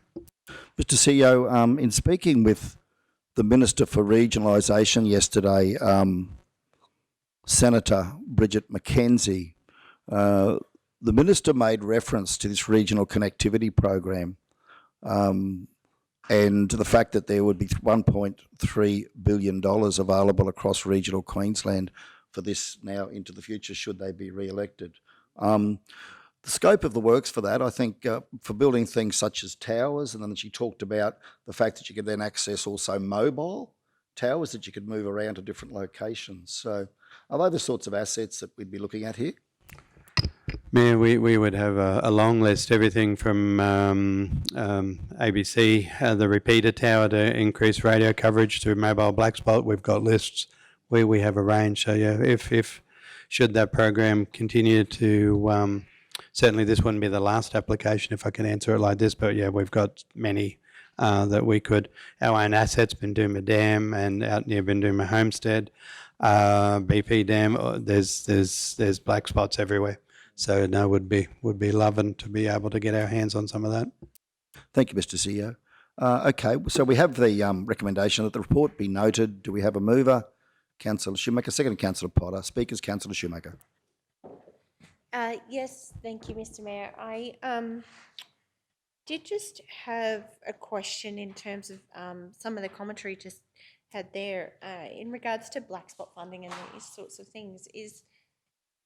Have we got staff currently working on those opportunities as they progress, CEO Mark, or are they, because I'm just mindful of how this sort of connectivity conversation is rolling out. So is it a priority? Is regional connectivity a priority for some staff member or a team member or in our council at the moment? Just to clarify, in regards to the applications, or just we've Yeah, in terms of watching those applications, preparing the like I certainly respect and understand the work that the infrastructure team have put in relation to the QCN fibre project, as have yourself. I guess I'm just trying to understand and make sure, because I'm mindful of how this rolls out. I know in previous conversations I had, it was an area that the previous Economic Development Office followed. So I was just trying to make sure that we've actually got, somebody's keeping an eye out for other funding opportunities, not just for this project, but for all connectivity projects. Yep, thanks, Councillor. Through you, Mayor. Yeah, short answer is Office CEO and Manager Darcy's design team. They've picked up the black spot, the tower lists, and we've done the previous report. So we've got those sitting in queue. We've got all that work that WebRock did when it was a little bit more active. So we've got a lot of data and details, and certainly we keep our eye. We haven't seen any of the black spot tower applications or open lately, and I would, certainly it's music to hear what the Minister and Senator said. Certainly it's a program that they could not only continue but expand on, but certainly it's, we've got our list of those priorities that have been previously through council, and any given opportunity that comes up, we would whack something in. The local members also, just to think of the other aspect of this, tend to run periodically their own, I'll call it fact finding. It's probably not the right word, but expressions of interest. And it's certainly one, sometimes they slip through a little bit because they're not sort of on the broader departmental schemes, but where we can get those lists in through the local member as well, we certainly try. Yeah, thank you. It's certainly disappointing to have a second knockback in relation to this project. I think it really would be make an enormous difference to our local economy, and really does open up opportunities for automation and artificial intelligence, and some really exciting opportunities for businesses to sell online their goods and warehouse and these sorts of things. I think this project is so important to regional areas like ours, and we deserve the same levels of connectivity as our fellow neighbours in their cities. So it's disappointing to have the result. I do think it's important that we continue to look for funding. I think it's a fabulous project, and I really do hope to see it funded before the end of our term here at council. I just wondered one final question in relation to the email that we've got. It says, if you'd like feedback on the email, please email within 14 days of receiving this. I just wondered if we had actually taken up that opportunity, or if we could. Both this one and my apologies. Both through you, Mayor. Both this one and the previous one, which was a state government program, we've actively sought feedback to the state program, and it's my understanding that we've asked for feedback on this one. I haven't seen it. I can't put my hand on my heart and say I've seen it, so I'm not sure that it's happened. But yes, we certainly want feedback. Yeah, would there be an opportunity to take that a question on notice, just to share that feedback with the chamber, or whether it's a... Oh, got it. Mayor, through you, Mayor. The state program was a technicality. That's my take on it. Because we partnered with other government agencies, and I'm not 100%. Anyway, it's my opinion. They have changed particularly, and it was the conversation we had with the Regional Communities Infrastructure Fund, is that they actually noted it a little bit more clearly in the guidelines that they wouldn't assist another state entity or state-owned corporation. If we'd made the first state entity through an organisation such as Telstra, it would have been supported, which is strange way of looking at it, again, opinion, because Telstra would be a proprietary line and would cut out other opportunities, whereas the way we were trying to do the state program was to allow data wave local providers to backhaul through the system and get that equality through access, so it wasn't owned by a company. And again, the reason we didn't put it up for the second go around was that they'd made that clear that they wouldn't support that. So, okay, I respect that. That's their guidelines. I'm happy to bring the feedback back on this one when we get it. Thank you, Mr CEO. Councillor Duff. Thank you, Mr Mayor. Just based on our, the conversation with Senator Bridget McKenzie yesterday, I'm wondering whether that, I didn't see the particular guidelines, but whether the support would go towards more just regional connectivity such as like the fact that our Bunduma Dam and our Bunduma Homestead don't even have any mobile coverage, whether we've actually asking for something that's Mickey Mouse in one particular area when we've got areas across our region. And I know Senator McKenzie was talking about that, just trying to get connectivity out in the areas for safety reasons and all those kind of things, like just to improve just basic infrastructure in our smaller towns, communities, whether we should prioritise those before we go to this particular project. Just be interested to seek the feedback, hear the feedback, and see if that's what our problem is why we've been rejected. Thank you. Thanks, Mayor, through you. A great discussion. In different programs. We've been, as the previous report brought back to in this term of council in regard to the mobile black spots, we've actually been quite successful over a series of rounds in black spot funding, again, working collaboratively at that time with the ROC. And this is where a regional voice is really important because it does give some strength to the applications. The last one was the Cooper's Gap, which was only 12 months ago, maybe 18 months ago, that we were successful in through and couldn't agree with you more, Council. We'll continue the opportunities. It just is dependent on the program guidelines and what they release. But again, certainly with what the Mayor and yourself are saying, if the, well, either side, but if the coalition is committed to the 1.3 billion, it's a tremendous program, and certainly their mobile black spot program has been a tremendous program. And we would be gladly applying for it as soon as it comes up again. I'd imagine there'd be an opportunity for us to review those priorities in the new financial year once we hear the funding announcements come out post-election and we see the program guidelines come out at whatever stage that is in the next 12 months. Mr. CEO, yeah, be it renewal, be it connectivity or black spot. Yeah. Okay, further speakers? All right, so we'll go to the vote. Those in favour, carry unanimously. Thank you all.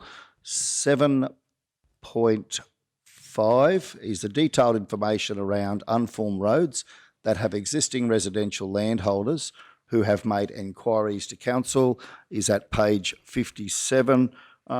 We might go straight to our roads managers, I think, to give us an introduction on this one if we could. Thanks very much, managers.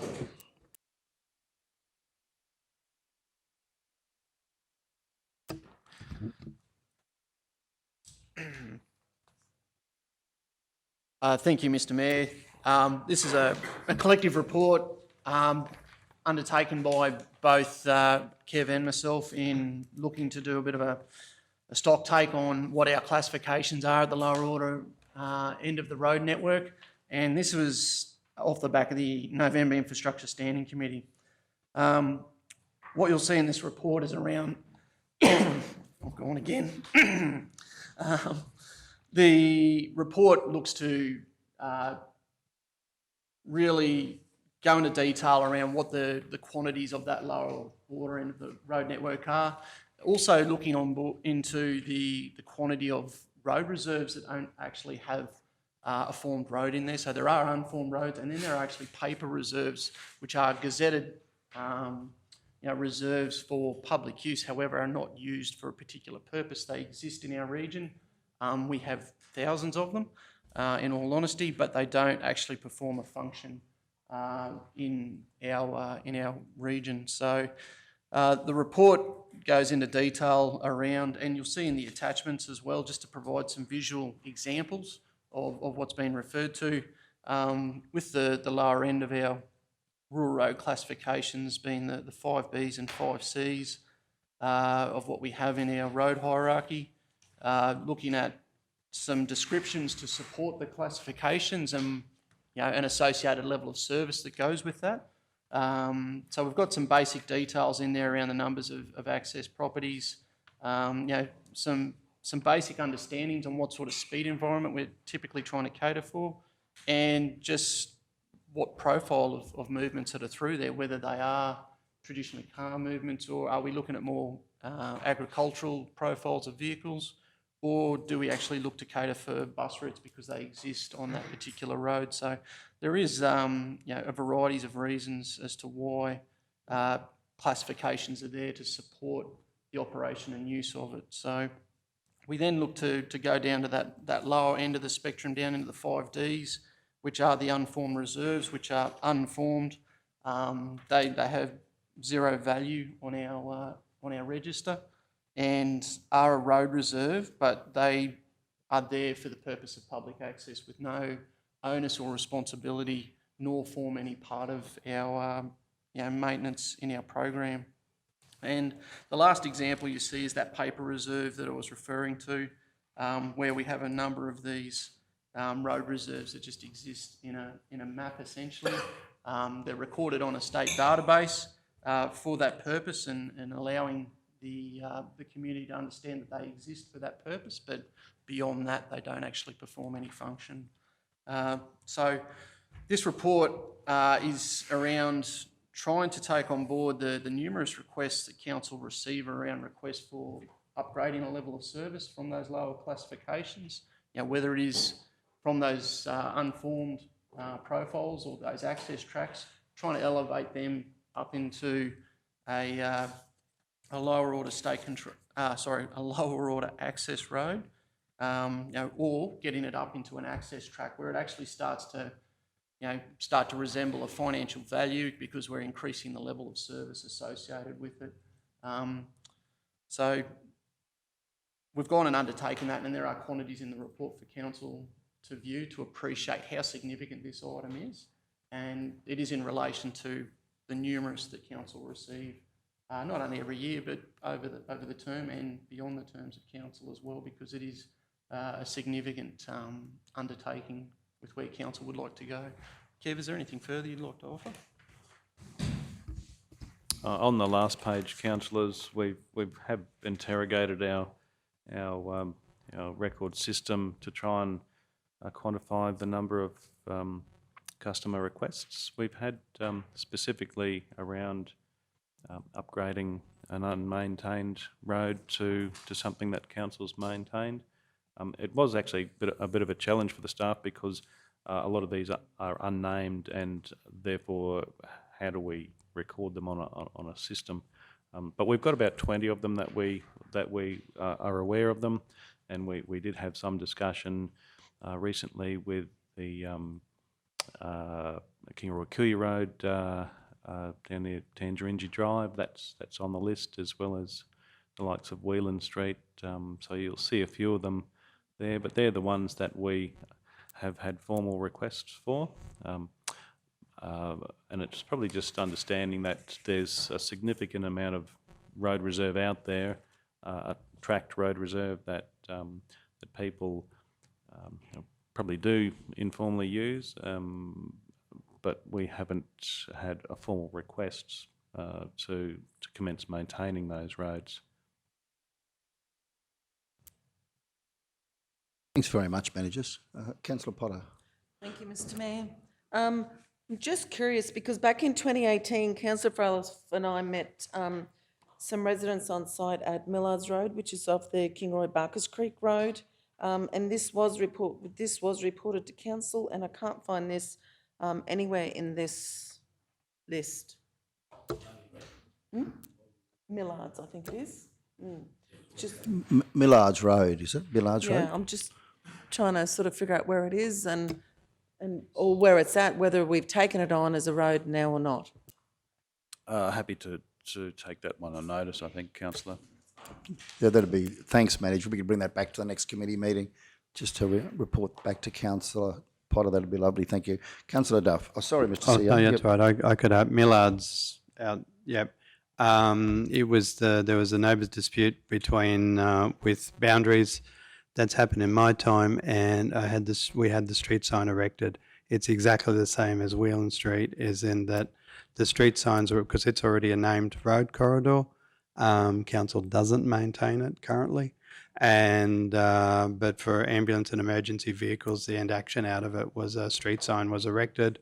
At that point, it was left as was. So, yeah, I can't sure where it sits in the system, but I certainly remembered that. And then there was some other issues up with boundaries and properties and people and compliance issues. But certainly there was a pole and a street sign put on Millards.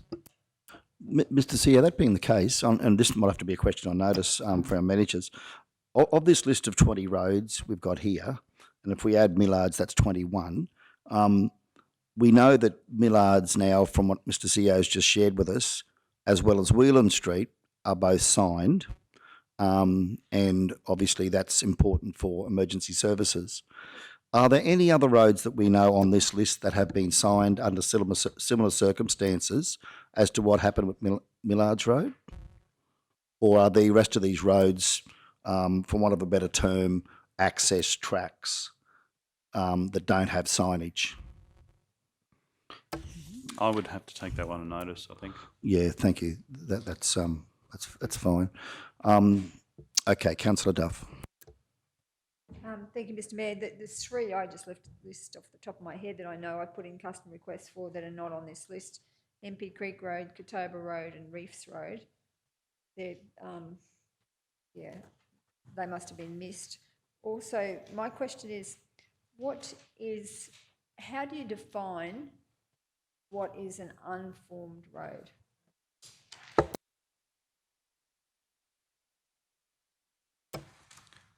Thank you, Manager. Thank you.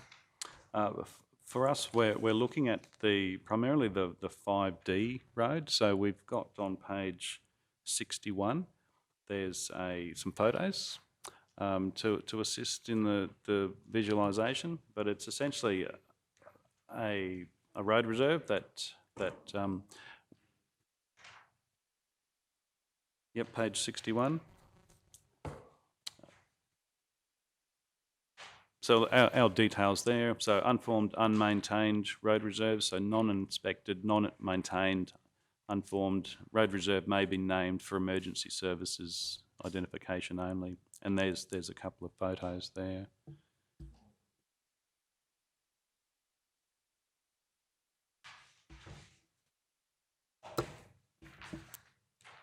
Councillor Duff.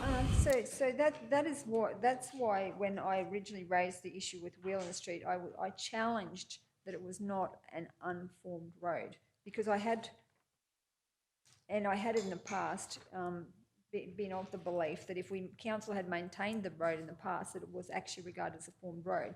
So that's why I went back and spoke to this former CEO of the Wandai Shire Council, and I had this documentation that I tabled to say that Whelan Street was a formed road. And so whether we dropped the ball after amalgamation, but it's my understanding, and it was when we first had amalgamation, that all of those roads that had previously been graded were regarded as formed roads. So I was challenging, and I still am challenging, that Whelan Street doesn't fall into that category. Thank you, Councillor. Okay, let's keep moving forward on this one. Councillor Shoemaker. Yes, thank you, Mr. Mayor. I really appreciate the report and the detail here. It's certainly helped my understanding. I do have some concerns, in relation to the roads that Councillor Duff and Potter have mentioned that may not be on this list for whatever reasons. But I think all in all, I was surprised to see it was only 18 kilometres, to be honest, of unformed road. Particularly when you start looking at some of the tracked road reserves and paper reserves, I was expecting hundreds of kilometres. I recognise that there are hundreds of kilometres of, just to be clear, of road reserve, but the reality is since 2014, we've had requests from residents to form and maintain not only 18 kilometres of road. I was quite surprised by that. I expected it, based on the conversations we'd had, to be a lot more. I'm probably really keen to understand from here what kind of cost or value would be attributed to actually forming and maintaining these roads into the future, and whether we need to put together some sort of schedule or something to address these needs over the longer term, because it worries me I completely appreciate the history. I appreciate the many reasons why this has happened. I appreciate that there were developers years ago who built, you know, residential developments in areas and didn't have to make contributions to roads, and so they haven't.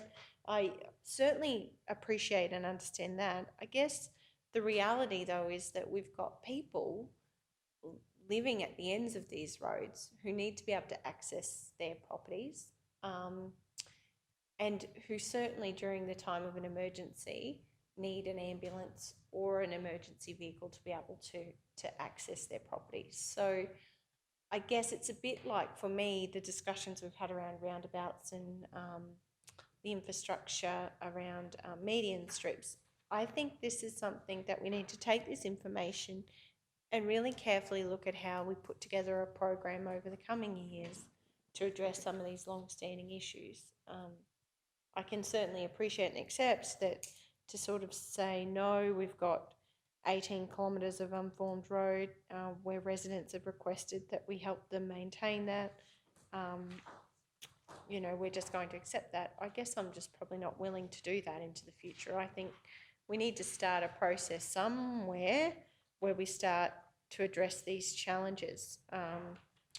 And I guess I wanted to understand more. This report sparked my interest around some of the costs, because different standards of road, different traffic uses.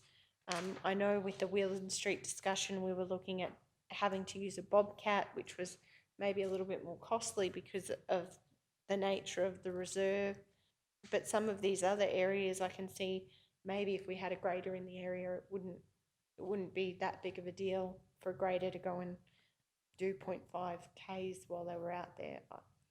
I guess I don't have the answer, but what I'm saying to the chamber is I'd like to explore this further into the future. I know it adds to our road reserves, but I do think for the people living at the end of these roads, we have to do something about this long-standing problem. So I'm keen to hear what my colleagues think in that regard, but I'm actually keen to see us put together some sort of long-standing program to address some of these and give the staff an opportunity to address some of these challenges. Thanks, Councillor. I think we can get this one through, and then we might just pick up on that point, I think, so we can get something moving forward. Further speakers before we put this to the vote? We're receiving the report. So recommendations as presented. Those in favour? Carried unanimously. I'd just like to put to the committee the following proposed motion. Now, Mr. CEO. Oh, sorry, did I not get a mover and a seconder? My apologies. I normally do that at least once, don't I? Okay, do we have a mover? Councillor Shoemaker, a seconder, Councillor Potter. Must be close to lunch. Okay, those in favour, carried unanimously. Thank you all. Just kick me in the shins, Bree, if you need to. I won't take offence to that. It's you'd be entitled to do so. I know it's lunchtime, but I just wanted to put forward a motion for consideration that committee recommends to council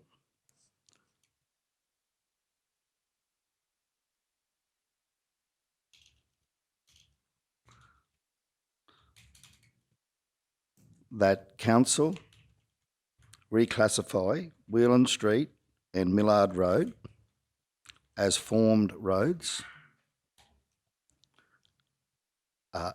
Yeah, I think Whelan is WHELAN. Thanks, Bree. As formed roads,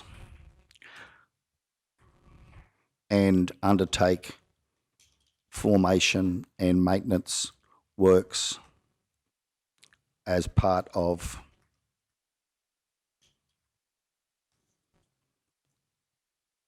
the works program, and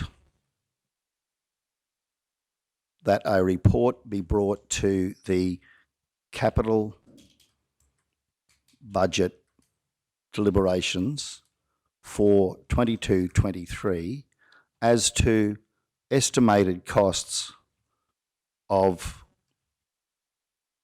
formation grading on the remaining roads listed as attachment 4. And if you could just put as to preliminary estimated costs. Now, I understand that will be just very much a rough estimate, just to give us a guide. Now, we mightn't decide to do anything, but it might just allow us to progress that matter, as Councillor Shoemaker's saying. So, look, I'll probably, time's of the essence, but I'll put that forward. So, yeah, just put the word preliminary estimated cost, yeah. They'll be just estimates, preliminary estimated cost, because I know we won't have time, James and Kevin, to do proper costings. They'll be very rough estimates just for consideration. So I'll just put that forward. Do we have a seconder for that? Councillor Duff. Okay, any speakers? Councillor Jones. Yeah, thanks, Mr Mayor. I won't be supporting this simply because we've identified on attachment number 4, where do we stop with primary producers having road access that continually have trouble getting their trucks up to full and create a livelihood for themselves, getting cattle in and out and all that sort of stuff. So, yes, I understand people are living there, but these people also rely on that access to make a living and continue the life that they do and pay their rates and pay their bills and all that sort of stuff. So, if we're going to do, where does it stop? Do we just do this 21? You open it up. I want to represent the rural people as well that have some of them, 21 roads. There would be a huge number of cattle people and crop people that have access that they use these corridors for that aren't regarded and won't be maintained in that particular amendment or resolution. So if we're going to do that, I'd like to see that we fully explore and enable the people that use those roads to have access. I know at the foot of the Bunya Mountains and all that, I get a number of complaints every year when these roads and all they are is we treat them as cattle truck routes or whatever. So they rely on those accesses to make a living and they need to get their stock in and out. Trentham Lane up the other end, there's other people up in the northern end of the same sort of stuff. So I won't support that motion simply because if we're going to do it for the 21 roads, I want to investigate fully the access to all those properties, rural properties and all that those rural people want to use for access to make a living with their cattle and their crops. Okay, Councillor Duff. So, thank you, through you, Mr Mayor. I 100% agree with what Councillor Jones is saying, but I think that the intention was to explore those. I just think that some of them have been missed. Like I just thought of another one, Nangor Road. The people that are down there believe that the road should go a little bit further. So I think that the intent of the motion is exactly that. It's just the technicality is that some of them aren't on there. So is that possible to, are you My intention was to limit it to this list on the basis that residents have made the endeavour to come forward to council. They've put a request in. So our response to that request would be to undertake some sort of assessment on those requests as to whether it's warranted, whether we can afford it, what the rough costs might be, would be taken into consideration. So I was just looking to limit it to those residents who had come forward and made request on those 21 roads. Councillor? Through you, Mr Mayor, I know that the Nangor Road one is a custom request, the Katoba Road one, those 4 that I've listed are all customer requests that if they put them in and they've been rejected on the grounds that they were regarded as unformed sections of road. Thank you. Councillor Henson? Yeah, thank you, Mr Mayor. Yeah, look, I can't support this when you pick 2 roads out, as Councillor Duff said. I think there's many roads we all know. I can mention a name. I can mention a road in my division that would be 5 kilometres long. So we're going to do this. There's a huge amount of work to do that across the board. So, and as Councillor Jones has alluded to, I've got primary producers at the base of the Bunya Mountains that we're in the process of. That will come in a customer request today. There's like I said, a 5 kilometre road out in the western end of my division. There's a huge amount of work in this space to do, and it all will come at a cost. Will come at a cost. Councillor Shoemaker. Yes, thank you, Mr Mayor. My only concern with your motion is the fact that there will be cost implications with Whelan Street and Millards Road, and we haven't identified a budget for these. So when you say as part of the works program, are you indicating works program for next financial year or the current works program? I just Oh, trying to sorry, Councillor. understand Yep. where we'd actually, A, I'm not sure of the cost, and B, where we would pay for that. Bree, yeah, just to clarify, it's a good point. Could we put the 22-23 works program there, Bree? Thanks. Yeah, I certainly wouldn't be suggesting that I'd be thinking next financial year. Yeah. So thanks. it would be that's sort of where we're starting. We're going to pick those two roads based on the history of them, recognising that there is cost in bringing them up to a formed road, and that we would address that in our 22-23 works program, into the new year. And then as part of our deliberations, we would then discuss these other roads. And certainly I know there's many, as Councillor Jones, Councillor Duff and Henshin have mentioned, that we could potentially add. I just think, for myself, I am supportive of this motion. I am mindful, as the Mayor has indicated, there are roads here whereby, requests are been there for a very long time. It's been years and years and years. I think it would be good to start addressing some of these. And I certainly recognise it's a hard challenge to pick one over another, but at least if we start some sort of program and work through it, I think it would be a good place to start. So yeah, in that sense, that's my thinking anyway. So yes, I'll support your motion today. Further speakers? Councillor Duff. Through Mr. I'm supportive of the motion. The only thing is that I'm just concerned that Manager Kevin and I met with some people on Nangor Road and led them to believe that they would be just in the discussion as part of this, and they're not even listed on here. So just concerned about the fact that a few of the roads have been missed. Well, perhaps if we were to add, and I'll just, share with colleagues, but as attachment for updated for Eddie, updated to include roads that may, that customers have,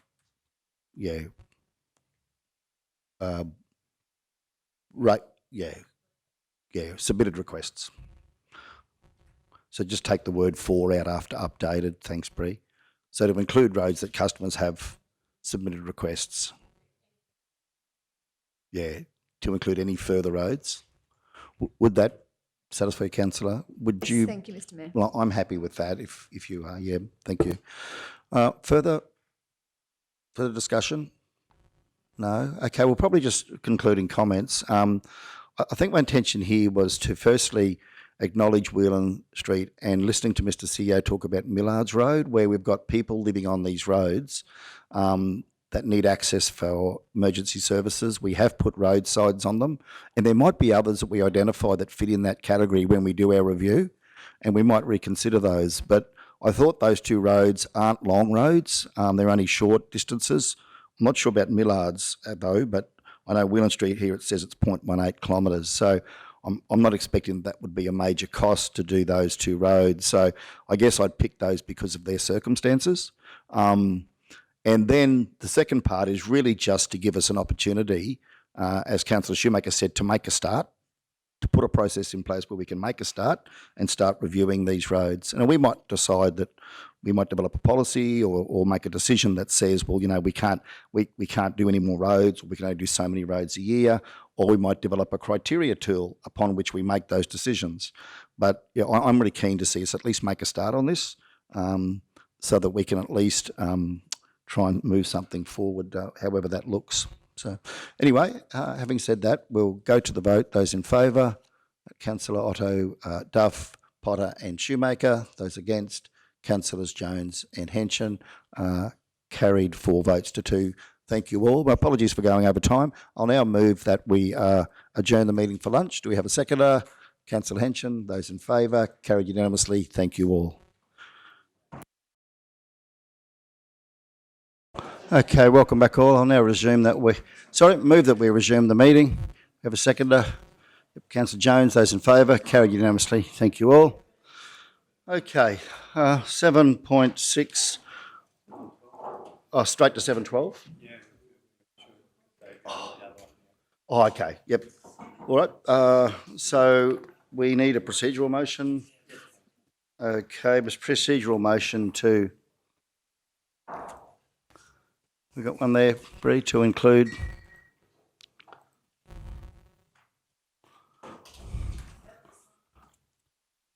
Item 7.12 be included as the next item on the agenda.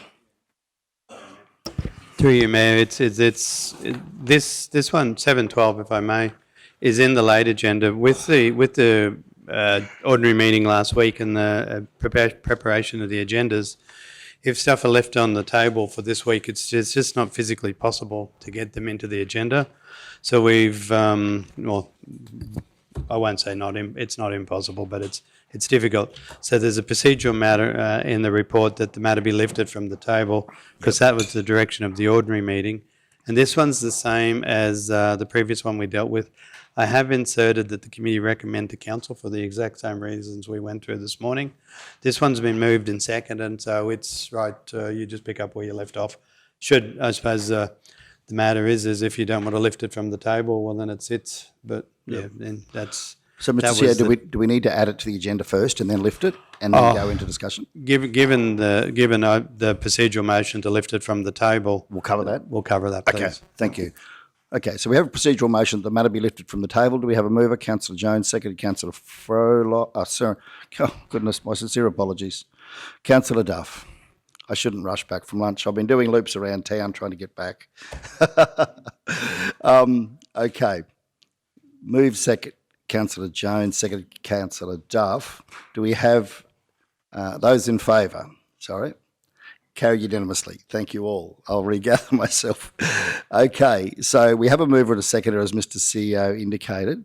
So the matter is out on the floor for discussion now. Do we have any speakers in relation to the item as presented on screen? Councillor Shoemaker. Yes, thank you, Mr. Mayor. Just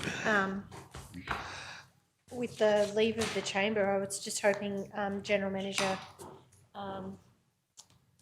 Searle Acting General Manager Lowe. I ate my lunch too quickly too. And Manager Darcy may just give us a bit of an update on the background around this one, please, because I don't think we really got into the detail last week. So if that's okay with you, I'd really appreciate a summary and an update. Thank you, Manager. Yeah, Manager Searle, I had it right. Oh, it's right.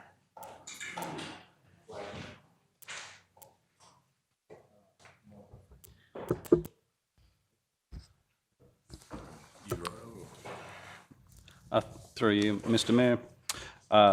So the background to this report, it's a currently unmaintained service road, we'll call it, which services a number of lots off the Kingaroy-Kuya Road. It essentially runs parallel to Kingaroy-Kuya Road, and the lots, lot 3, 4, 5, 6 and 7, access the Kingaroy-Kuya Road through this track. Again, it's currently unmaintained by council, and the request has been that council take on that ownership and essentially the maintenance and any potential capital liability with that. This one was on that list that we looked at in the previous report as a formal request to council to take on the maintenance, bring that from an unmaintained to a maintained section. It's that's essentially the background to it. In terms of the length, I think it was 370 metres long. There's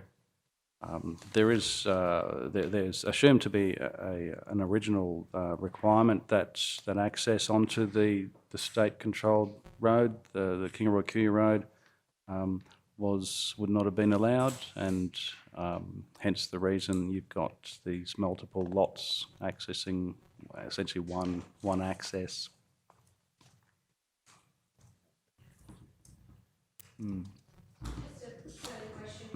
Mate, just in terms of the maintenance, have you inspected it, and do you think, is this one of those ones where you'll just run the grader through it when you're in the area, or do you expect there to be, from a maintenance point of view, any challenges in that regard that council should be aware of, or it would just be a simple unsealed road maintenance process? I haven't personally inspected it. It was Jed had done the inspection and so forth. There is some commentary in the report. It has little formation with substandard roadside and cross road drainage. Also in need of resheeting, though it's acknowledged that the traffic volume is low and the speed environment quite low as well. And yeah, so perhaps any capital may be a future consideration, but from this report, there would be a need to do some form of formation and perhaps some sort of drainage. I would expect. Further speakers? Councillor Potter. Thank you, Mr Mayor. As per the previous motion, we've just added 2 more roads to our road register. And also, as mentioned before, that this is already on the previous, I really feel that this has actually been covered because it was on the previous motion, 7.5, with regards to the unformed roads, and it's clearly written on attachment 4. So this is something we'll be looking at into the future anyway, with regards to the budget next year. So I personally feel that this is part of the discussion from our previous. So I just feel that this conversation is sort of null and void. Thanks, Councillor. Further speakers? No? Okay. Yeah, perhaps to help clarify it, our previous acting general manager, Jed, did go out there and inspect the road, as I guess everyone's aware. And basically, Jed, I think, was looking at the fact that there probably needed to be a concrete drainage pipe put in at the bottom where the low point is in the road. It's like a gully where the water runs down off the properties across the road and tends to wash it out, just to move the water across into the table drain that Main Roads have got on the side of that Kingaroy Kooyar Road. I don't think he was talking a culvert. I think he was talking a 300mm drainage pipe or something like that, Kev, from memory, but I could stand corrected there. And he talked about some gravel being needed just to fill that section where that drainage pipe went in, and perhaps the road lifted up a little bit with a little bit of gravel. I don't think he was suggesting to the residents that there would be a lot of major capital works, and that the rest of it would just get a grade, and that we'd probably look to grade it once a year along with the rest of our roads. So I don't think Jed was presenting to council that we should do major capital works. I think he was just looking at saying we take responsibility, do some minor capital works just to get it to a reasonable standard, and then give it a grade once a year. That was my understanding. Jed indicated to the residents that he would recommend that to council, that he thought it was warranted, but he did make it clear that it would be a matter for council, that he couldn't make that decision. So I guess there are 10 lots on there. I think there's probably, of those 10 lots, there's probably 6 or 7 homes with families. This one family who've been approaching council on this for some time, there's mum and dad and a little girl, and I know they can't get the garbage truck in so they've got to walk their wheelie bin. So the lady has to carry she has to pull the wheelie bin from 370 metres from her front driveway up to the road, to the main road. And the other thing is that there's a bus shelter there on the front of the road, just on the Kingaroy Kooyar Road, where the kids get picked up to take to the Nango State School and possibly other schools, I'm not sure. And the bus shelter is just an old, rusted, broken thing. So I think they were hoping that through the Nango State School, with the support of, I think, Stanwell, that they might be able to get a new bus shelter for the kids to sit under. So I think there's about 8 children that catch the bus there from memory, they were saying. I think the problem is for them that when it rains, the road washes out that badly that they even have trouble getting out with their cars. I think, to be perfectly honest. Jed's motivation for recommending that we do put this on our list as a service road, on our register, was that he felt that when the subdivision was approved sometime back in the 80s, he thought, by the Nanango Council, that they shouldn't have approved it without making sure that there was proper access. And Jed's engineering advice was that main roads would not allow each property to have access individually because of the nature of the highway there wasn't sufficient vision. So he actually spent quite a bit of time looking at it. And his view was that the one access they've got now would be the only one that main roads would allow them to keep, because it was just too problematic to put more access points in. And so he felt that the service road probably should have been part of the original requirement that that road be built initially, but that back in the old planning days, those things didn't happen, obviously. What Jed's words to the resident were that if this came through our planning department in a modern day council today, we wouldn't have approved the subdivision because it didn't have a condition to put a proper road in for people to access their properties. And so I think he was treating this as a legacy issue and saying, well, we probably should have done our planning better, and that because we didn't, we probably should give these people a half decent road that they can get into their properties on. So I probably just wanted to provide that a background so everyone's got that information. I know this will be considered next financial year when we start to look at our capital budget in 22-23 and coming in the next coming weeks. But look, I'm keen to support this, to support Jed's recommendation, because there are a number of properties there. They can't get the garbage truck in. It's not a long distance of road. Jed's not recommending major capital works. He was only recommending basic work just to get the road to a standard they could drive in and out, and just to fix the one drainage hole which was in the bottom of the gully. So, yeah, I guess I'd like to see us consider it today for those reasons, yeah. Any further speakers? Councillor Shoemaker? Yes, Mr Mayor, I've driven past that bus stop that you're talking about and have actually seen in the mornings and in the afternoons the amount of vehicles that are parked in the area and that do actually access that bus stop. I agree. I think I've actually driven that service road many a times, and it does have a need for some proper drainage in the area. There are a number of people that live in that area that access that service road for the purpose of the bus stop, that whole Tangerine estate. And so, yeah, for those reasons, I do think I don't have a problem with this motion, and I certainly do see it as an opportunity to fix this problem for the residents in that area. So I'm supportive of the motion as it stands, and thank the team for putting together the report and the recommendation. Thank you. Mr CEO, just with the wording of the motion there, it says considers accepting, and then considers.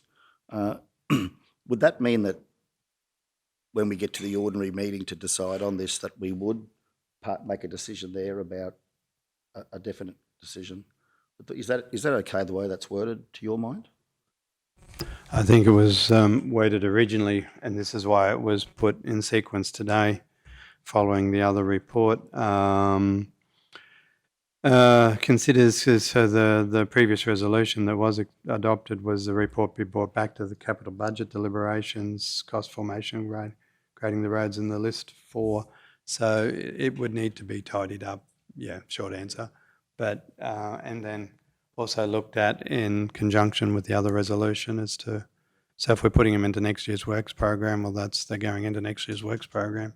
So Mr. CEO, if we were to say, and obviously at the leave of the councillors, yeah, rather take the word considers out and just put accepts the service road, accepts maintenance liability, and considers capital improvements as part of the 22-23 capital budget considerations. So it then goes on the list with the others when we have that capital budget meeting. Would that be, that tidies that up? Mayor, through you, if that's the leave of the meeting. Okay. Councillor Shoemaker and Councillor Henson, are you comfortable with those or your thoughts? I think that was a good pick up, Mr Mayor. No, fully supportive of that. Thank you, councillor. Councillor Yeah, Henson. Mr Mayor, yep, that's a acceptable change, yep. Thank you. Okay, further, sorry, yes. I think that's right, isn't it, Mr C? Yep. Thanks, Bree, yeah. Okay, so any further speakers as presented? Councillor Shoemaker, right of reply? No? We go to the vote. Those in favour? Okay, Councillors Jones, Duff, Henson, Shoemaker and Otto. Those against? Councillor Potter. Motion's been carried 5 votes to 1. Thank you all. Okay, back to 7.6, Mr CEO. Thanks. Yep. Review of request for speed hump on Edward Street, Wandai is at 65. Thanks very much, Manager Darcy.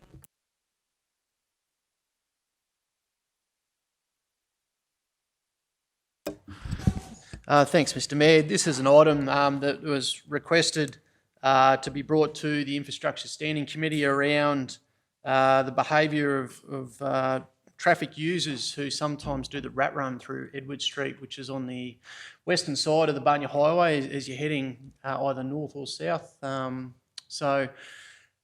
We undertook a traffic counter assessment last year, had the counters out for a fair period of time, in the vicinity of about 6 weeks, and collected a fair bit of data to get a better appreciation on whether we had any material interest in modifying the traffic corridor on Edward Street. And what the data alluded to on Edward Street and Wandai was that there was generally a high level of conformance, which through the traffic counters, we look at the 85th speed percentile to help provide us with a technical understanding on behaviour and whether we have any issues that we need to arise either through the TAC or with QPS. And it was quite comforting actually to understand that, given that over 12,000 assessments were done, that we did have 54 kilometres an hour, which generally speaking in an urban environment, 50 kilometres being the default regulatory, that people are generally abiding by the law.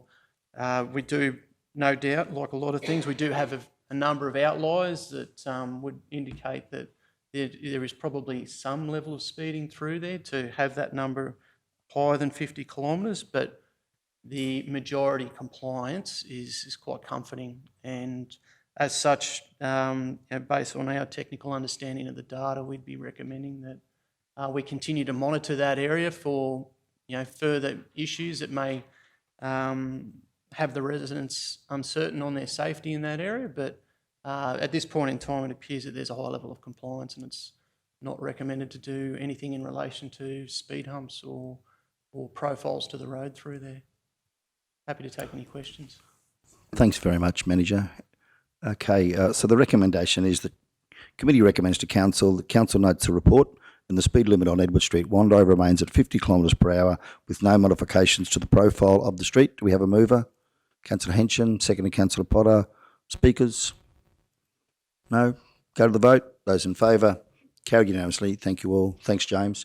7.7, Harris Road, Clark and Swenson Road, Edenvale North Road intersections, King Roy at 66. We'll stay with you. Thanks, Manager Darcy. Thanks, Mr Mayor. This item's been well known to our council for a period of time, and I think we discussed this somewhat 6 months ago or thereabouts around analysing the Harris Road, Clark Swenson, Edenvale North area.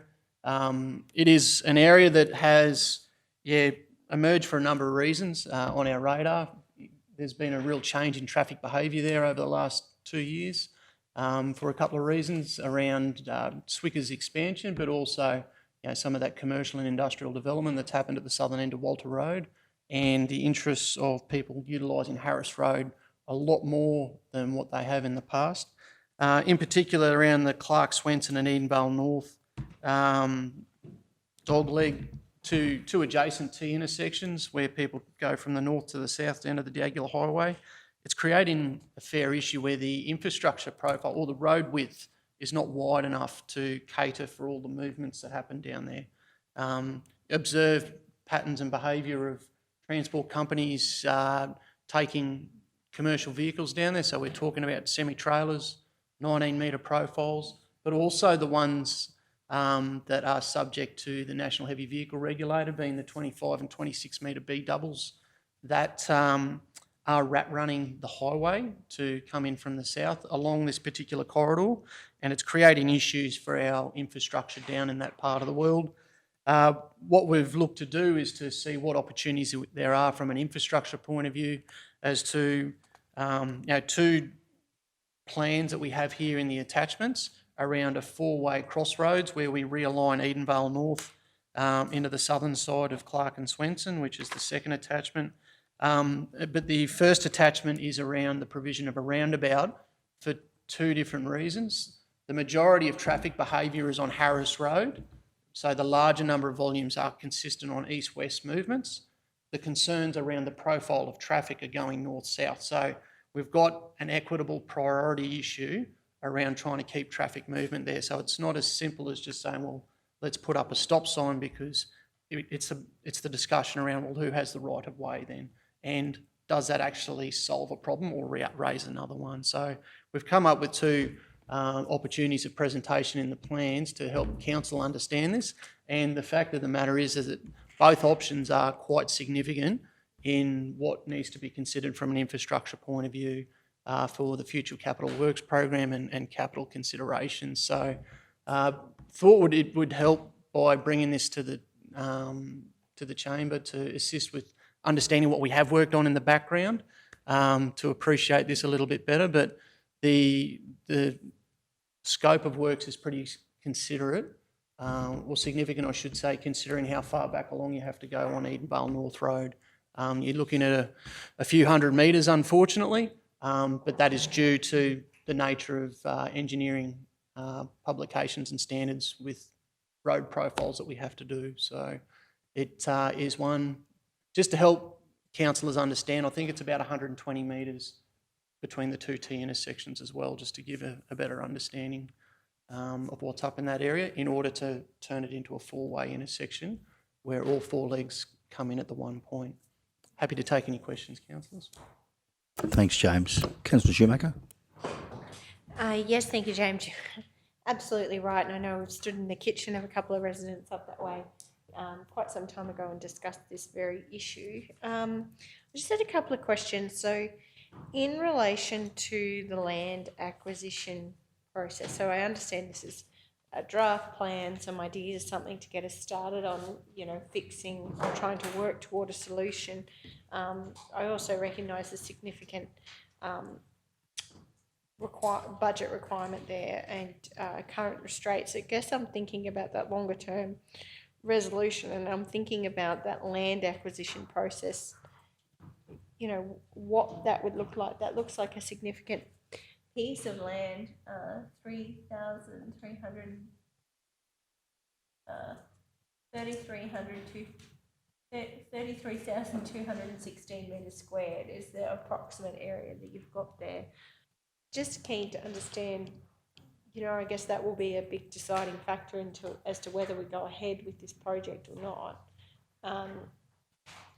Once the design process is done, is there some preliminary work done to understand what that process looks like or what the cost of that process would be?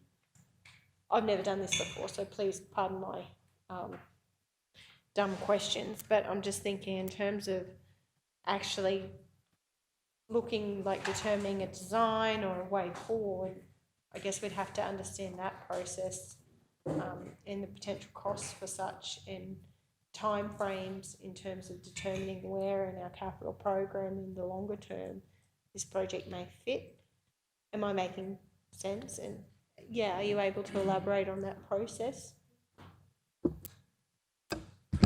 Yeah, thanks for the question through you, Mr. Mayor. The process that we've done to date is it's still at a high level, in all honesty. It's at a preliminary level. We could certainly optimise the amount of land required for road corridor through there. We haven't gone into that level of detail. We just wanted to illustrate just the sheer scale of what it encompasses right now. As time and opportunity moves forward, we could then start to look at rationalising the sheer quantity of what was required for a road corridor for both options, because we should be able to scale that down The challenge before us is also around the fact that there is an underpinning land use that goes on out there in a rural, it's on fringe urban, but it is rural still at this point in time. And it does open up opportunities because we do have road reserve on Edenvale North. There's a couple of ways of being able to manage that, whether there's opportunities for land swap where we take a portion of land as public road reserve, but then through the Crown need to then extinguish that road reserve and making that available back to private property. So there's one option there. The other is just through voluntary land acquisition, where we work with the private landowners in acquiring that at market value, essentially. So we would need to work through that. And a third option is around, you can go through compulsory land acquisition, which is probably the least of all preferential outcomes that we have. But it is there under legislation should it need to be utilised. We would be looking at trying to further invest time and energy into what the cost is on each of the layouts. We haven't done any analysis on drainage through there, and there is a portion of water that does come down through that area as well. Any service realignments, service extensions, that is all very much at that next level. We have looked at this at a very high level square metre rate, but beyond that, it is only through time and available budget to actually get this into another level of concept planning where we can start to nail that down further. But at this point in time, with our best level of judgment analysis of unit rates, it is in the vicinity of around that value right now. Yeah, thank you for the additional information. I guess I'm sort of thinking about the way forward, and I'm thinking about that bigger conversation we've had around heavy vehicle movements around Kingaroy. I'm also thinking about the feedback we've gotten, quite extensive feedback from residents in that area with safety concerns, but also not wanting those heavy vehicles coming up in front of their properties and around their properties like they are. And the discussions we've had around Redmond's Road as the actual route. And I understand there are challenges there with the Redmonds and Kingaroy Barkers intersection, and discussions with DTMR about that. So I guess I appreciate the report and the preliminary designs and the fact that we're sort of scanning the options. I guess my question is, based on all of the work that's happening in regards to heavy vehicles and these other discussions we've had, like, where would you like to see this project go? Are you sort of suggesting for the time being, noting the extensive budget and the work that needs to happen, that we park it? Or are you sort of suggesting we're going to, over time, need budget to continue this conversation to a point of resolution? Like, I guess that's probably where my head's at. Through you, Mr. Mayor. With the discussions that we've had with Main Roads this year, we are looking at how we can support the heavy vehicle industry around Kingaroy right now. I'm still wanting to try and see where that committee goes. Like, it is a collective group that we are working on. It's a couple of council members with a couple of Main Roads guys looking at how we push and pull heavy vehicles around key destinations of Kingaroy. I would like to see how we go with those outcomes to know whether we still have a residual issue in this location, and whether do we need to extend the scope of what we engage with Main Roads on, but then bring them into our world with our project, because neither of those are state-controlled roads, they're council infrastructure, but then extending the scope into our issues and wanting to draw down on their knowledge as well. At this point in time, it's not conceived to bring this intersection into that project. So I would like to probably park it if possible in the words that you used around, let's see where option A goes to know where this is in relation to it. And if we've still got an issue, then yeah, I think let's try and work on it collectively. But that will still take further time, in all honesty. It's not one that we're going to overcome easily or quickly. Councillor Pollard. Mr. Mayor, I actually look forward to taking this to the people who live in that area and having discussions with them about this particular project. My questions are the land, the acquisition. I know you said you used that word rationalise the amount of land. We love that word rationalise, especially after the Sport and Rec plan. So I'm just wondering if we can still rationalise the amount of land we need. What will happen with the extra land? Because obviously we need to take that bigger parcel, depending on whichever way we go, along the Harris Road side. What actually happens to that? Does it become parkland that we then have to maintain? Or can we actually subdivide it again and sell off some of the pieces for housing? And after doing this route, will the whole route then be a full B double route? Probably my questions, thank you.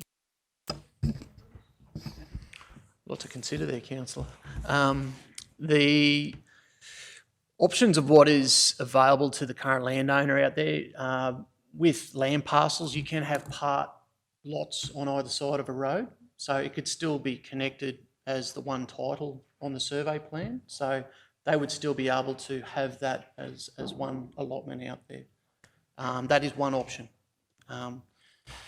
Other options is that, yeah, council does actually look to make the residual amount of land out there that is beyond the road reserve to be freehold. And I'm really talking at a high level, so please pull me up, councillors, if you're not happy, is around that there is an opportunity for freehold land, and given that you've got, rural residential on the opposite side of the road, is there an ability to consider that as part of that town planning zone of rural residential? There's an ability to just leave it alone and have it all consumed as road reserve, being able to perform a drainage function or some other public interest out there. There's a few different options that, in all honesty, I have not analysed this particular element at all, and it is something that can be considered further if there's more details that you'd like me to bring in for analysis over time. But they're just a few of the options that come to mind off the top of my head. Yeah, James, just I'm just having trouble reading the maps here, but James, with we talked about other options, the work that you guys are doing with DTMR in relation to these heavy vehicle routes, because obviously we're all keen to get those heavy vehicles out of Haley Street as soon as we can. Particularly noting that today we've got the stabiliser in there, and we can see the intersection with Kingaroy and Haley being done now. So we're getting close to finishing off the road surface in the KTP. And obviously, the end of this year, we'll be looking forward to seeing that project come to completion. And I guess the community will be keen then, once that happens, to not see those trucks coming up Haley Street. With that in mind, the option to then, just make sure I'm up to speed with everyone else, the option to work with main roads around the intersection at Redmonds Road, Dag and Redmonds, because you've explained that the angle there's a problem, the intersection around Dag and Redmonds, and the intersection around King Barkers and at the other end Redmonds. If we were able to work out an arrangement where that could be agreed to with main roads and go to the heavy vehicle regulator, is it possible then to have it classified so that heavy vehicles have to use that route and then cannot go? B doubles can't actually then use Clark and Swenson. They could be prohibited from doing so and then take that away from the residents. Is that an option?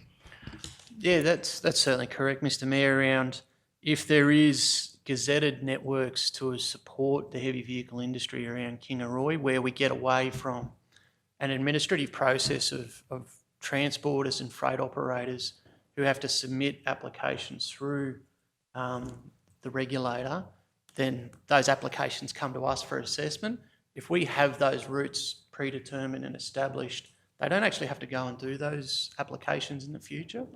Clark and Swenson and Edenvale North are not those roads, and there is not the road profile to support those roads as being gazetted, not currently, and there needs to be a strategic discussion with council off the back of what we do with main roads as well with Redmonds, but also around what do we want to do with this particular road as well into the future. Well, these roads, do they still perform a commercial function to support Swickers, or do we want to push them back out onto the state network and get them down Redmonds, back down on the Diaguila Highway? There's really good reasons as to why you would do that, because you don't want to necessarily be trying to bridge multiple business interests across multiple roads. You want to be trying to concentrate them onto particular roads such that you get a better return on your investment based on when you want road failures to happen in one location as opposed to multiple locations and having to respond to them across a number of areas. So, James, I'm probably just being optimistic here, but if we were able to work an arrangement out whereby we can have the gazetted area with the intersections King Barkers and Redmonds, and then the other end Dag and Redmonds, and make that the gazetted route around, we could then, as you're saying, then we're not going to have that burden of having to then maintain Clark and Swenson as a heavy road in the future. And if there's subdivisions that go in there, then we're not going to create problems for those residents if the land on the eastern side of Clark and Swenson was to be subdivided into the future. Yeah, I guess that to me sounds like a really sensible approach, but obviously there's a lot of hoops you've got to jump through to make that happen. Yeah, sorry, Councillor Potter, and then we'll go back to Councillor Shoemaker. Yeah, thank you, Mr. Mayor. It sounds like a great option, but the problem with this, the road as it stands now, is that it's not only B doubles. The odd B double does use it, but I know the police have put out a few fines, few and far between, but there's also the other heavy vehicles and semis that are using that, and legally they can.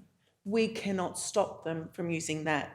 But in doing so, they are wrecking people's driveways, because as they turn the corner, corner turns have to take so much. So they're on the driveways, and their brakes, actually, because they're coming through at 3 and 4 in the morning, their brakes are so noisy, the jack brakes or air brakes are so noisy that it's waking the residents up. And we've got residents that are wanting to sell up and move town for this reason. Thanks, Councillor Potter. Yeah, that puts a whole different light on it. Absolutely, yeah. Councillor Shoemaker. Yes, Mr. Mayor, and I don't disagree. I think it's just plain dangerous, to be honest. I've been in a sedan and come across a heavy vehicle, and it's not a good experience there on that Clark and Swenson intersection. It's happened to me a couple of times. I don't disagree with what you're saying. I think the work that we're doing around heavy vehicles is really important, because potentially it might negate a project like this, the need for a project like this. If we had a route off of Redmonds and that intersection on Kingaroy Barkers up to scratch, then maybe there's less need for traffic to use that area. But as Councillor Potter has pointed out, at the moment we legally can't stop them. My question was going to be, and I know I've asked it before, but I'm just would like a bit of an update, refresh my memory, I guess. We talked about potentially load limiting Harris Road and Clark and Swenson Road so that those heavy vehicles in that residential area wouldn't actually be able to travel in that area.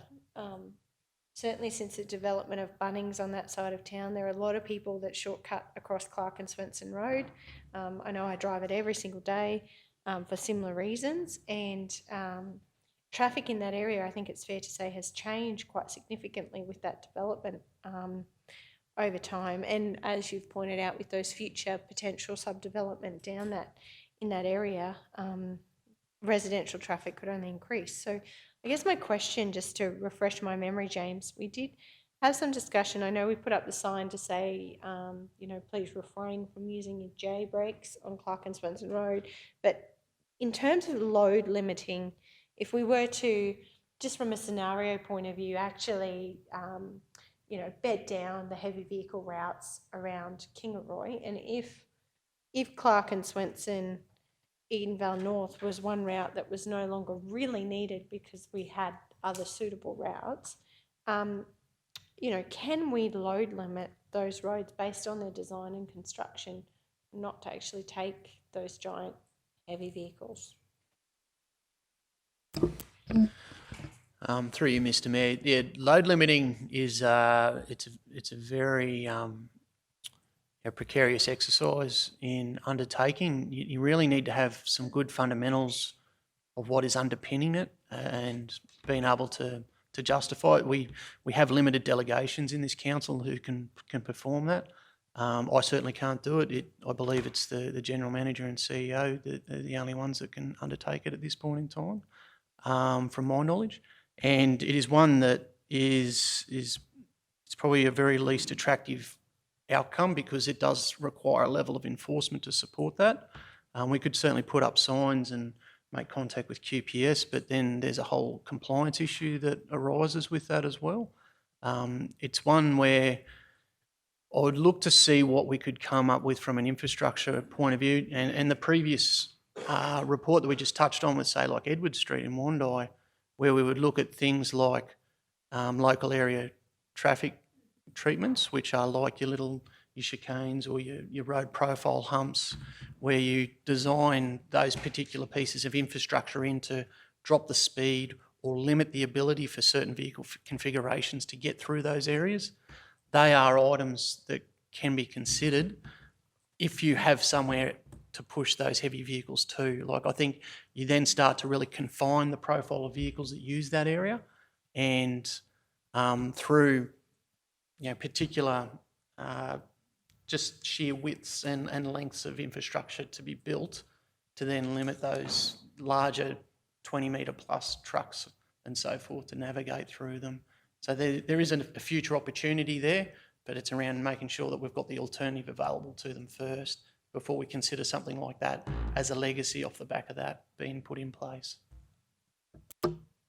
Yeah, thank you for the context. I'm just thinking that might be an option, when we're talking about a $2.5 million investment here in our network.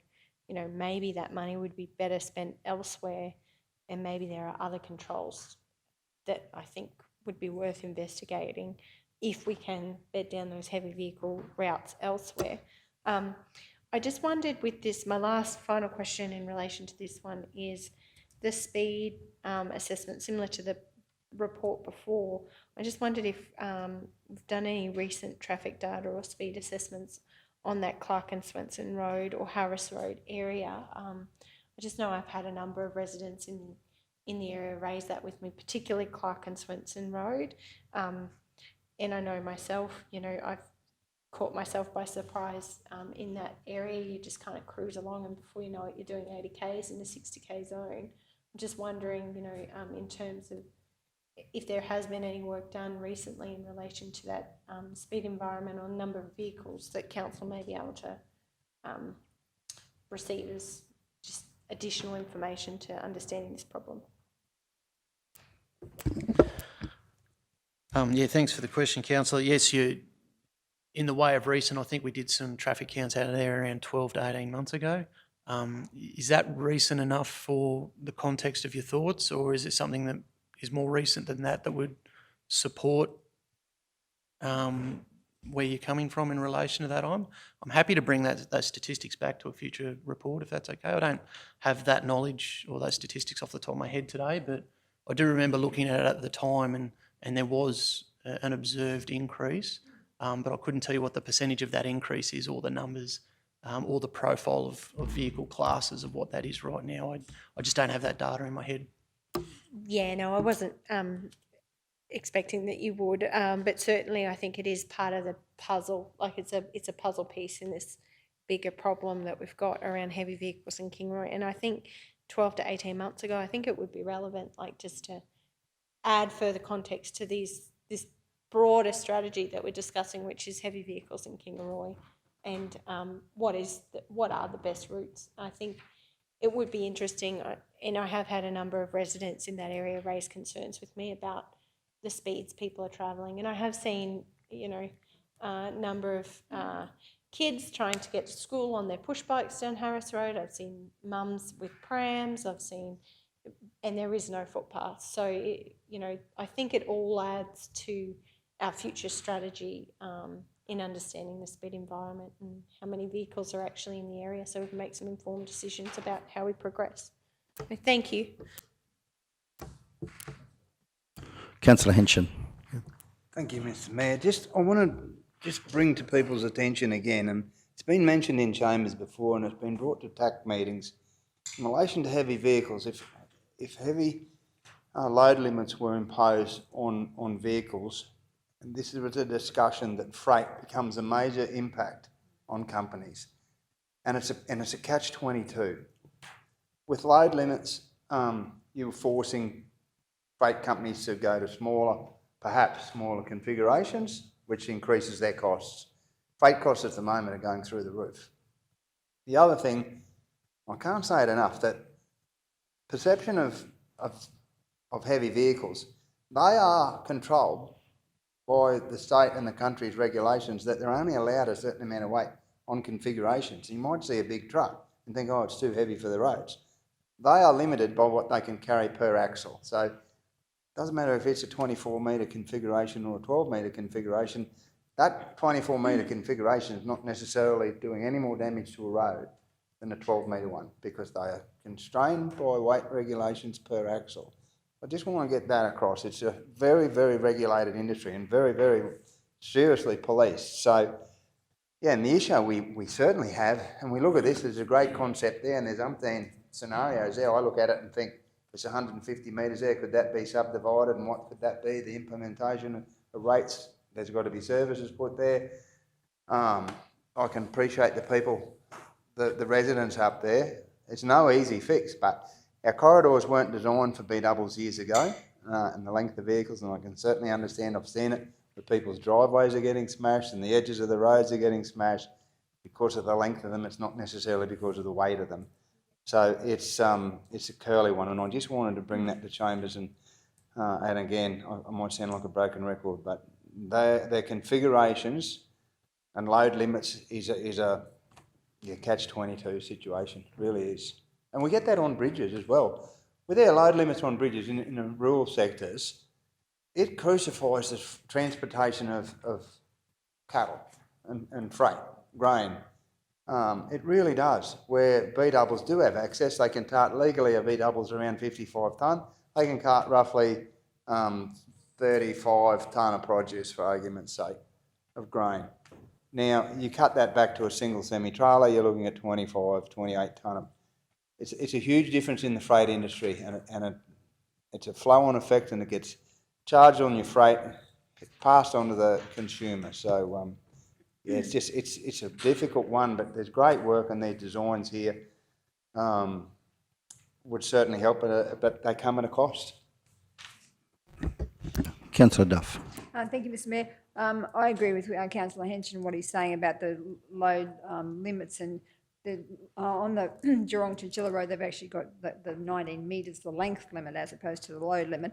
But I think that about what we should do is get all of the transport companies that utilise Swickers and the different trucking companies that go through Kingaroy to the table, bed this down once and for all, get them around the table, get Swickers into the conversation, work out where the best place for heavy vehicles to go, and then make a heavy vehicle bypass, and then whatever, because if you get buy-in from all of the stakeholders and then get put whatever it takes to modify the traffic so they can't go in the other areas, like whether it be length limits or load limits, but just to have an understanding and buy-in from all of the stakeholders, and just work out once and for all where is the best way to go, and then sign it accordingly.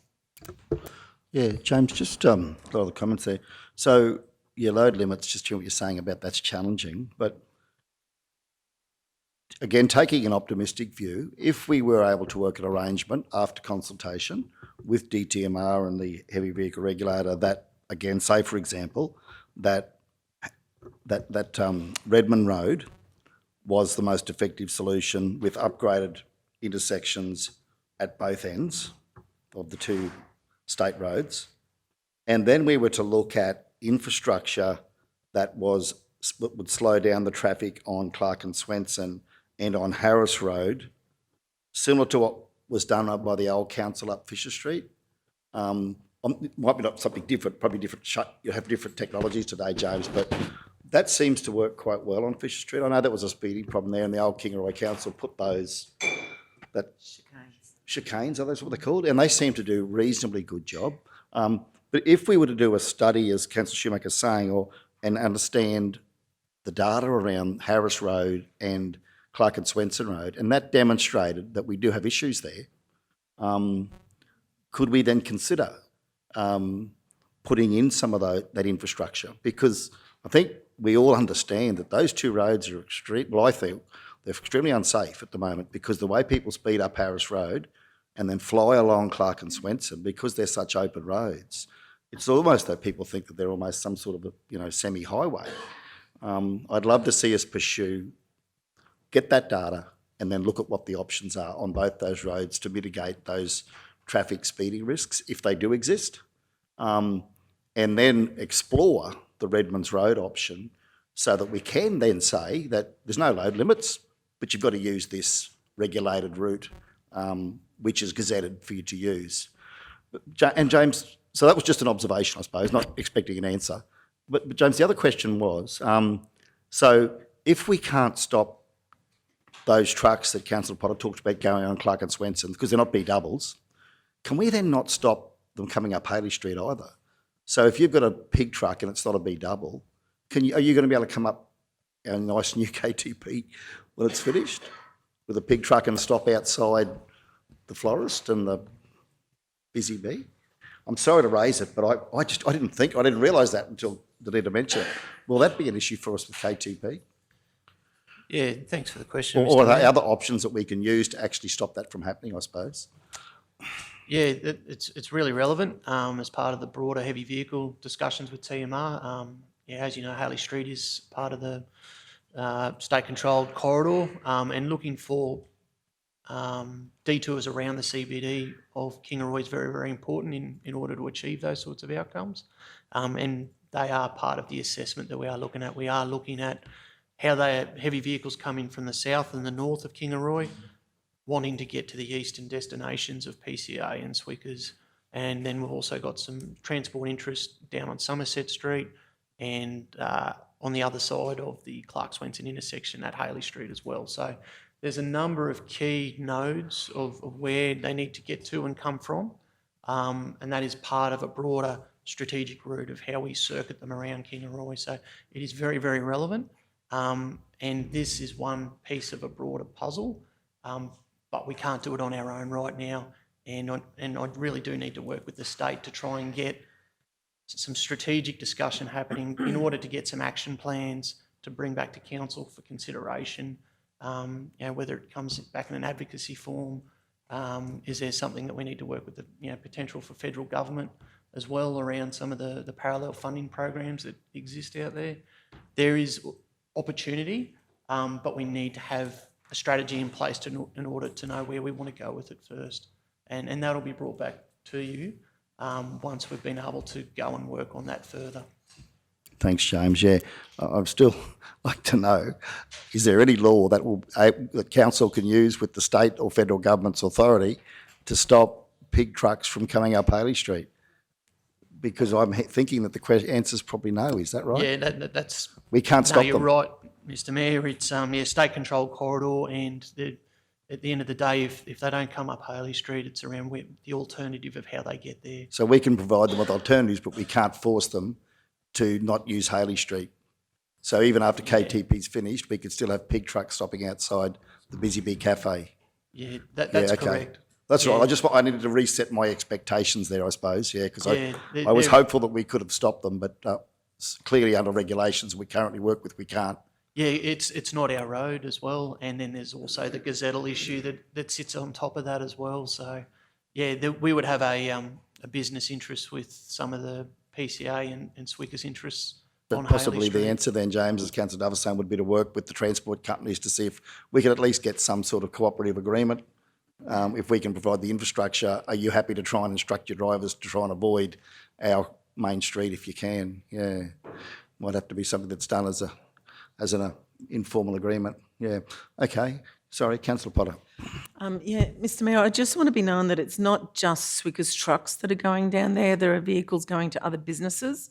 So it's, we can't just blame Swickers for this, because it's not, because they always tell their trucks to use different routes, and a lot of times they do. So this is not just This is not just one particular business.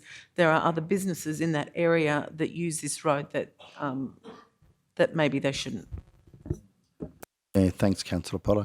Okay, is everyone happy? We've discussed this quite well. Thanks very much, James. Do we need to get a mover and a second there, Bree? We have a mover that we report be accepted as presented. Councillor Shoemaker, seconded Councillor Potter. Those in favour? Carried unanimously. Thank you all.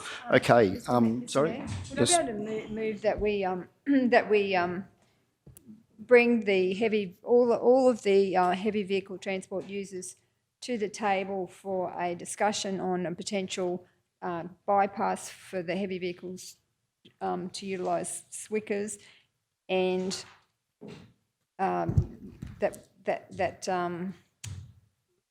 we bring it to the table, that we bring the heavy vehicle. Are you suggesting that we undertake heavy Consultation. vehicle transport consultation with stakeholders? Yeah. Yep. With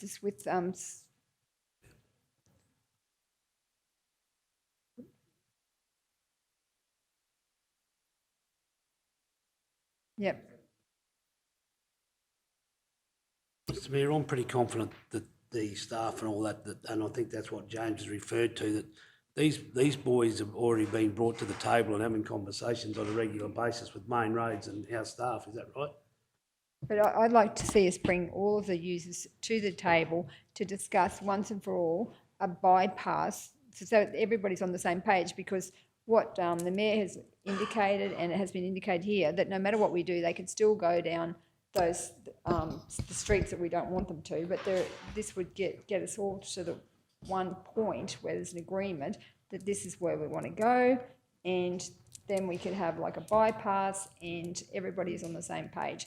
Because I think if we continue down this path until we're just going to go around in circles forever. Through you, Mr Mayor, the intention was to try and get these strategic routes, these heavy vehicle movements and the circuit set up around town. Once we have these series of action plans associated with each road or intersection, we would then go and approach industry and inform them on the interest of where we would like to steer the heavy vehicle movements around Kingaroy into the future, requesting some feedback as part of the consultation process. We need to get those plans done first in order to go and engage with them. It would be probably a little bit preliminary of us to go out before we have developed what we want to talk to them about. We would like to have that done first and then engage afterwards. And James, so yeah, because you've got different parts of the town you've got to get around. So what we've talked about with Redmonds and those two intersections at each end, that would be one option. We've got this with Clark and Swenson. We've got King Street and the other options you've looked at there. You'd put those options together, have something to present, take that out to the industry and say, well, these are all the different options, and then engage with them. That's really what you're saying? That's correct, Mr Mayor. Okay. Yeah, we want to have the opportunity to develop that first and then take it out. And just for the benefit of all of us, what sort of time frame would you see that taking before we could actually be in a position to take out some different options to industry? Not fully in control of the outcomes right now, I'm sorry to say. Need to work with TMR on this. We're very fortunate that they are the ones assisting with the resource to develop this right now. We're not actually having to do the internal legwork on it. It is something where we're being heavily engaged with frequently, but as to how quick we would have something turned around, I'd need to work with the department on being able to bring something back. But from where we're at right now, I would still say we are months away from being able to take anything out to the So we're not 12 months away? Oh, hopefully not, Mr Mayor. It'd be nice to be sooner than that, but I can't say hand on heart right now that we would have anything done this year. I'd prefer to liaise with the department and bring something back to council. Right.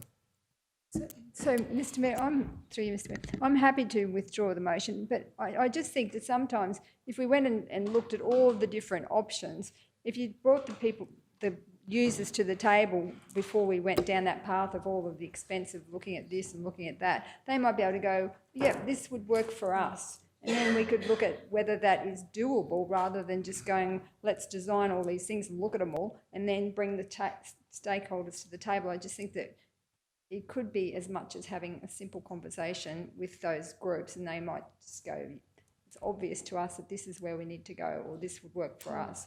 So but I'm happy to withdraw the motion. I'm just a bit concerned about the timelines and the fact that we've been going around and around in circles for, I don't know, probably years to get an outcome with this. Yeah, Councillor Shoemaker. Now, I hope not. I'm optimistic for the Kingaroy community that we don't have to have that heavy transport going up our street in Haley Street, and that the residents of Clark and Swenson don't have to put up with. It's a major problem for them at the moment. We can get some solutions sooner than later. But anyway, I guess there's a process to work through. But Councillor Shoemaker? Yeah, Mr. Mayor, actually, I don't disagree with Councillor Duff's motion. I think I've had conversations with, Lincoln Hawkes before, and certainly Silas, and they've mentioned how there would be benefit in bringing all the stakeholders together. I do understand James's perspective, and I'm sure I've actually spoken about it here before around trying to bring all those people together once we had a story to share. I know I got a lot out of the heavy vehicles workshop that James and the team delivered here with us, and all of the information around the logistics of heavy vehicles around Kingaroy. And I know we've learned a lot through the KTP project with the detours and things that we've had to put in place due to works on Haley Street, for instance. So I don't disagree with the intent of your motion, Councillor Duff. I do think it is something that is of importance, and maybe it's something that I would like to think we would be able to progress as part of next year's, operational plan, or the works that are sort of happening with your conversations. So I guess that's sort of my thinking, should we earmark this as a key deliverable or something that we would like to work to achieve in the next financial year as part of that operational plan? Because I am mindful, we're near completion of KTP and of all the work that's been happening. It would be good to get that feedback, and I guess just to talk to each other and share ideas and insights. And I think early conversations are always a good way to start. So I don't disagree with the intent. Maybe it's something we can take away for consideration in the op plan or something. I think that's a really good suggestion, that we could build that into the operational plan for 22-23. We're going to have an infrastructure operational plan, Mr. CEO, adopted in July when the budget's adopted. So perhaps if council has appetite for that, we could look to incorporate that into the operational plan for 22-23, as Councillor Shoemaker suggested, and then it formalises our commitment to the consultation process throughout the course of that 12 months. What are your thoughts on that? Yes, Mr. Mayor, I'm happy with that if we amend it accordingly, that we undertake heavy vehicle transport consultation with stakeholders as part of our operational plan, our 22-23 operational plan.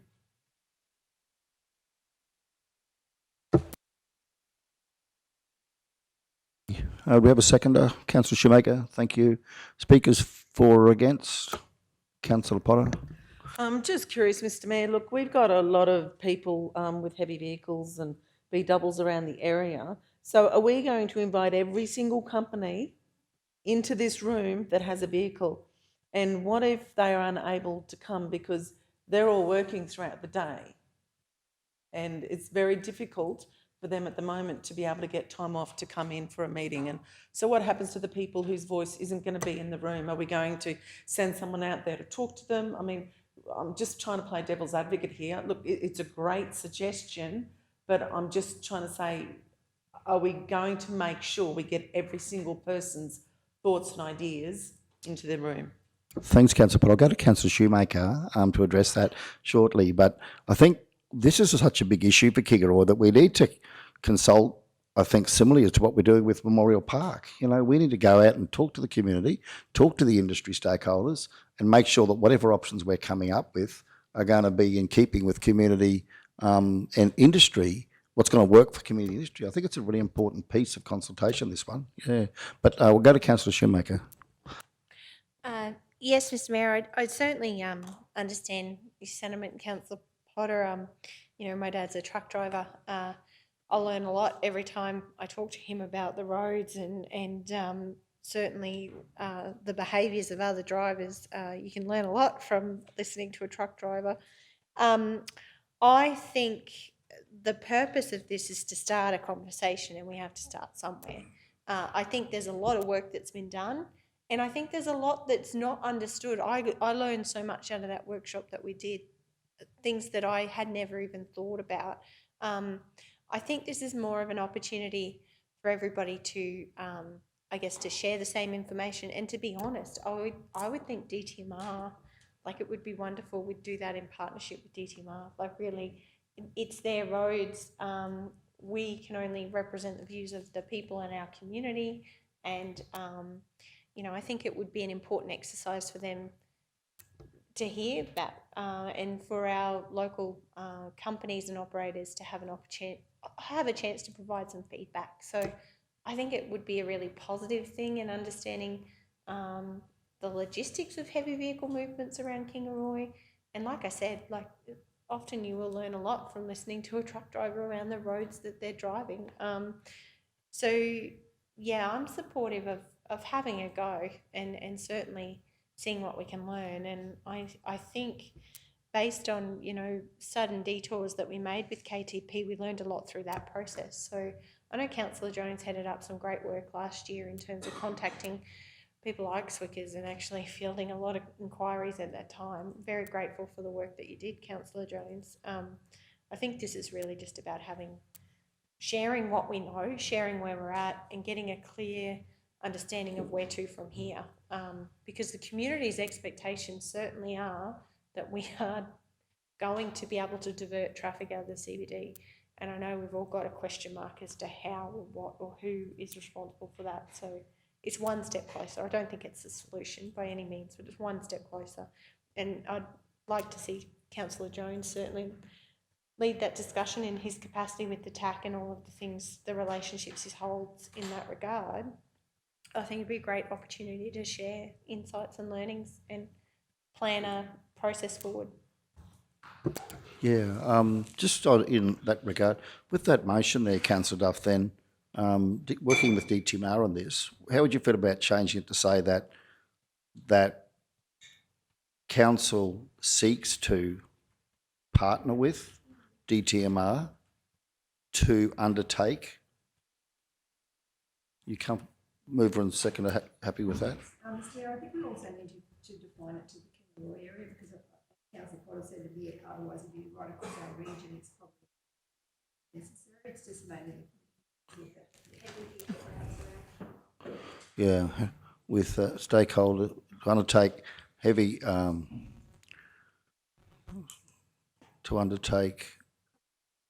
yeah,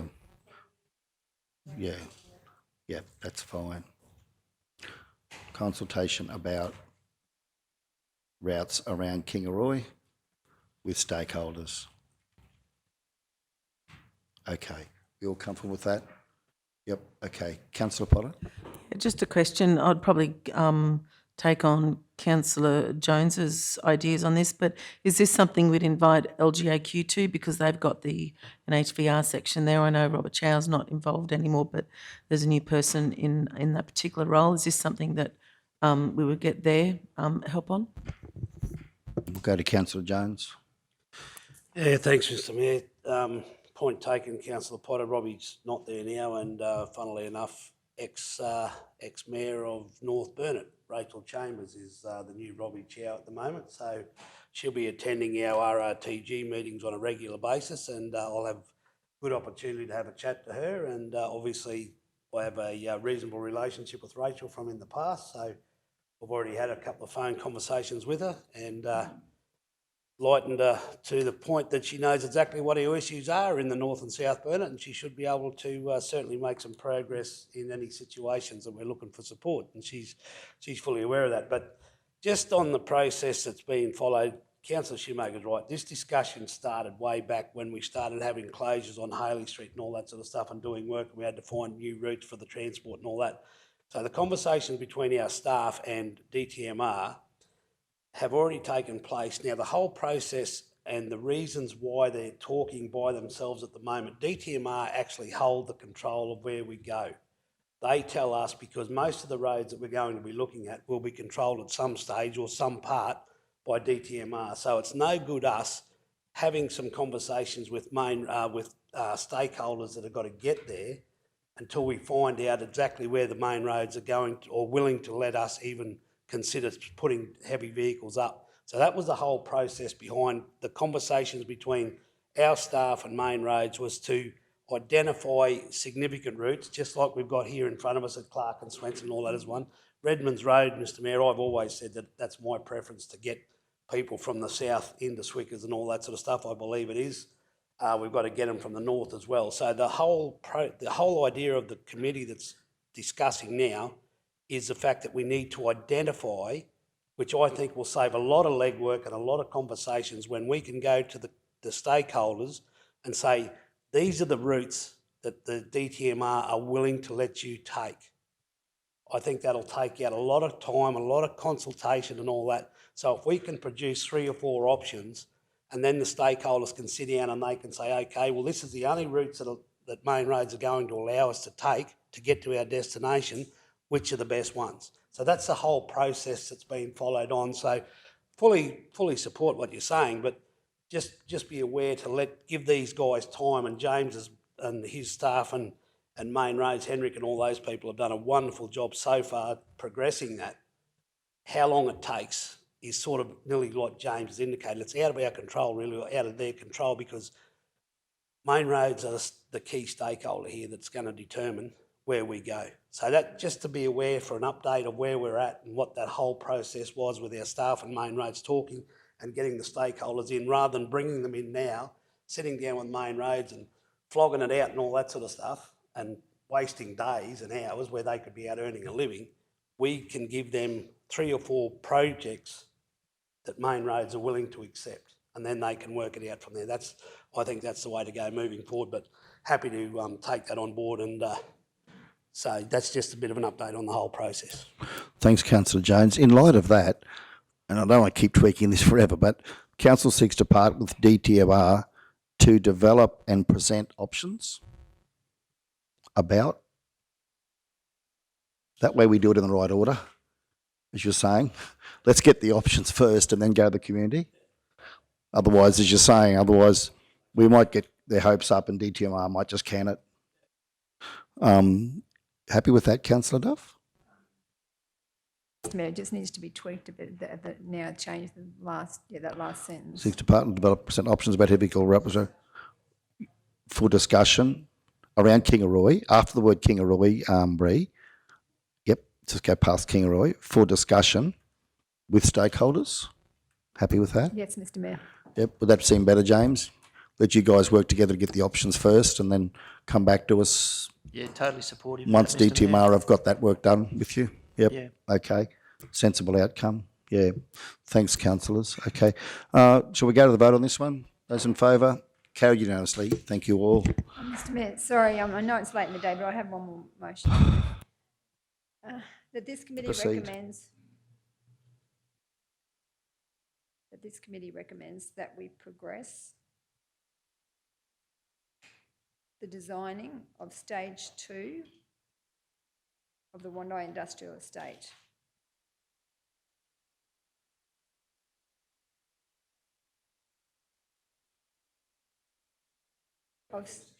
Recommends to council. Yeah. We progress the designing of stage 2. To council that. Yeah. That's going to be recommended to council. That council progress. The designing of stage 2 of the Wandai Industrial Estate, so that it can be considered for a future budget. Future budgets. Thank you, councillor. Now, I'm going to accept your motion, but with a word of caution. There have been more than one motion moved off the floor today. It would be preferable, I think, to our committee if in future they came as notices of motion, so that council and staff can have an opportunity to consider them. So happy to accept it, but I'd just like to put that just word of caution that we all Thank you, try and Mr. do Mayor. that where Yeah, possible. I agree. Yep. Yeah, thank you, councillor. Okay, but I'll allow it on this occasion. Okay, then, does anyone, we have a second for that? Councillor Jones? Okay. Councillor Duff? Thank you, Mr. Mayor. So Councillor Jones and I met with Manager Darcy, with one very concerned business owner at the bottom of the industrial estate, and also we've also had conversations with Parkside who are not happy with the one-way section because it's stopping their forklift from moving, and so that's why I'd like to get this progressed. I know that we more or less, Deputy Mayor Jones and I indicated that we would like to look at stage 2, the design and the costing, so that we can consider it for future budgets. So that's why I wanted to progress this today. Thank you. Thank you, councillor. I suppose the first question, James, is what are the financial and resource implications of this for your department to have to add another design project to your workload? Can you help explain that to our councillors? Thank you. Yeah, thanks for the question, councillor. With stage 2, the Wandai Industrial Estate, we're fortunate that we've done a fair bit of work as part of stage 1, but we've done like a preliminary overview of what stage 2 could look like and the cost associated with that. From my observations out there when we met with some of the property owners was that I think we had not done enough work. I think we'd underscoped it, to be honest, because I could see there was additional work there that the original overview had not taken on board. So I would look to bring that in as part of this assessment, as part of the design, as part of the timing of our design program. It's just around in competition with other competing interests right now and the timeline associated with that, and then the available budget to facilitate that as well. I'd probably just need to have an understanding on prioritisation against other known funded projects right now, and taking that on board as part of the capital program that the council's about to have discussions about. Councillor Duff, I think to be fair, I think it's appropriate that we do give our design team an understand and see what council's expectation is around time frame here, so that they do know what the priorities are. Because obviously there's a number of other projects that are currently, I think we've seen that in the list, there's a number of other projects that are different stages of design. What were your thoughts around expectation of time frame to actually get to a draft design coming back to council?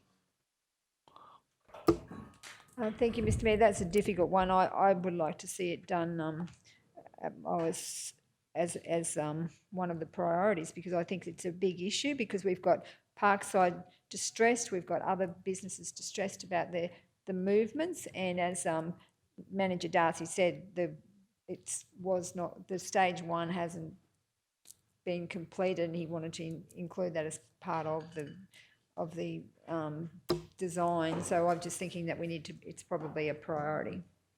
Be back to you there, James, and I'll go to Councillor Shoemaker. We know that at the moment you've already got funded projects that you're having to design in relation to roads and roundabouts and median strips. You've got George Street Car Park, you've got Cumbia, you've got finalisation of Blackbutt, a lot of work on the go. In terms of what you know you've got on at the moment, James, what sort of time frame would you be thinking for this in terms of the number of months? It's all around the timelines and available budget, Mr. Mayor. Like I would need to draw on external resources if this were to be delivered in the next 12 months, is probably the honesty of the situation right now. With the program that I've had a look at with my team this week, I do not foresee us being able to get to this particular project in next financial year, just due to the volume of workload that we have coming up with what we do know, let alone the ones we aren't aware of right now as well. So but happy to consider it as part of a broader discussion. James, yeah. So if to be done as part of the operational plan for 22-23, you're saying that's probably not possible based on what you know you've got on your agenda for next year? Yeah, that's exactly right. Yeah, I think we could deliver it if we had resources, budget allocation to deliver that for council. Okay. Certainly. Thanks. Yeah. Well, we needed to consider that. Design only. That's correct. Yep. Yeah. We all need to consider that. Yeah. that'll have budget OPEX implications for us having to fund an external designer to come in and support your team to make that happen. Yeah, Councillor Shoemaker. Yes, Mr. Mayor, I fully understand the intent of your motion, Councillor Duff. I guess I'm probably not prepared to make a decision about this at this point in time because clearly there's information that you and Councillor Jones and James have discussed with stakeholders in that area that I'm not fully across or aware of. And when we talk about the scope, like I was fully across and aware of stage 1 of this project. I don't understand the implications of stage 2. I certainly appreciate you've been in the area. I imagine Councillor Henshin has been too in his travels. So I probably would rather see a report with more information about this project come back than us sort of jump straight to the decision of designing it for a future budget. I think this could be based on the information I've been given here around resources that we currently have and the OPEX.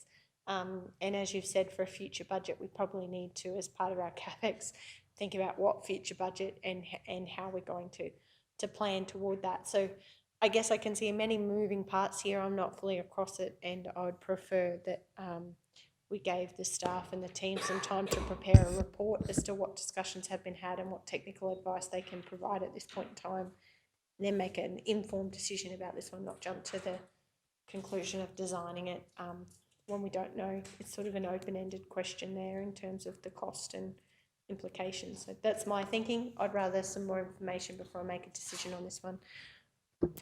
James, just in that regard, would it be possible to bring a report back to next standing committee meeting, for example, with just, sharing with the rest of us, the other councillors in the room, the nature of discussions that have been had, what the overview of what the issues are down there, so that we're all on the same page, and include in that some detail around, what it would cost to engage a designer to do the design, as Councillor Shoemaker is suggesting. Then we actually have the information. We know what it's going to cost to do the design. We know what the issues in the background are. Because I'm a little bit like Councillor Shoemaker, I'm really not sure what the issues are. I know there's some issues with one-way traffic and with signage and things like that, but I really probably am in the dark here quite a bit. So would that be an option, to bring a report back to the next meeting, outlining those with just a one-page summary of what the issues are? Yeah, sure, Mr. Mayor. I think we should be able to achieve that for the June Standing Committee. Okay. It will be a brief report. It won't be at the design level that is being sought. It's going to be at a high level. But I will just flag a series of bullet points around issues that are known up there. And I'm sure we will encounter things through design development of what is currently unknown as well. But that's part of project delivery, so that's fine. Happy to bring back a report because we do know some things already. We just need to elaborate on that and bring it back into a report format. Thanks, James. I'll go to Councillor Henshin shortly, but Councillor Duff, just in light of Councillor Shoemaker's views there, if we were to get a report brought back to the next committee meeting that brought all of us up to date with what the issues are, what the consultation outcome has been from the discussions you guys have had down there, and what the approximate cost of actually committing to designing would be, would you be comfortable with changing your motion to something along those lines? Yes, Mr. Mayor, I certainly would be. So, Bri, if we were just to take out the committee recommends and just say that a report be brought to the next Infrastructure Standing Committee meeting in relation to the issues and estimated design costs associated with stage 2 of the Wondai Industrial Estate, full stop, of the Wondai Industrial Estate. Thanks, Bri, you've done well. I've rattled that off pretty quickly. Would you be happy if we changed to that, Councillor Duff? Councillor Jones, would you be happy with that? Yep. Okay. Councillor Henshin, back to you. Thank you, Mr. Mayor. I just wanted to allude to you all in the chambers that when you talked about the Wondai Industrial Estate, it takes on a little bit more than that now because, and this is fine to come forward and I'm certainly supportive of it, but there's other things to be taken into account there in this designing and putting it forward, and that's the sporting fields there now. Because of the recent floods there, things have changed a fair bit there, with fences being washed away and access into places. So we have a cricket field and we have the soccer fields there that come off that industrial estate too. So that's something else that needs to be considered in this complete design? It's not just industrial estate, there's other people need to be considered there as well? So James, yeah, your designer would have to take all that into account, the movement of waters, flood waters as well, onto surrounding properties. So it could be quite a project. Yeah, okay. Chancellor Jones. Yeah, thanks, Mr Mayor. Just to give you an update on the conversation that I had down there, there was a gentleman there that Councillor Duff and James had met with. He wasn't willing to accept the fact of the comments and the solutions, I guess, that were given to him from staff previously. And the issue is that the whole issue comes down to one-way road. And I can't think of the name of the road that comes in off the highway all the way down at the end, and all the people are in the back. All the ones up the front that we've addressed, all happy. And it's just that one lane or road that is now restricted to one way. Now, one gentleman down there brought out a permit to say that he's got a permit to travel two ways on that road. And I said to him, and I warned him, I said, it's been changed, the direction and the traffic flow inside that industrial estate has changed, and you need to go back and make sure that this permit is still valid, because it was dated for the 22nd of this month anyway. It was after the changes of direction and everything else, and the layout on the internal operations of that industrial estate had changed, and his permit was operational after that date. So I instructed him of that. I also said to him that he needs to take his frustrations out on us as councillors rather than the staff that go down there and try and work with him and all that sort of stuff. I explained to him that it's up to us. It's a budgetary discussion that we need to have. It's not the men and women will go down and do the job and fix the problem up. And it's as simple as making one road a two-way road back internally in that whole industrial estate. That's their issue. So at the moment, it's still operational. They can still do what they want to do. It doesn't suit what they want. There's one gentleman there that Councillor Duff alluded to that's concerned that he may lose some of his income. I'm not saying that that's right or wrong, he may have, but at the moment it still seems that everything will be conducted as it is now. But the way the setup is there now, it's still operational, they can still function reasonably well, but that's their concern, is that one road that's internal there, and they just want it turned into a two-way road, because basically it comes off the highway straight into the gentleman's gateway that's making the biggest amount of noise there. And then there's another gentleman just down the other side. He made some comments the other day that I've got to look into. I just don't think that they would be correct, but I'll further investigate them with staff and CEO. But that's pretty much the conversation. I instructed him that it comes down to us in the chamber as a group of 7 councillors to decide on whether we fund it or not, and that's basically where the buck must stop. If they've got any issues, to come to us and take their frustrations out on us, because we, as the directors, or whatever you want to call us, councillors, leader of the group, we make the decisions on where the funding goes, so that's where the buck stops. So that was the conversation I had with those gentlemen down there, and I went away. Obviously they weren't happy with what they were told, but they were understanding of the whole situation, and they were prepared to wait and see what we come up with, hence the motion from the floor from Councillor Duff. So that was the conversations I had, and you guys know exactly what I know now. Thanks, Councillor Jones. I think it might be Kemp Street. I'm not sure, James. Anyway, yeah, look, and Councillor Jones, you've mentioned this twice today now about us protecting the staff, and I agree wholeheartedly. You know, there is no place out there in the community to be attacking our operational staff who work in the field. You have a divisional councillor, we have a CEO, and we have 3 general managers. And to the community, if you have issues, please reach out to us as your councillors. Please reach out to your divisional councillor as the first port of call, or to the senior management of council. Councillor Jones is exactly right, and I would hope that we all stand beside him on this. I think we do. There is no place to be targeting the staff who are just there doing the job that we asked them to do. And I think it's sad when we hear stories of that happening, irrespective of what the issue is. These people are employed to do a job. They're not employed to make decisions. We make the decisions. The buck stops with us, and the complaints should come to us. So please let our staff get on with their work. Our phone numbers are on the website. Ring us up if you've got an issue. So, yeah, well said, Councillor Jones. I think we all support you 100% on that. Yeah. Councillor Shoemaker.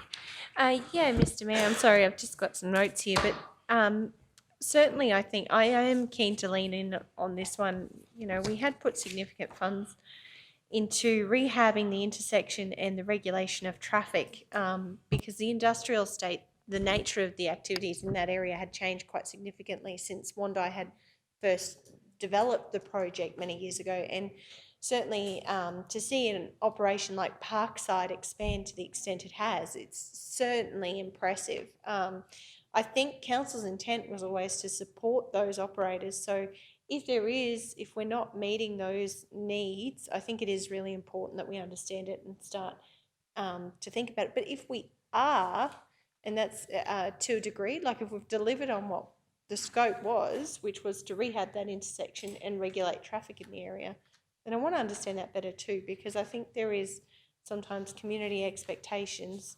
aligned with a project that simply can't be reached. So yeah, I have a few question marks with this one. I would really appreciate an update in relation to the work that has been done and what further work may be required, and certainly an opportunity to take a deeper dive with my colleagues here and see what we can do. If there are issues, let's put them on the table and let's discuss them. Thank you. Okay, Councillor Jones. Yeah, just quickly, Mr Mayor, I did forget something. You just triggered my memory. There was some works that we're going to undertake. There's going to be some signage put up, some line marking down there, and as you're coming out of the estate, there's a severe drop-off that you've mentioned a couple of times, Mr Mayor, that's going to be addressed, and I think James has spoken to our project manager down there and he's agreed to address that ASAP, so that they were happy with that, so that work will get done. And does this need to be looked at and does it need to be done? Yes, it does. Does it need to be done immediately as a high priority? Probably not. That's my opinion on the whole situation. I think it's functional internally.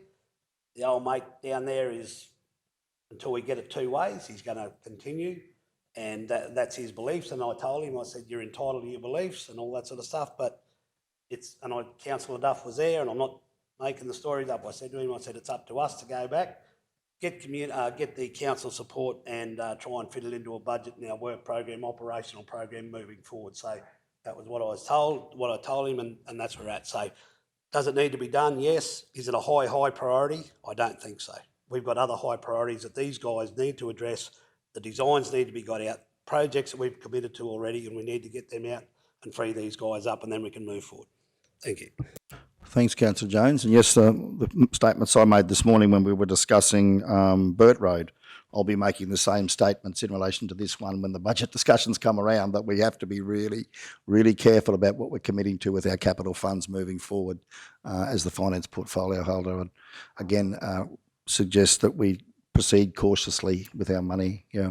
Okay, back to Councillor Duff for final comments. Thank you. Yeah, thank you, Mr Mayor. I'm happy for the report to come back, but I also just wanted to flag that there is not only issues down there, it's also an issue with Parkside and the forklift movements, because he's saying that Rob's saying he has to take the forklift right the way around and it's causing lots of issues, whereas before they could just go, it was just a short forklift movement. So I'd like that to be considered as part of the report. Thank you. Before we vote, I'd just like to thank Councillors Duff and Jones for the work you've done there. And as councillors know, I've now moved to a new position of, if I have a meeting with the community, I'm not saying you have to do it, but I'm now going to make sure I invite all the councillors. If you can come, you can come. If you can't, you can't. But it's good if we can all be on the same page. But nonetheless, the work you've done's good. Yeah, thanks very much, portfolio holder and divisional councillor. Great to see you working together on that. So, okay, we'll go to the vote. Those in favour? Carried unanimously. Thank you all. The next one is 7.8, application for the surrender of a permit to occupy for the western portion of Piggery Road, Mergen, adjacent to 148 FY268 and 171 FY2461. It's at page 69, where it has been recommended that council advise the applicant and DNRM that it accepts the application for the surrender of the current permit to occupy the said portions, and should the department approve the surrender, permit occupy, that there be no cost to council associated with the change. 2, delegates authority under the Local Government Act to the CEO or the delegate to finalise matters with the application. So effectively as presented there on screen, councillors, the recommendation. Do we have a mover? Councillor Duff, a seconder? Councillor Potter? Any speakers? No, we'll go to the vote. Those in favour? Carried unanimously. Thank you all. Okay, now our plant and fleet guys have been waiting patiently all day. We're finally there, gents. 7.9, quote for council to purchase one backhoe to replace plant number 1515 is at 73. Thanks, GM Jarvis and your team. If we could have you come forward, that'd be much appreciated. Thank you. Through you, Mr Mayor, as you've alluded to, I do have my technical support back here if you have any of those questions that they can answer. But just an overview of the recommendation here.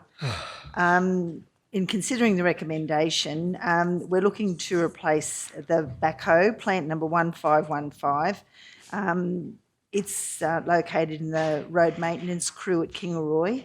You'll see there from the report there that there's 91% utilisation rate, so it's a key plant there in the maintenance crew. Again, it's used in the Kingaroy area.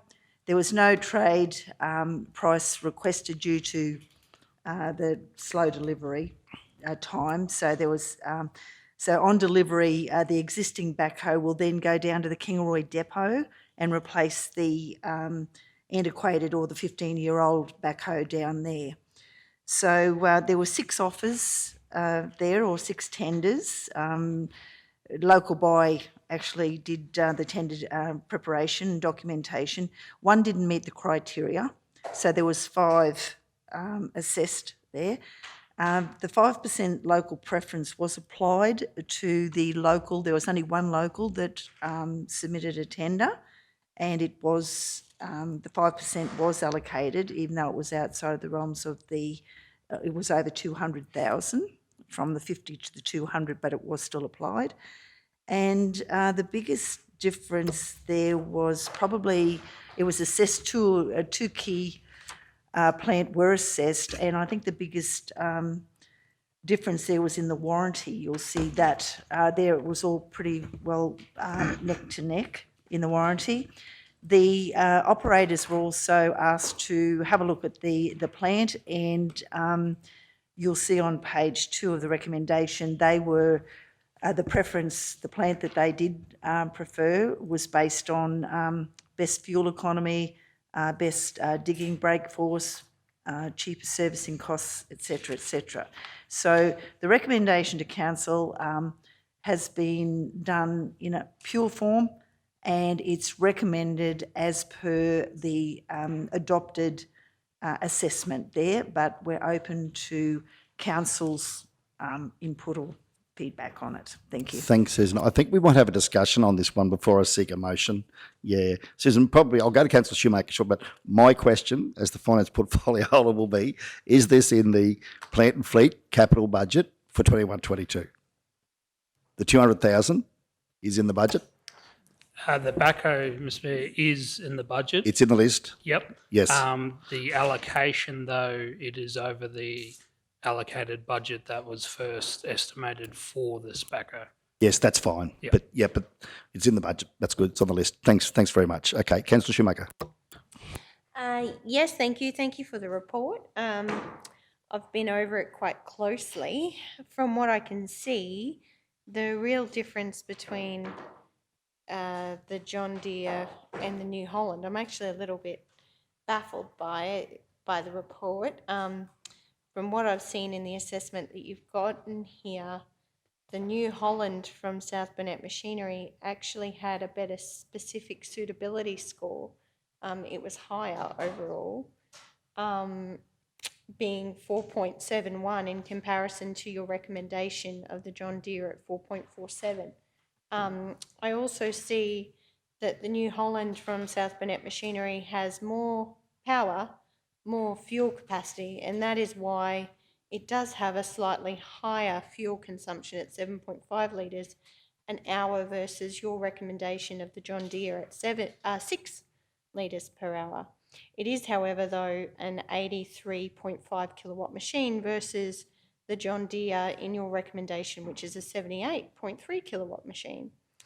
From what I can see in the report that's been conducted here, the only real change is the warranty, which South Burnett Machinery are only offering a 3-year warranty, at or a 3,000 hour warranty terms comparison to the John Deere, which is 5 years with a 5,000 hour warranty terms. But the New Holland has cheaper servicing costs.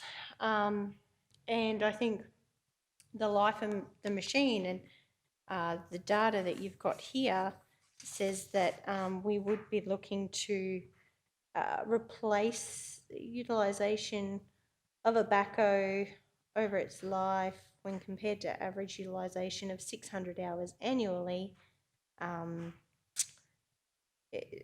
which is the annual benchmark. So I guess I'm sort of thinking here in many ways, I'm personally, based on the data that you've presented here, willing to accept lesser warranty of 3 years and would prefer to see us purchase the New Holland machine locally from South Burnett Machinery than spend the money out of town. I can see there's a very, very slight margin here, very slight saving. The New Holland machine is $216,700, and the John Deere that's been recommended from RDO Australia is $215,266. So I stand by my statements I've made many times before. There's limited opportunities for us to buy yellow fleet in the area. Often trucks and heavy machinery is brought from out of town. I think this is one of those very unique opportunities where personally I really appreciate the work that's been done. It helps us to make an informed decision, but based on the information I've got here, the only real difference I can see is those warranty terms, and my view is that that's still an exceptionally good deal, and I would rather see us purchase the machine locally. So I'm not supportive of the recommendation and actually would like to propose an amendment, but by all means welcome a conversation by our colleagues. Mr Mayor. I think we'll stay with you, Councillor Shoemaker, and I think we're ready to go to a motion. So if you'd like to put that up, that'd be great. Sure. Thank you. So I would like to move that South Burnett Regional Council purchase one New Holland B110B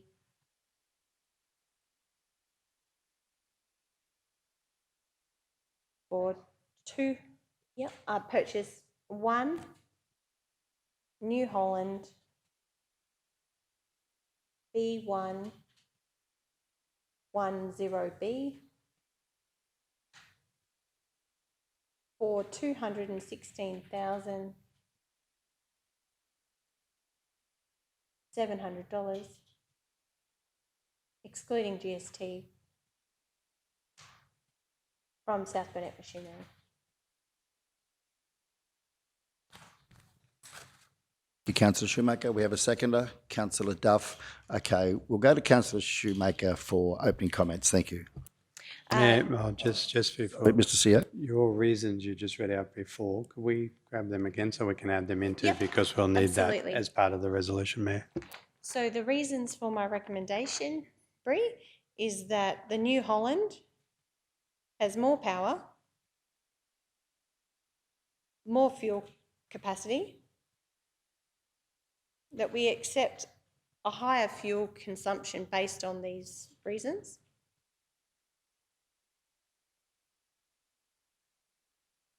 It has the cheapest servicing costs. It actually has a bigger bucket. And there's a marginal 10 mil difference in the stabiliser width. Marginal 10 mil difference in the stabiliser width. The machine scored the highest specific suitability score and that council accept the lesser warranty terms of 3 years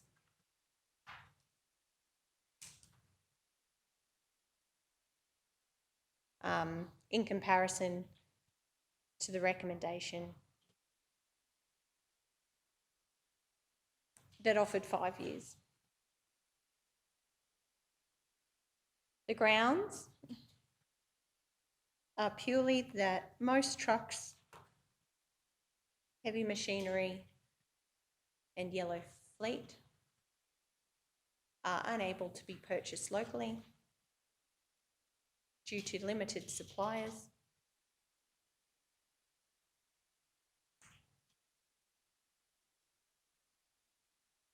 And that the cost of the machine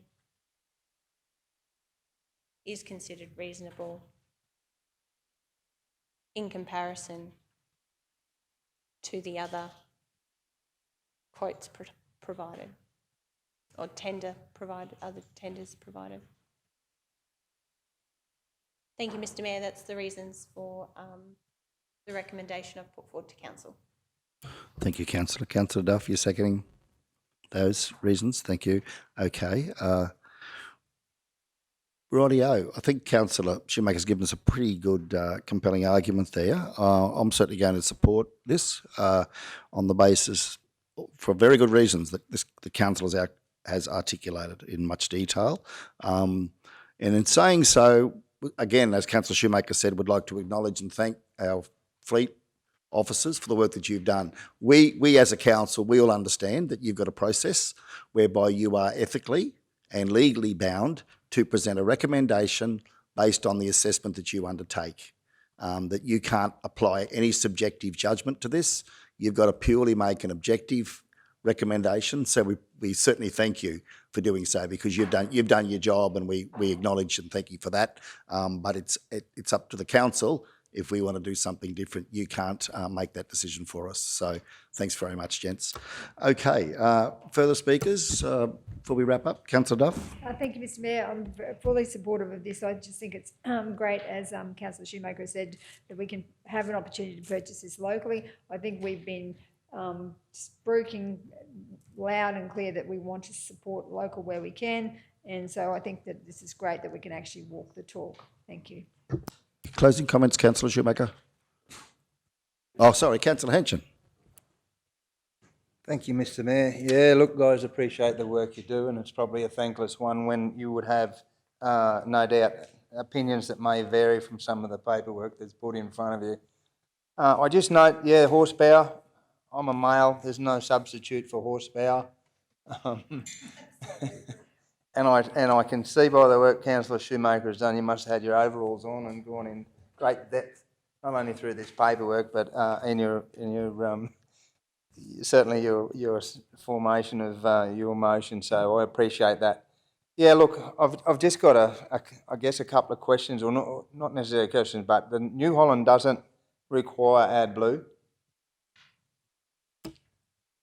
Yeah, that's correct. It's got no DEF. Yeah. Now, Yep. we've had this discussion earlier on in budgetary talks and whatnot, and AdBlue can become a pretty serious issue if it's not procurable, that's for sure, which happened in February of this year, where AdBlue the transport industry was petrified they were going to come to a grinding halt. I think that being said alone, in the defence of the New Hollands, and certainly the support local, the New Holland does not require AdBlue. So I think that's probably a fairly big bonus there. There may be some cost savings with AdBlue, but there's no cost savings if you can't get the stuff. So yeah, I think, to me, yeah, there's three things. We're supporting local, and there's not a big difference in the finance here. It's got more horsepower, which I'm sure the guys will appreciate. Mightn't have the breakout force the John Deere does, but it's I'm sure our operators can work around that. And the AdBlue thing is probably, to me, three major factors in this that fully supportive of Councillor Shoemaker's, and I hope and the staff and you guys can appreciate our decisions made here today if it's supported. So yeah, great work. Thanks, guys. Closing comments, Councillor Shoemaker? We'll go to the vote. Those in favour? Carried unanimously. Thank you all. We'll move on now to 7.10, purchase of one loader to replace plant number 1501 at 82. And General Manager Jarvis, if we could go to your team again. Thanks very much. Thank you. Through you, Mr Mayor. And again, this resolution has been put up in its purest form due to the assessment made by my team there and the result of the structured and adopted assessment there. So this loader is to replace the Hitachi loader. It's a 2010 model, 13 tonne, used at Nanango area in construction and maintenance crew. It's 12 years old and the recommended for disposal is 8 years, so it's 4 years over its recommended disposal time. There were 15 tenders received, 2 didn't meet the criteria, so 13 were assessed. The loader, which is 1501, will be sent to auction after the delivery or purchase of whichever council decides today. It's got an 86% utilisation rate. It was identified in the budget. The 5% local preference was applied. Again, the warranty's the biggest difference in the score, and you'll see on page 92 the comparison between the two recommended loaders. So I just would like to put forward the recommendation here and open the floor to questions for my team. Thanks, Mr Mayor. Thank you, General Manager. Councillor Shoemaker. Yes, thank you, Mr Mayor. I've certainly taken another look. I can see there's some slight changes with this tender. South Burnett Machinery did have, though, the cheapest price for the New Holland W130D in comparison to the recommendation of the RDO Australia John Deere at $316,000. When we did the final assessment, though, on page 92, we haven't actually done an assessment of the specifications of the New Holland. Certainly it's ranked, it's scored a lower score because of the warranty and the specification suitability, and I guess I wanted to understand that further. So when it comes to looking at the engine power, fuel tank capacity, max bucket dump height, operating weight, etc., just keen to understand why the John Deere scored higher in that regard. From what I've been able to find online, the engine power of the New Holland is actually higher at 128 kilowatts yet again. So probably if the guys can provide a comparison, yet again, I would like to see us purchase this machine locally. The price certainly is appetising. I just would like to understand more of those specifications and why they weren't included in the final assessment there on page 92. Unless I've missed it. So all the machines were evaluated for specification in the scoring. So New Holland is there, it's got a 4.08 score. It's on the very bottom of the table.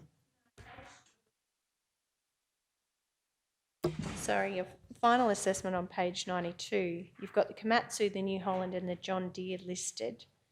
In the concluding final assessment, you've compared the John Deere and the Komatsu, but we haven't compared, I can't see the same assessment of the New Holland there.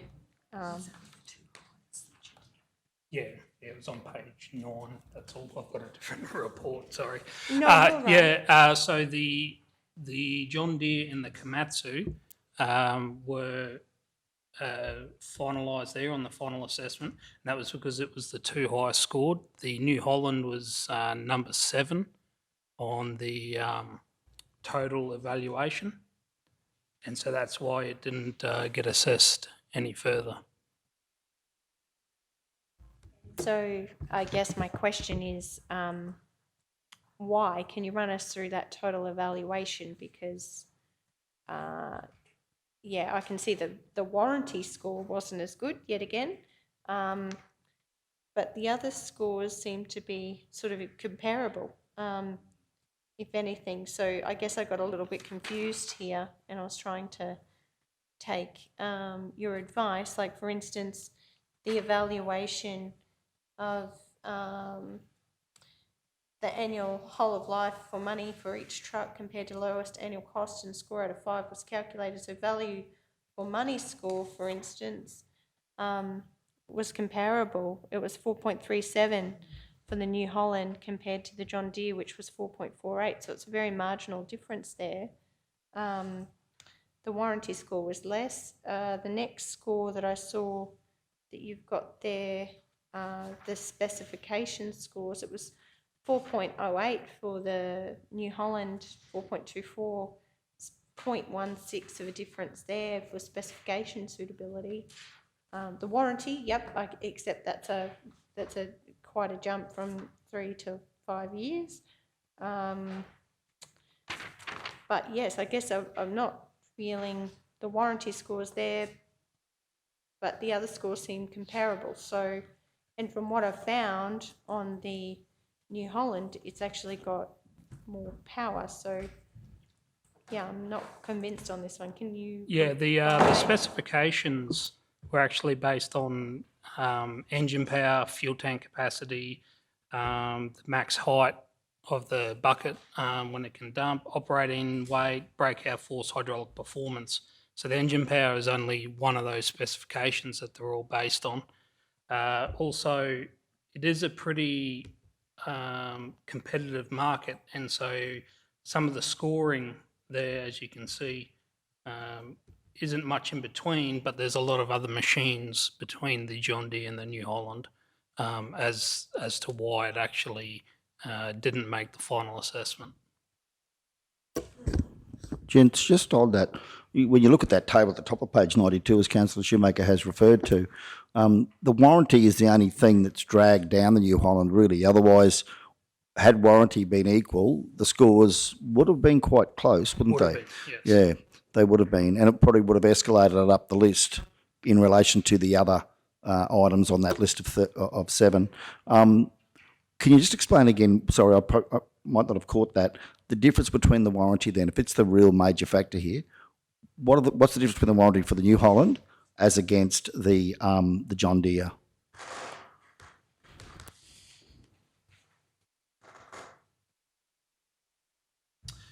So the warranty here, the John Deere's got a total of 7 years, 7,000 hours. And I believe the New Holland was 3 years, 3,000. I'm just checking the figures on that one.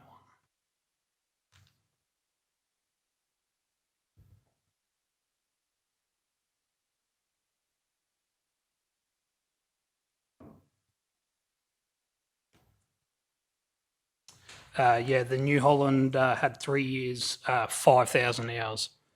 And how, sorry, I'm trying to read all this. How many hours do we normally replace these loaders at? These loaders are 10 years, 8,000. 8,000, righto. So the only difference is 7,000 hours on one, 5,000 on the other, with the 7 and 3 years. Yeah. Replacements normally around 8,000. Okay, just to get that in context for all the councillors, yeah. Okay. Righto. Now, one more question I've got to Councillor Henshin. Is the New Holland bucket under 2,500 mil, 2.5 metres? Is it under that? Can we just confirm that so we don't have to put the extra special lighting on, signage? I'll just check.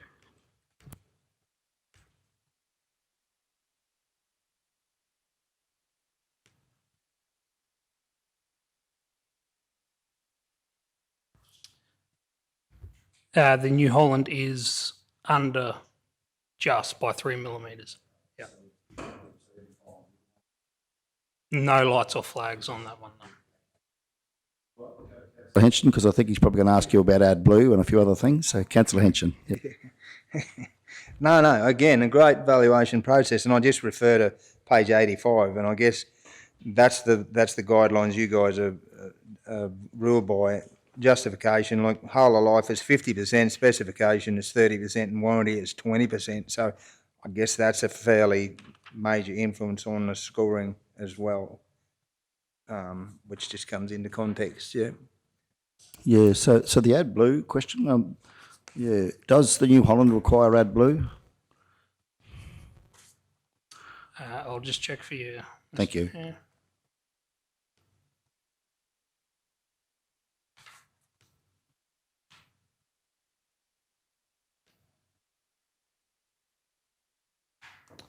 Yes, it does. It requires AdBlue. Yeah, yes, it does. Yeah. Okay, so that's a difference there.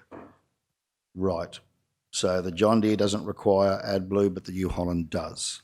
Correct. Okay.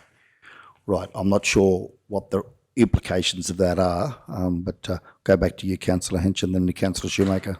Yeah, thank you, Mr. Mayor. Yeah, and again, that's the opposite to the previous piece of machinery, which sometimes is bewildering, but that's just dependent on what their motors are that they put in them to probably satisfy some people's curiosity there.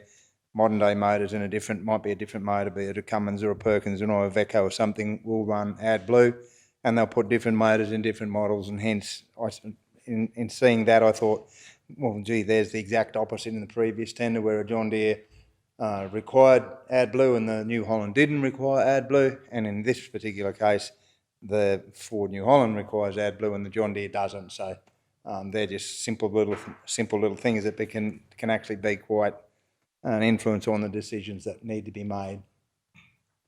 And is sorry, I got to make sure, is AdBlue, does it have environmental benefits in terms of the amount of whatever we're pumping into the atmosphere? Yes, Probably yeah. else can answer that, Are we but more I environmentally believe so, conscious by having an AdBlue motor compared to an old-fashioned diesel motor? Yeah, so a Tier 4 final engine, which are these engines with AdBlue, they do have less emissions than what a standard diesel engine without AdBlue. So the New Holland will be more environmentally friendly? Right. Correct. Okay, thank you. Back to you, Councillor Shoemaker, thank you. Yes, I just wanted to actually compare the kilowatts for the New Holland. I've found in my Google search that it's 128 kilowatt capacity. Is that true?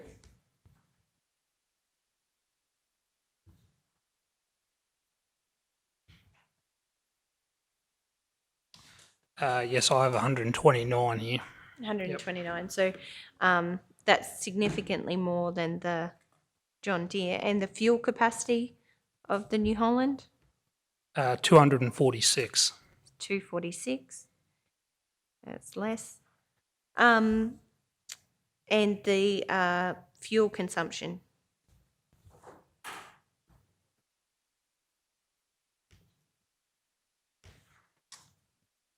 It is in the report. I'm just bringing it up.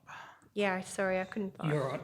find it. 8.1. 8.1. So it's comparable. Yeah. All in all, I really do appreciate the work that's been done. Yet again, though, I do think the price is a very good price, and from what I've been able to find, the machine is comparable, and the score that really did pull it down was the warranty. And yeah, to be honest, I would prefer to purchase this machine locally, so I'm not supportive of the recommendation as it stands, and would like to propose that we purchase the New Holland from South Burnett Machinery. Yes, I think we're ready to have a motion to that extent. Yep. Thank you, Councillor. Sure. So that the committee recommends to council that South Burnett Regional Council purchase one New Holland W130D for $309,500, excluding GST, from South Burnett Machinery. And in terms of the reasons, or would you like to move that first, or would you like the reasons now? Yep. So the reasons that the machine is comparable to the assessment scores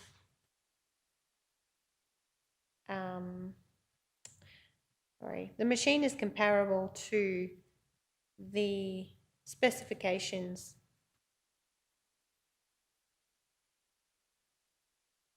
provided in the recommended John Deere 544K.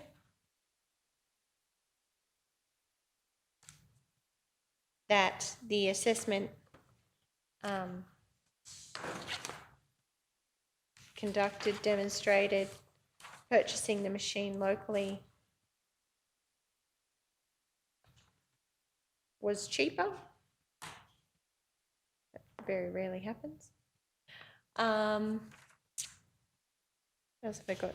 That the specification, suitability, and whole of life value for money scores were comparable. Yep, machine locally. That the specification, suitability, and whole of life value for money scores were comparable. Yep. They're my reasons. Thank you, Mr. Mayor. Thank you, councillor. Do we have a seconder? Yep, councillor Duff again. Mr. CEO? No, there's only just a minor change, but in that incomparable, the lining is comparable to the specifications, and I just take out recommended. It's just comparable to the John Deere. Yeah, just, yeah.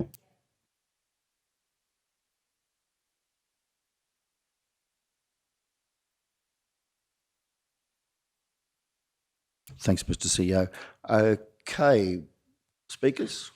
Anyone wanting to speak against? Councillor Jones? Not speaking against. Or speak for? Go ahead. Thank you. I just want to make note that it's good to see. I sat quietly through that process and we supported local buy.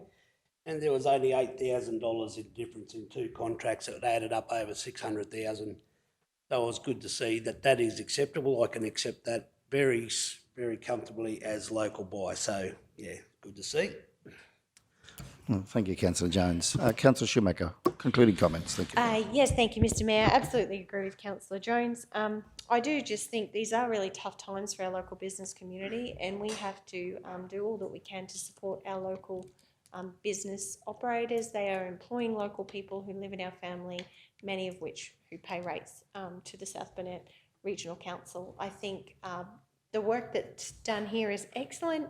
It demonstrates that we have got a local supplier who's very competitive in their tender, and that the machine that we're seeking to purchase will meet the needs of council. So fully supportive of this and excited by the fact that that's another $309,000 that will be spent in our local economy that would otherwise would not have been. So I think that's a great outcome, and thank you, council, for the support. Okay, thank you. We'll go to the vote. Those in favour? Carried unanimously. Thank you all. Sorry, Mr. Mayor, I was just thinking that with the criteria, if the 20% might be, like, should we perhaps into the future look at the criteria, because maybe that weighting isn't, it might be too much. Should we reassess the criteria into the future, because I think that's probably too drastic to bring that right down. It's a worry that that may not have even been brought to the table because of that, just that one particular criteria. So I just wanted to flag Policy matter. Mr. CEO? Yeah, it's a policy matter, Mayor. And when we get to the budget and the procurement policy comes around for its lap, we'd think council will really need to have a consideration of that local clause in the policy, because with the 5 and 10%, a lot of these items are outside of that procurement.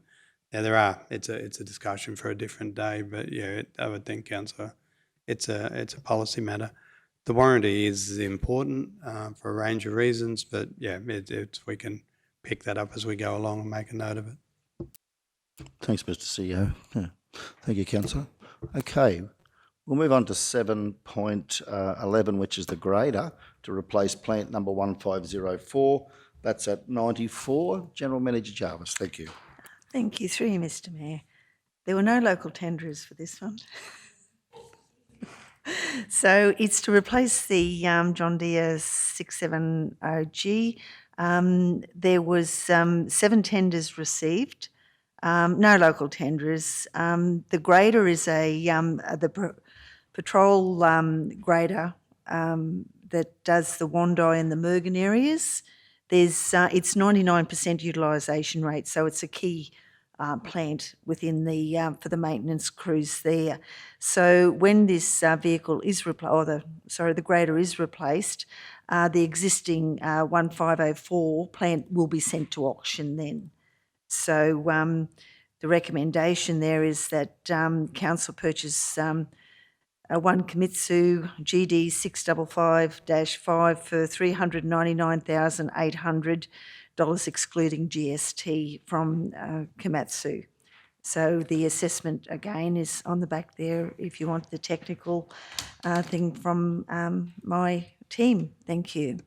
Yeah, thank you. We'll have a discussion again, same process, and then we'll see. Councillor Henson, thank you. Yeah, thank you, Mr Mayor. I guess again, point the pencil that you guys add blue. These machines, Komatsu and or the John Deere, I just can't see in our notes whether either are add blue. In either of them? No. Or none in the Komatsu? Okay. The Komatsu's some 7 kilowatts less in power, and I made comment before about power. I think in earth engaging machinery, and certainly our graders that do a serious amount of heavy lifting on our gravel roads, power is a fairly important thing. Have our graders over time, and I know they've become much more efficient, but in the kilowatts in our yellow fleet, and particularly at the graders, have our models of graders subsided in size and in horsepower? Is that a question you'd be able to answer or take it on notice in future? Some models have. Some models have just changed numbers and they've gone down. But usually the same sort of size graders, the horsepower's been pretty consistent from what I'm aware of. Okay. One particular brand has actually rebadged their machines by number. Yeah. Which mainly makes it look like it's a bigger machine than what it is, but it's actually a lower horsepower. Yeah. I noticed in the criteria, we source graders up to a certain kilowatt and 14-foot blades. I think we have one grader, is I'm correct, into the 12-foot blade. It's a little bit more manoeuvrable for certain positions and places and jobs. The Komatsu, it has, they're both comparable in fuel consumption. The John Deere, I believe we have both machines in our fleet. And I appreciate the work that's been done here. Fuel capacity is the same, their fuel consumption is the same. John Deere is an AdBlue motor, and Komatsu is not. They're very similar in everything else. There's a little bit more hydraulic flow in the John Deere, which in grading machines would be very beneficial because most of it's operated by hydraulics, of course. And I guess it was a very close methodology system that was put in place and a costing on it. And I note that the Komatsu is some 30 odd thousand. Sorry. 399,000. Am I looking at the right one here? Yes, 399,800 to 432. So we're 32,000, roughly $33,000. All right. No, thank you. I just wanted to bring those points probably and those questions to attention. So thank you. Sorry, Councillor Duff. I was going to speak, but Oh, sorry. no, ladies first. Off you go. Thank you. Ask a question about, it says that the operators went and tested these machines for suitability. Did the operator believe that the Komatsu was better than the John Deere, or was it just still weighted around the assessment process? Because there's no comment as to what the operator's view was on that particular machine.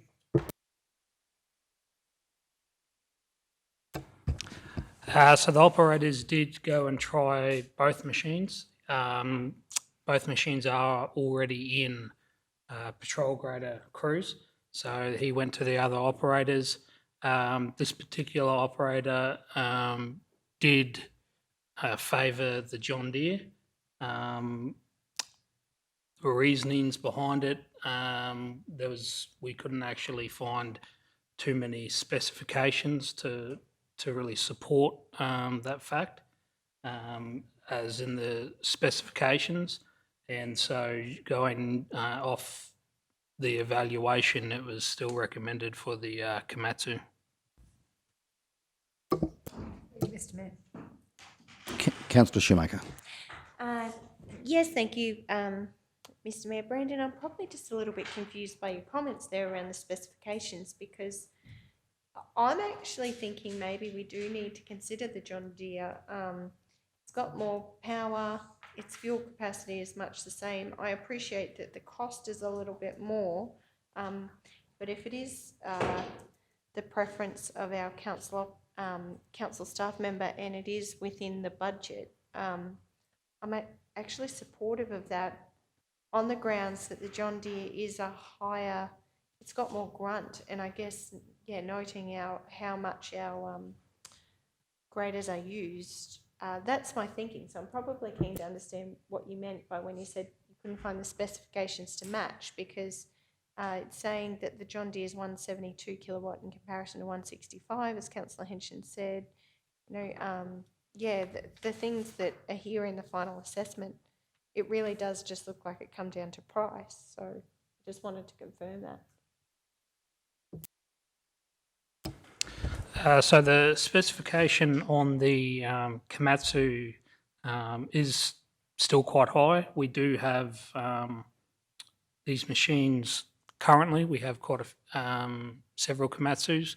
They do the job fine. There's no issues with their specifications. There's not a problem with them actually being able to conduct patrol grading.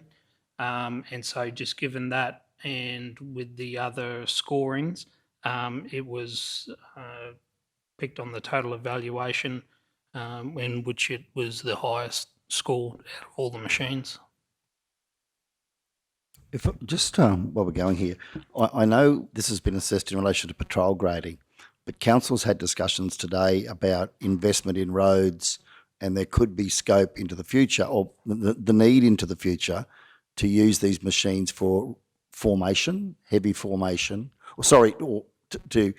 there could be a need for more machinery hours on heavy formation and drainage works, table drains and tail drains, if council decides to commit more capital to those programs, along with potential, obviously, to, we may be considering more formations of gravel roads for sealing into the future.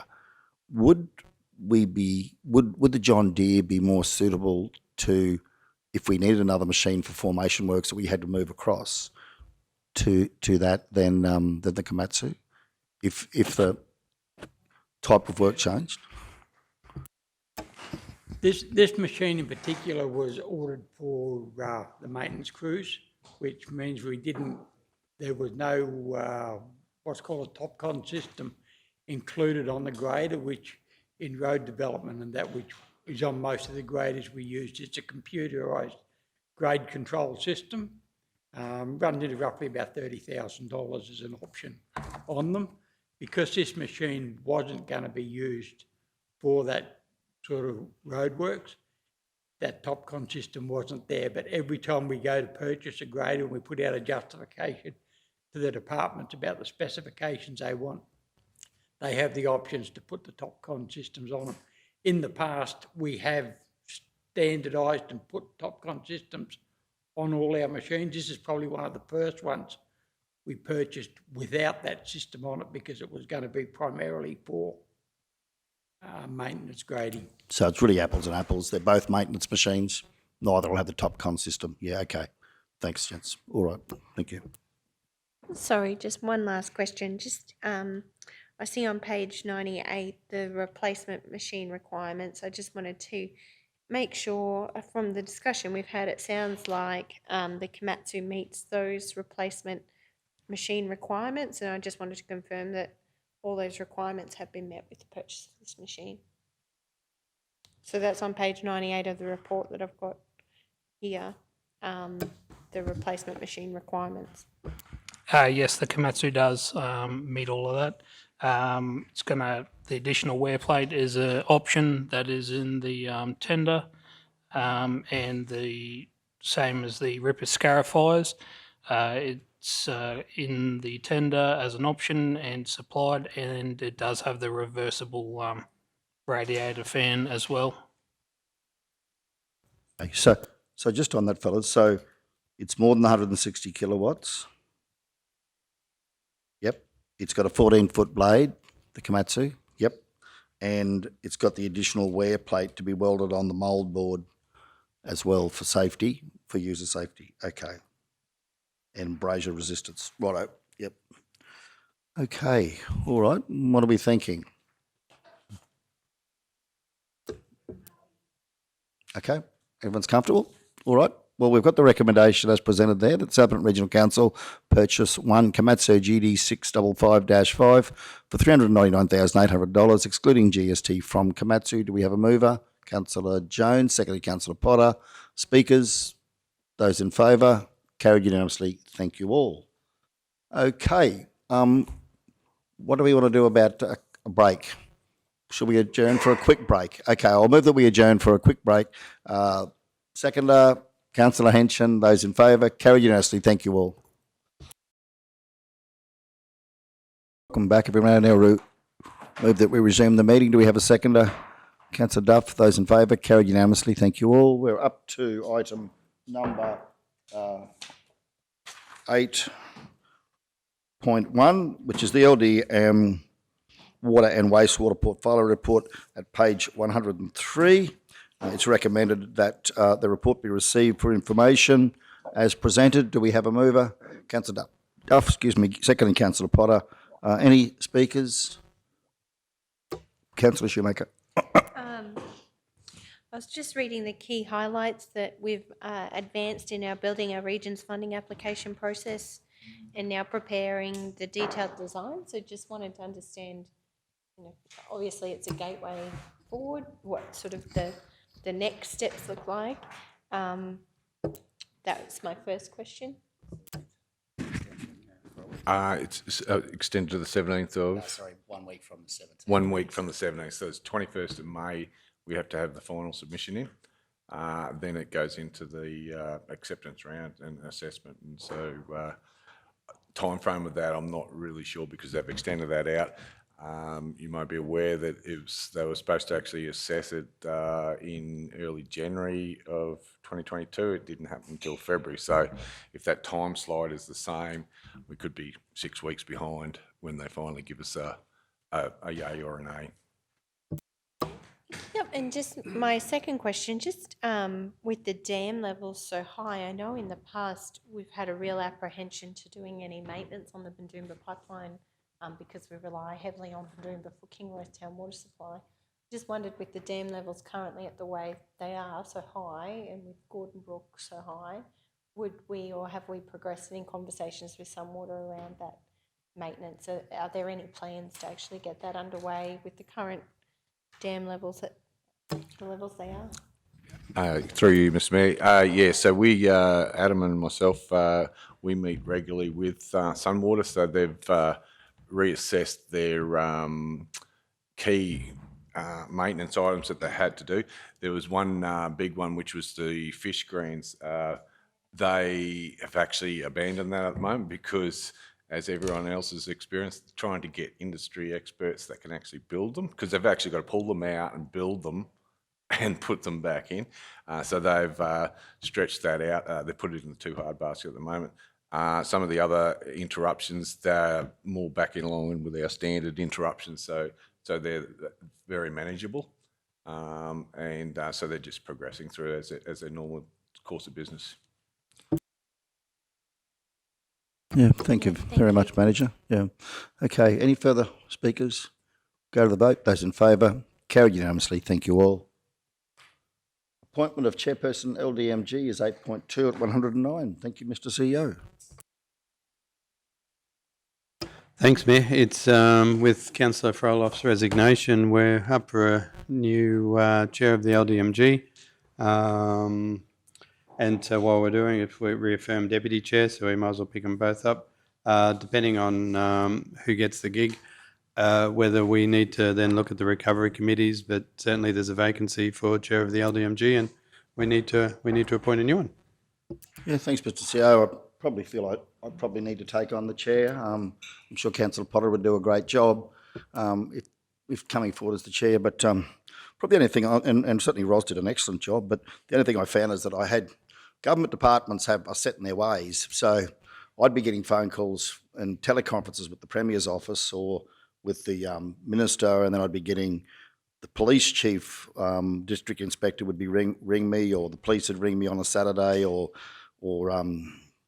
I think DNR rang me, or DPI rang me when there was the outbreak of the Japanese virus. So they seem to come to the mayor for these sorts of things. While I don't particularly personally mind either way, it just probably, that was the only issue I saw with not having the mayor as the chair. But, you know, having said that, I'm open-minded to what the councillors think moving forward. What are your thoughts, Danita? Mr Mayor, personally, I'd like to say that I'd really love to take on the role as chair of the LDMG, having been basically doing that role over the Christmas break and during the last lot of floods. I've done quite a few of the courses through the LDMG. I fully understand the role and I have a good rapport with a lot of the different agencies and people within those agencies. That's the reason I would like to take the position as chair. Thank you. And at this stage, I'd actually like to put Deputy Chair down as Councillor Jones, purely because of his knowledge of the roads and the roads portfolio, and a lot of our emergencies actually deal with the roads. Yeah, thanks, Danita. Matter to be considered. So, further discussion on this, Councillor Duff. Thank you, Mr. Mayor. I think that Councillor Potter, you do a great job as the chair of the disaster recovery team, and it. Sorry, I thought she. I'm chair of the I'm chair of recovery. Danita's deputy. You're deputy recovery. I'm chair of recovery. Oh, okay. And Danita's deputy of LDMG. Oh, okay. Sorry. So you chair the recovery one as well. Yep, okay. At this I was stage. thinking that Councillor Potter was the chair of that one. Sorry. At this stage, but you know, if I became the chair of the LDMG, I would be recommending that Councillor Potter should chair the recovery. Yeah, actually, that makes sense to me. I think that the mayor, because he's this official spokesperson for our council, obviously, and normally it is the mayor who chairs those disaster recovery meetings. I've never known it to be anybody else but the mayor.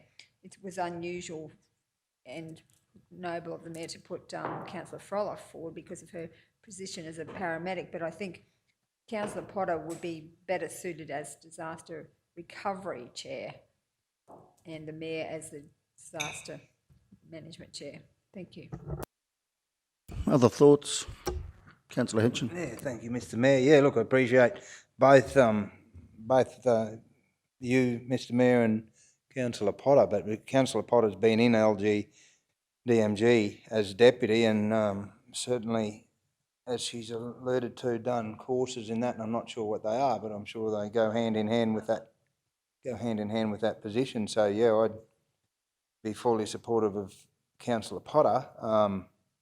As far as deputy, if we're going to go that, whether it be yourself, Mr. Mayor, or Councillor Jones, that to be discussed, I guess, as well. But yeah, I think Councillor Potter would lend herself to that position, having been involved with that for the past, how long, Councillor Potter?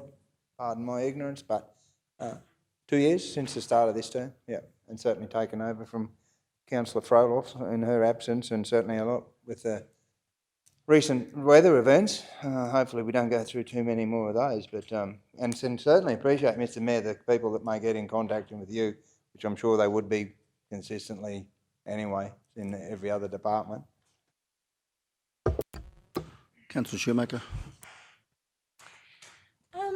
Yes, Mr. Mayor, I'm probably a little conflicted here. I think by all means Councillor Potter would do a wonderful job and has done a wonderful job in Councillor Froloff's absence, but I do understand too, in terms of the functioning of an LDMG, and it's probably a question I just wanted to understand, maybe to CEO Mark, like when it comes to speaking on behalf of council, you are the spokesperson of council. So just, I guess, I'm really interested in the learnings from this last disaster. If you were receiving the phone calls that you were, and the LDMG were undertaking their activities, were you actively talking to each other, or was LDMG kind of doing what it does, which I absolutely value and respect, and you were getting your advice elsewhere? I'm probably just keen to understand the logistics of it, because I understand the importance of communication and messaging during that time.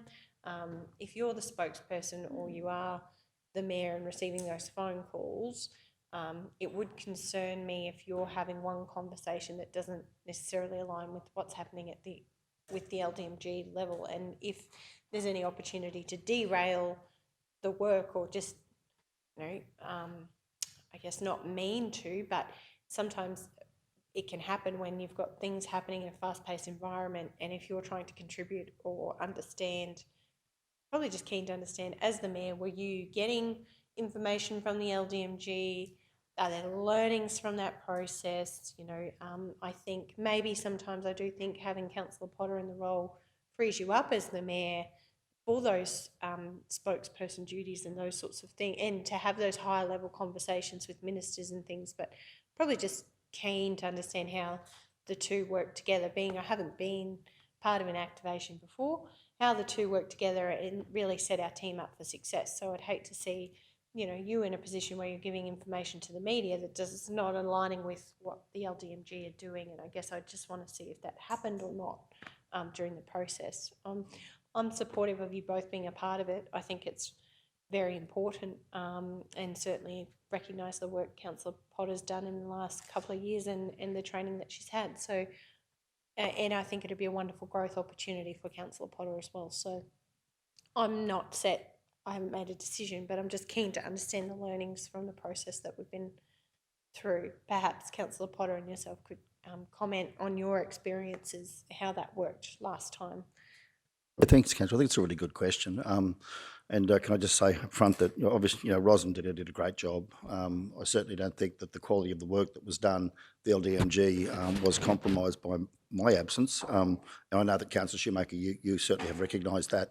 And look, I'd love to see Dina given the opportunity. Honestly, though, we'd have it. I think it was problematic, and that's probably the only reason I'm raising it. I don't particularly want to be the LDMG chair, but it was problematic. And to give you some examples of where it was problematic, is that, and Mr. CEO would know, that whenever a minister or the Premier or LGAQ or any government agency called a teleconference, they always invited the mayor.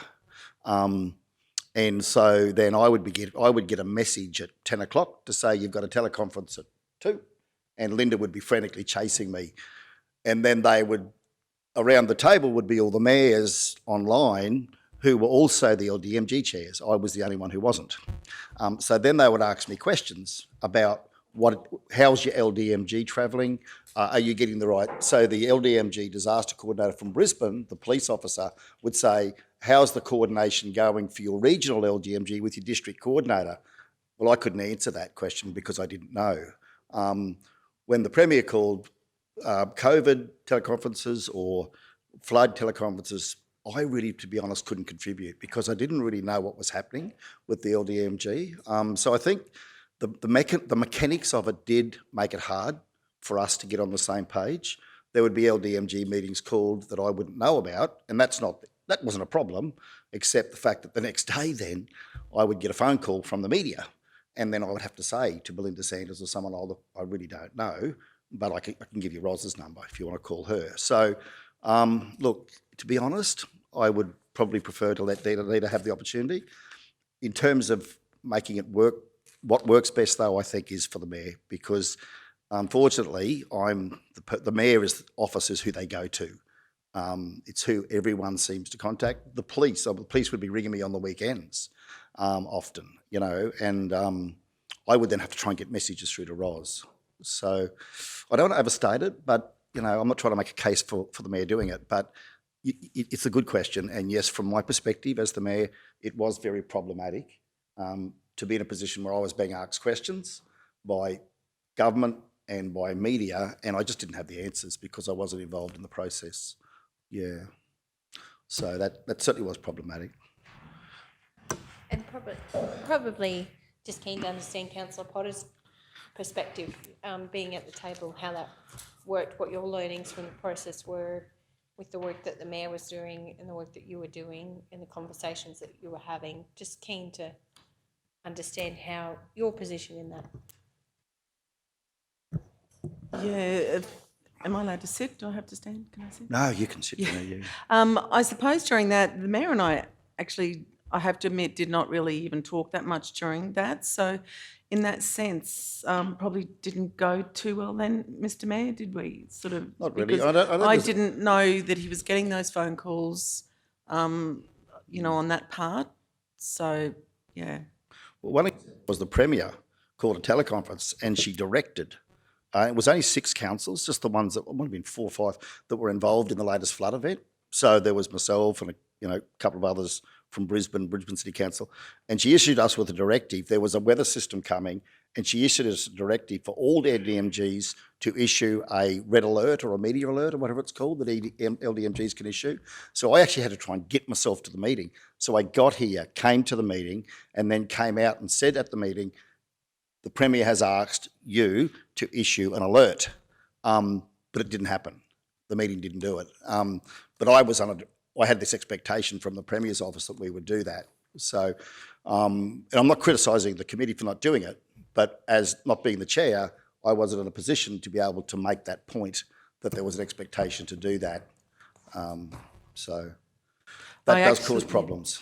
I actually remember that meeting, Mr. Mayor, and I remember you saying that, but I think our directive actually comes from the district, not from the state. We go to the district first, so whether that didn't get through from state to district. Yeah. So, yeah. So what happened was, we had we had the Premier there with the state disaster coordinator, who was the head police officer, and so the district reports to him. So the Premier, with him beside her, issued this directive, and probably they should have gone to the coordinator up to us. But I guess they thought, well, all the mayors are the chairs of the LDMGs. It's come from the state, so the mayors will make it happen. But I didn't have the capacity to do that. So that was another problem that it caused, yeah.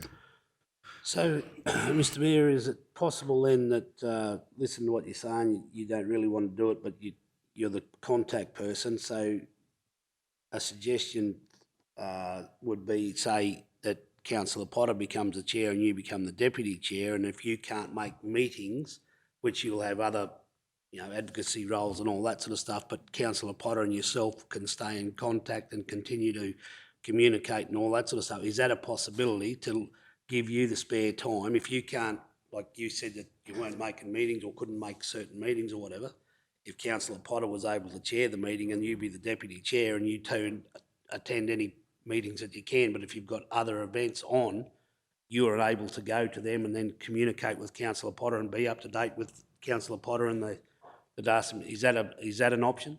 Oh, look, it's something council can consider. I suppose it wasn't that I didn't see the meetings are important or I couldn't go. It was more that I wasn't part of the committee, so I chose not to go because I didn't feel it was appropriate for me to be in the room because I wasn't on the LDMG committee as such, Mr. CEO. So the only time I came is when the Premier issued that directive, so I felt the obligation to come. But otherwise, I wouldn't go to the meetings because I wasn't involved and I didn't want to influence the committee's decision-making process. Yeah, so... If you would become the deputy chair, you would be able to attend all meetings and whatever. Yeah, I would. But to be perfectly honest, I'm going to be there as a deputy. As the mayor, I thought I might as well be the chair because, to be perfectly honest, we're the only council where the mayor isn't the chair, and it just seems to be inconsistent with the expectations of all the state agencies. But having said that, if we could set up a communication mechanism where I can be fully briefed, then I'm happy with whatever works. Yeah. So can you explain to me then the difference between the local disaster management group and the local disaster recovery? The two groups. What's the functions of those two? Recovery actually as soon as the disaster happens, that's when the recovery, the local disaster management group jumps up and steps in, and whether they, they go from stand down to stand up or whatever, and then after that, then the recovery steps in, because the recovery actually basically pick up the pieces of the aftermath. So they're the ones that go out there, help the community, and try and get all the recovery, the money, and sort of work like that for the community, for the people. Beg pardon? Group, trigger the recovery group. So, Donna, I think we might call Donna's expertise here, if that's all right. However, so recovery stands up. So the stage is alert, lean forward, stand up, stand down for the disaster recovery. So as the actual event is unfolding, so by the time a disaster group is a lean forward, or I'll call it advanced lean forward into stand up, the recovery group then is starting to lean forward, getting ready. So it's probably, if the system's working absolutely peachy, the recovery is just that delayed stage behind the event. So then as the event peaks and comes down, the recovery peaks and peaks and stands. Recoveries are traditionally a lot longer status, because the recovery isn't just an event, might be 7 days, a month, or COVID 2 years, but events are traditionally shorter term duration, frenetic activity, protection of property and life. Protection of life is the absolute priority. And then, the recovery committee goes in behind it. For Penny, for my thoughts, I've seen both models work. It is the decision of each council. Traditionally, or not traditionally, but quite common, the mayor and the CEO are the chair and the LDC. We haven't run that model, and really it is a decision of council as to what model you want to use going forward. Thanks, Mark. Okay, Councillor Duff. Yeah, I just wanted to say, the recovery team is actually doing what General Manager O'May is doing right now, is out at the that flood event at Boyna. So that's all of that sort of stuff. It's about, like, I helped to get the Blaze Aid group coming. That's all the recovery stuff. So the disaster is the beginning, and the recovery is what we're doing now. But I'd like to. So Kathy, before you go on, I'm probably not keen to continue as the chair of the recovery thing, because I actually think that we've got councillors who can probably do as good, if not a better job of that, because you're on the ground probably more than I am in this space. So whatever the others think, but I'm happy to see Danita and yourself, Kathy, be involved in that recovery. In terms of the LDMG chair, look, I think it's a great opportunity for Danita to step up and do that. I don't mind. We would just have to make sure that we have a communication mechanism in place as a conduit between the LDMG and the Office of the Mayor.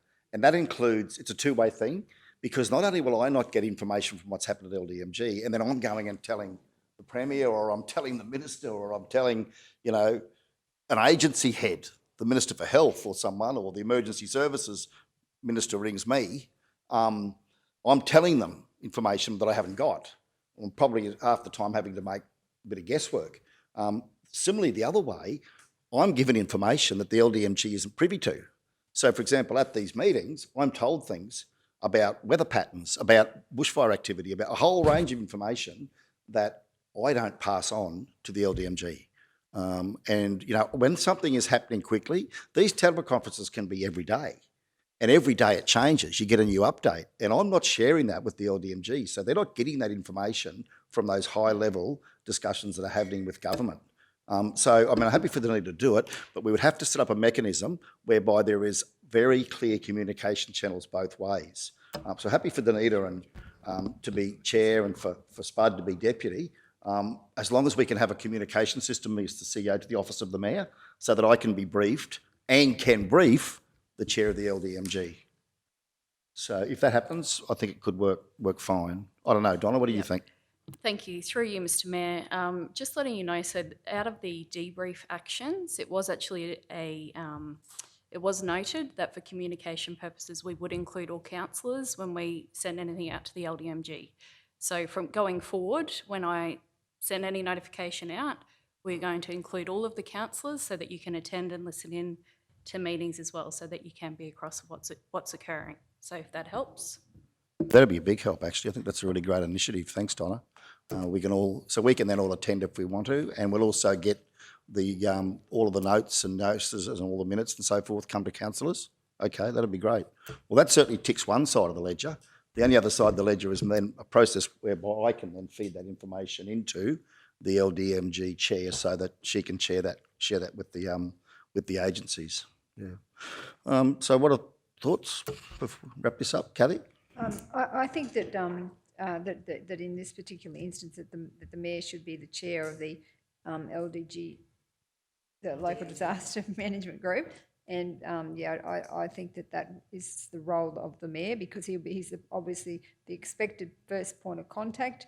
These disasters are serious issues, and if their expectation is, or the Premier's Department or someone's ringing the mayor, and then there's a breakdown there because the mayor has to then move that then forward to Councillor Potter, I think it's not wouldn't be as efficient as if the mayor was the chair. So just keen to see that happen. Don't know. I'm on the fence. I don't mind either way, guys. It's really, I'll leave it up to you guys. There's 5 of you. No, I don't want to do that. I'd like to give the leader the opportunity, as long as we've got a communication mechanism, to be honest, yeah. Well, Unless you... I do think you should certainly be a part of it. So whether that's, if you're not the chair, the deputy chair, I think would be relevant. And I think you've been doing a really great job with the recovery group. But certainly if Councillor Duff's got an interest, I can see that model working. I think it would be important, based on the conversations that you're having, to be at the table with those meetings. But I do recognise that they do happen regularly, and with the many activities that you're involved with, maybe the deputy position gives you an opportunity to lean in if you've got availability, or lean out if you don't. Keen to, I'm not phased either way, but that's sort of what I'm thinking.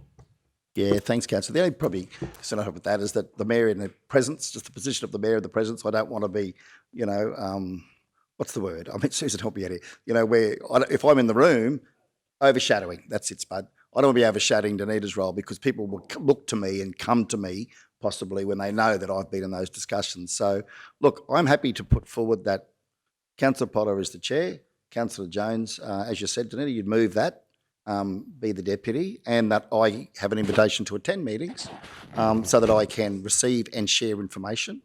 I'm happy with that. And I think, why don't we just try it and see how it goes? If you're comfortable with that as a motion? Yeah. Are you comfortable with that, Mr Mayor? I am. Yeah, look, absolutely.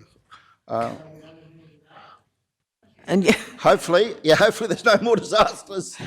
Yeah, so look, you'll still stay on as chair of the recovery? I'd like to suggest that someone else takes on the chair of the recovery as well, to be honest, because councillors are on the ground and you know what's happening out in the community probably more than I do. So can we build that into one motion, Mr CEO, or do you want two?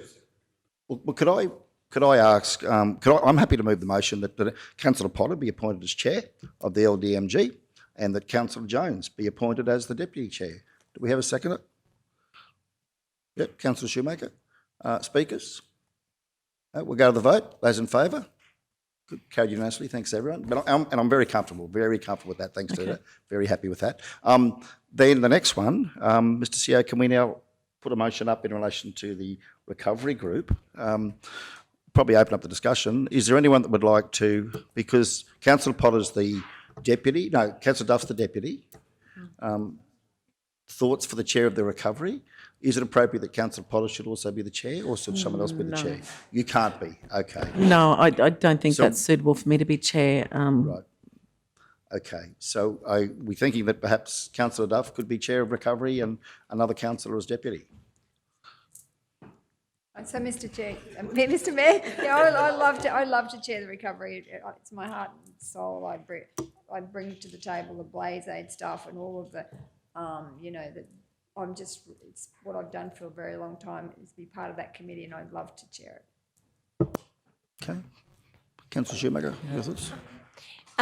Yes, and I was thinking, as a deputy, I'd really like to nominate Councillor Henshin because of his rural background and the information that you bring to the useless information that you often bring to the table, lighten up the mood. I think that'd be helpful from time to time. But no, big heart, and knows this region like the back of his hand. Gets me lost on every dirt track that he knows. I just think he'd do a wonderful job. It's a great learning opportunity for you as well, Councillor Henshin, and so I'd be supportive of that.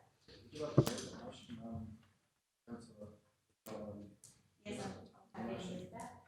So a motion, Councillor remove Councillor Duff, the chair, of the recovery, Councillor Henshaw as the deputy.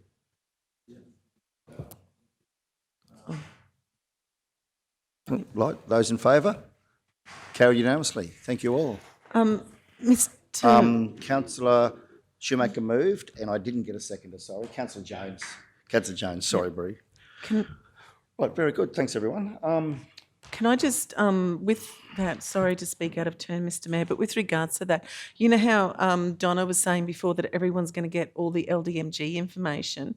I'm just wondering whether it's possible with the recovery information that everyone gets that, all the councillors get that as well. I think to sort of to help us understand what's happening around, like you said, you know, so that way we all know what's going on. Mr. CEO, yeah. We could, and the other thing I think is we could do is that if you're allowed to be involved, I'll certainly let you know when I'm having those conferences so you can sit in with me, Danita, and hear those conversations as well. Yeah, sometimes they only let the mayors sit in for some reason, but if there's an opportunity, I'll certainly invite you to attend. Yeah. Thank you. Okay, so we'll move on to 9.1, questions on notice. And we had questions there, which is at page 111. There, we get those up if we could. Thanks, Bree. We have some questions on notice at 111. Where are we? Oh, yes, sorry. Yes, we did. Following questions on us were received at the April meeting. Summary of roads that have been submitted to the QRA and any future submissions be brought back to the next meeting. Questions in relation to John Street, Home Creek Loop Road, budget, scope to consider ripping and compacting, corrugation on roads as being a cost-effective process, and can we look at other options for Rogers Drive roundabout in the future in relation to landscape or other structures. So questions have been provided, responses have been provided, sorry. So the recommendation is that the responses to the questions raised be received and noted. Do we have a mover? Councillor Potter, secondly Councillor Duff. Councillors, is everyone comfortable with the responses? No further questions? Okay, thank you. So those in favour, carried unanimously. Thank you all. And we have a 9.2. Yes, we do. Late. Thank you, Mr. CEO. Do we just need to move that be included on the agenda? Yep. So I'll now move that item 9.2 be the next included as the next item on the agenda. We have a seconder. Councillor Potter, those in favour, carried unanimously. Thank you all.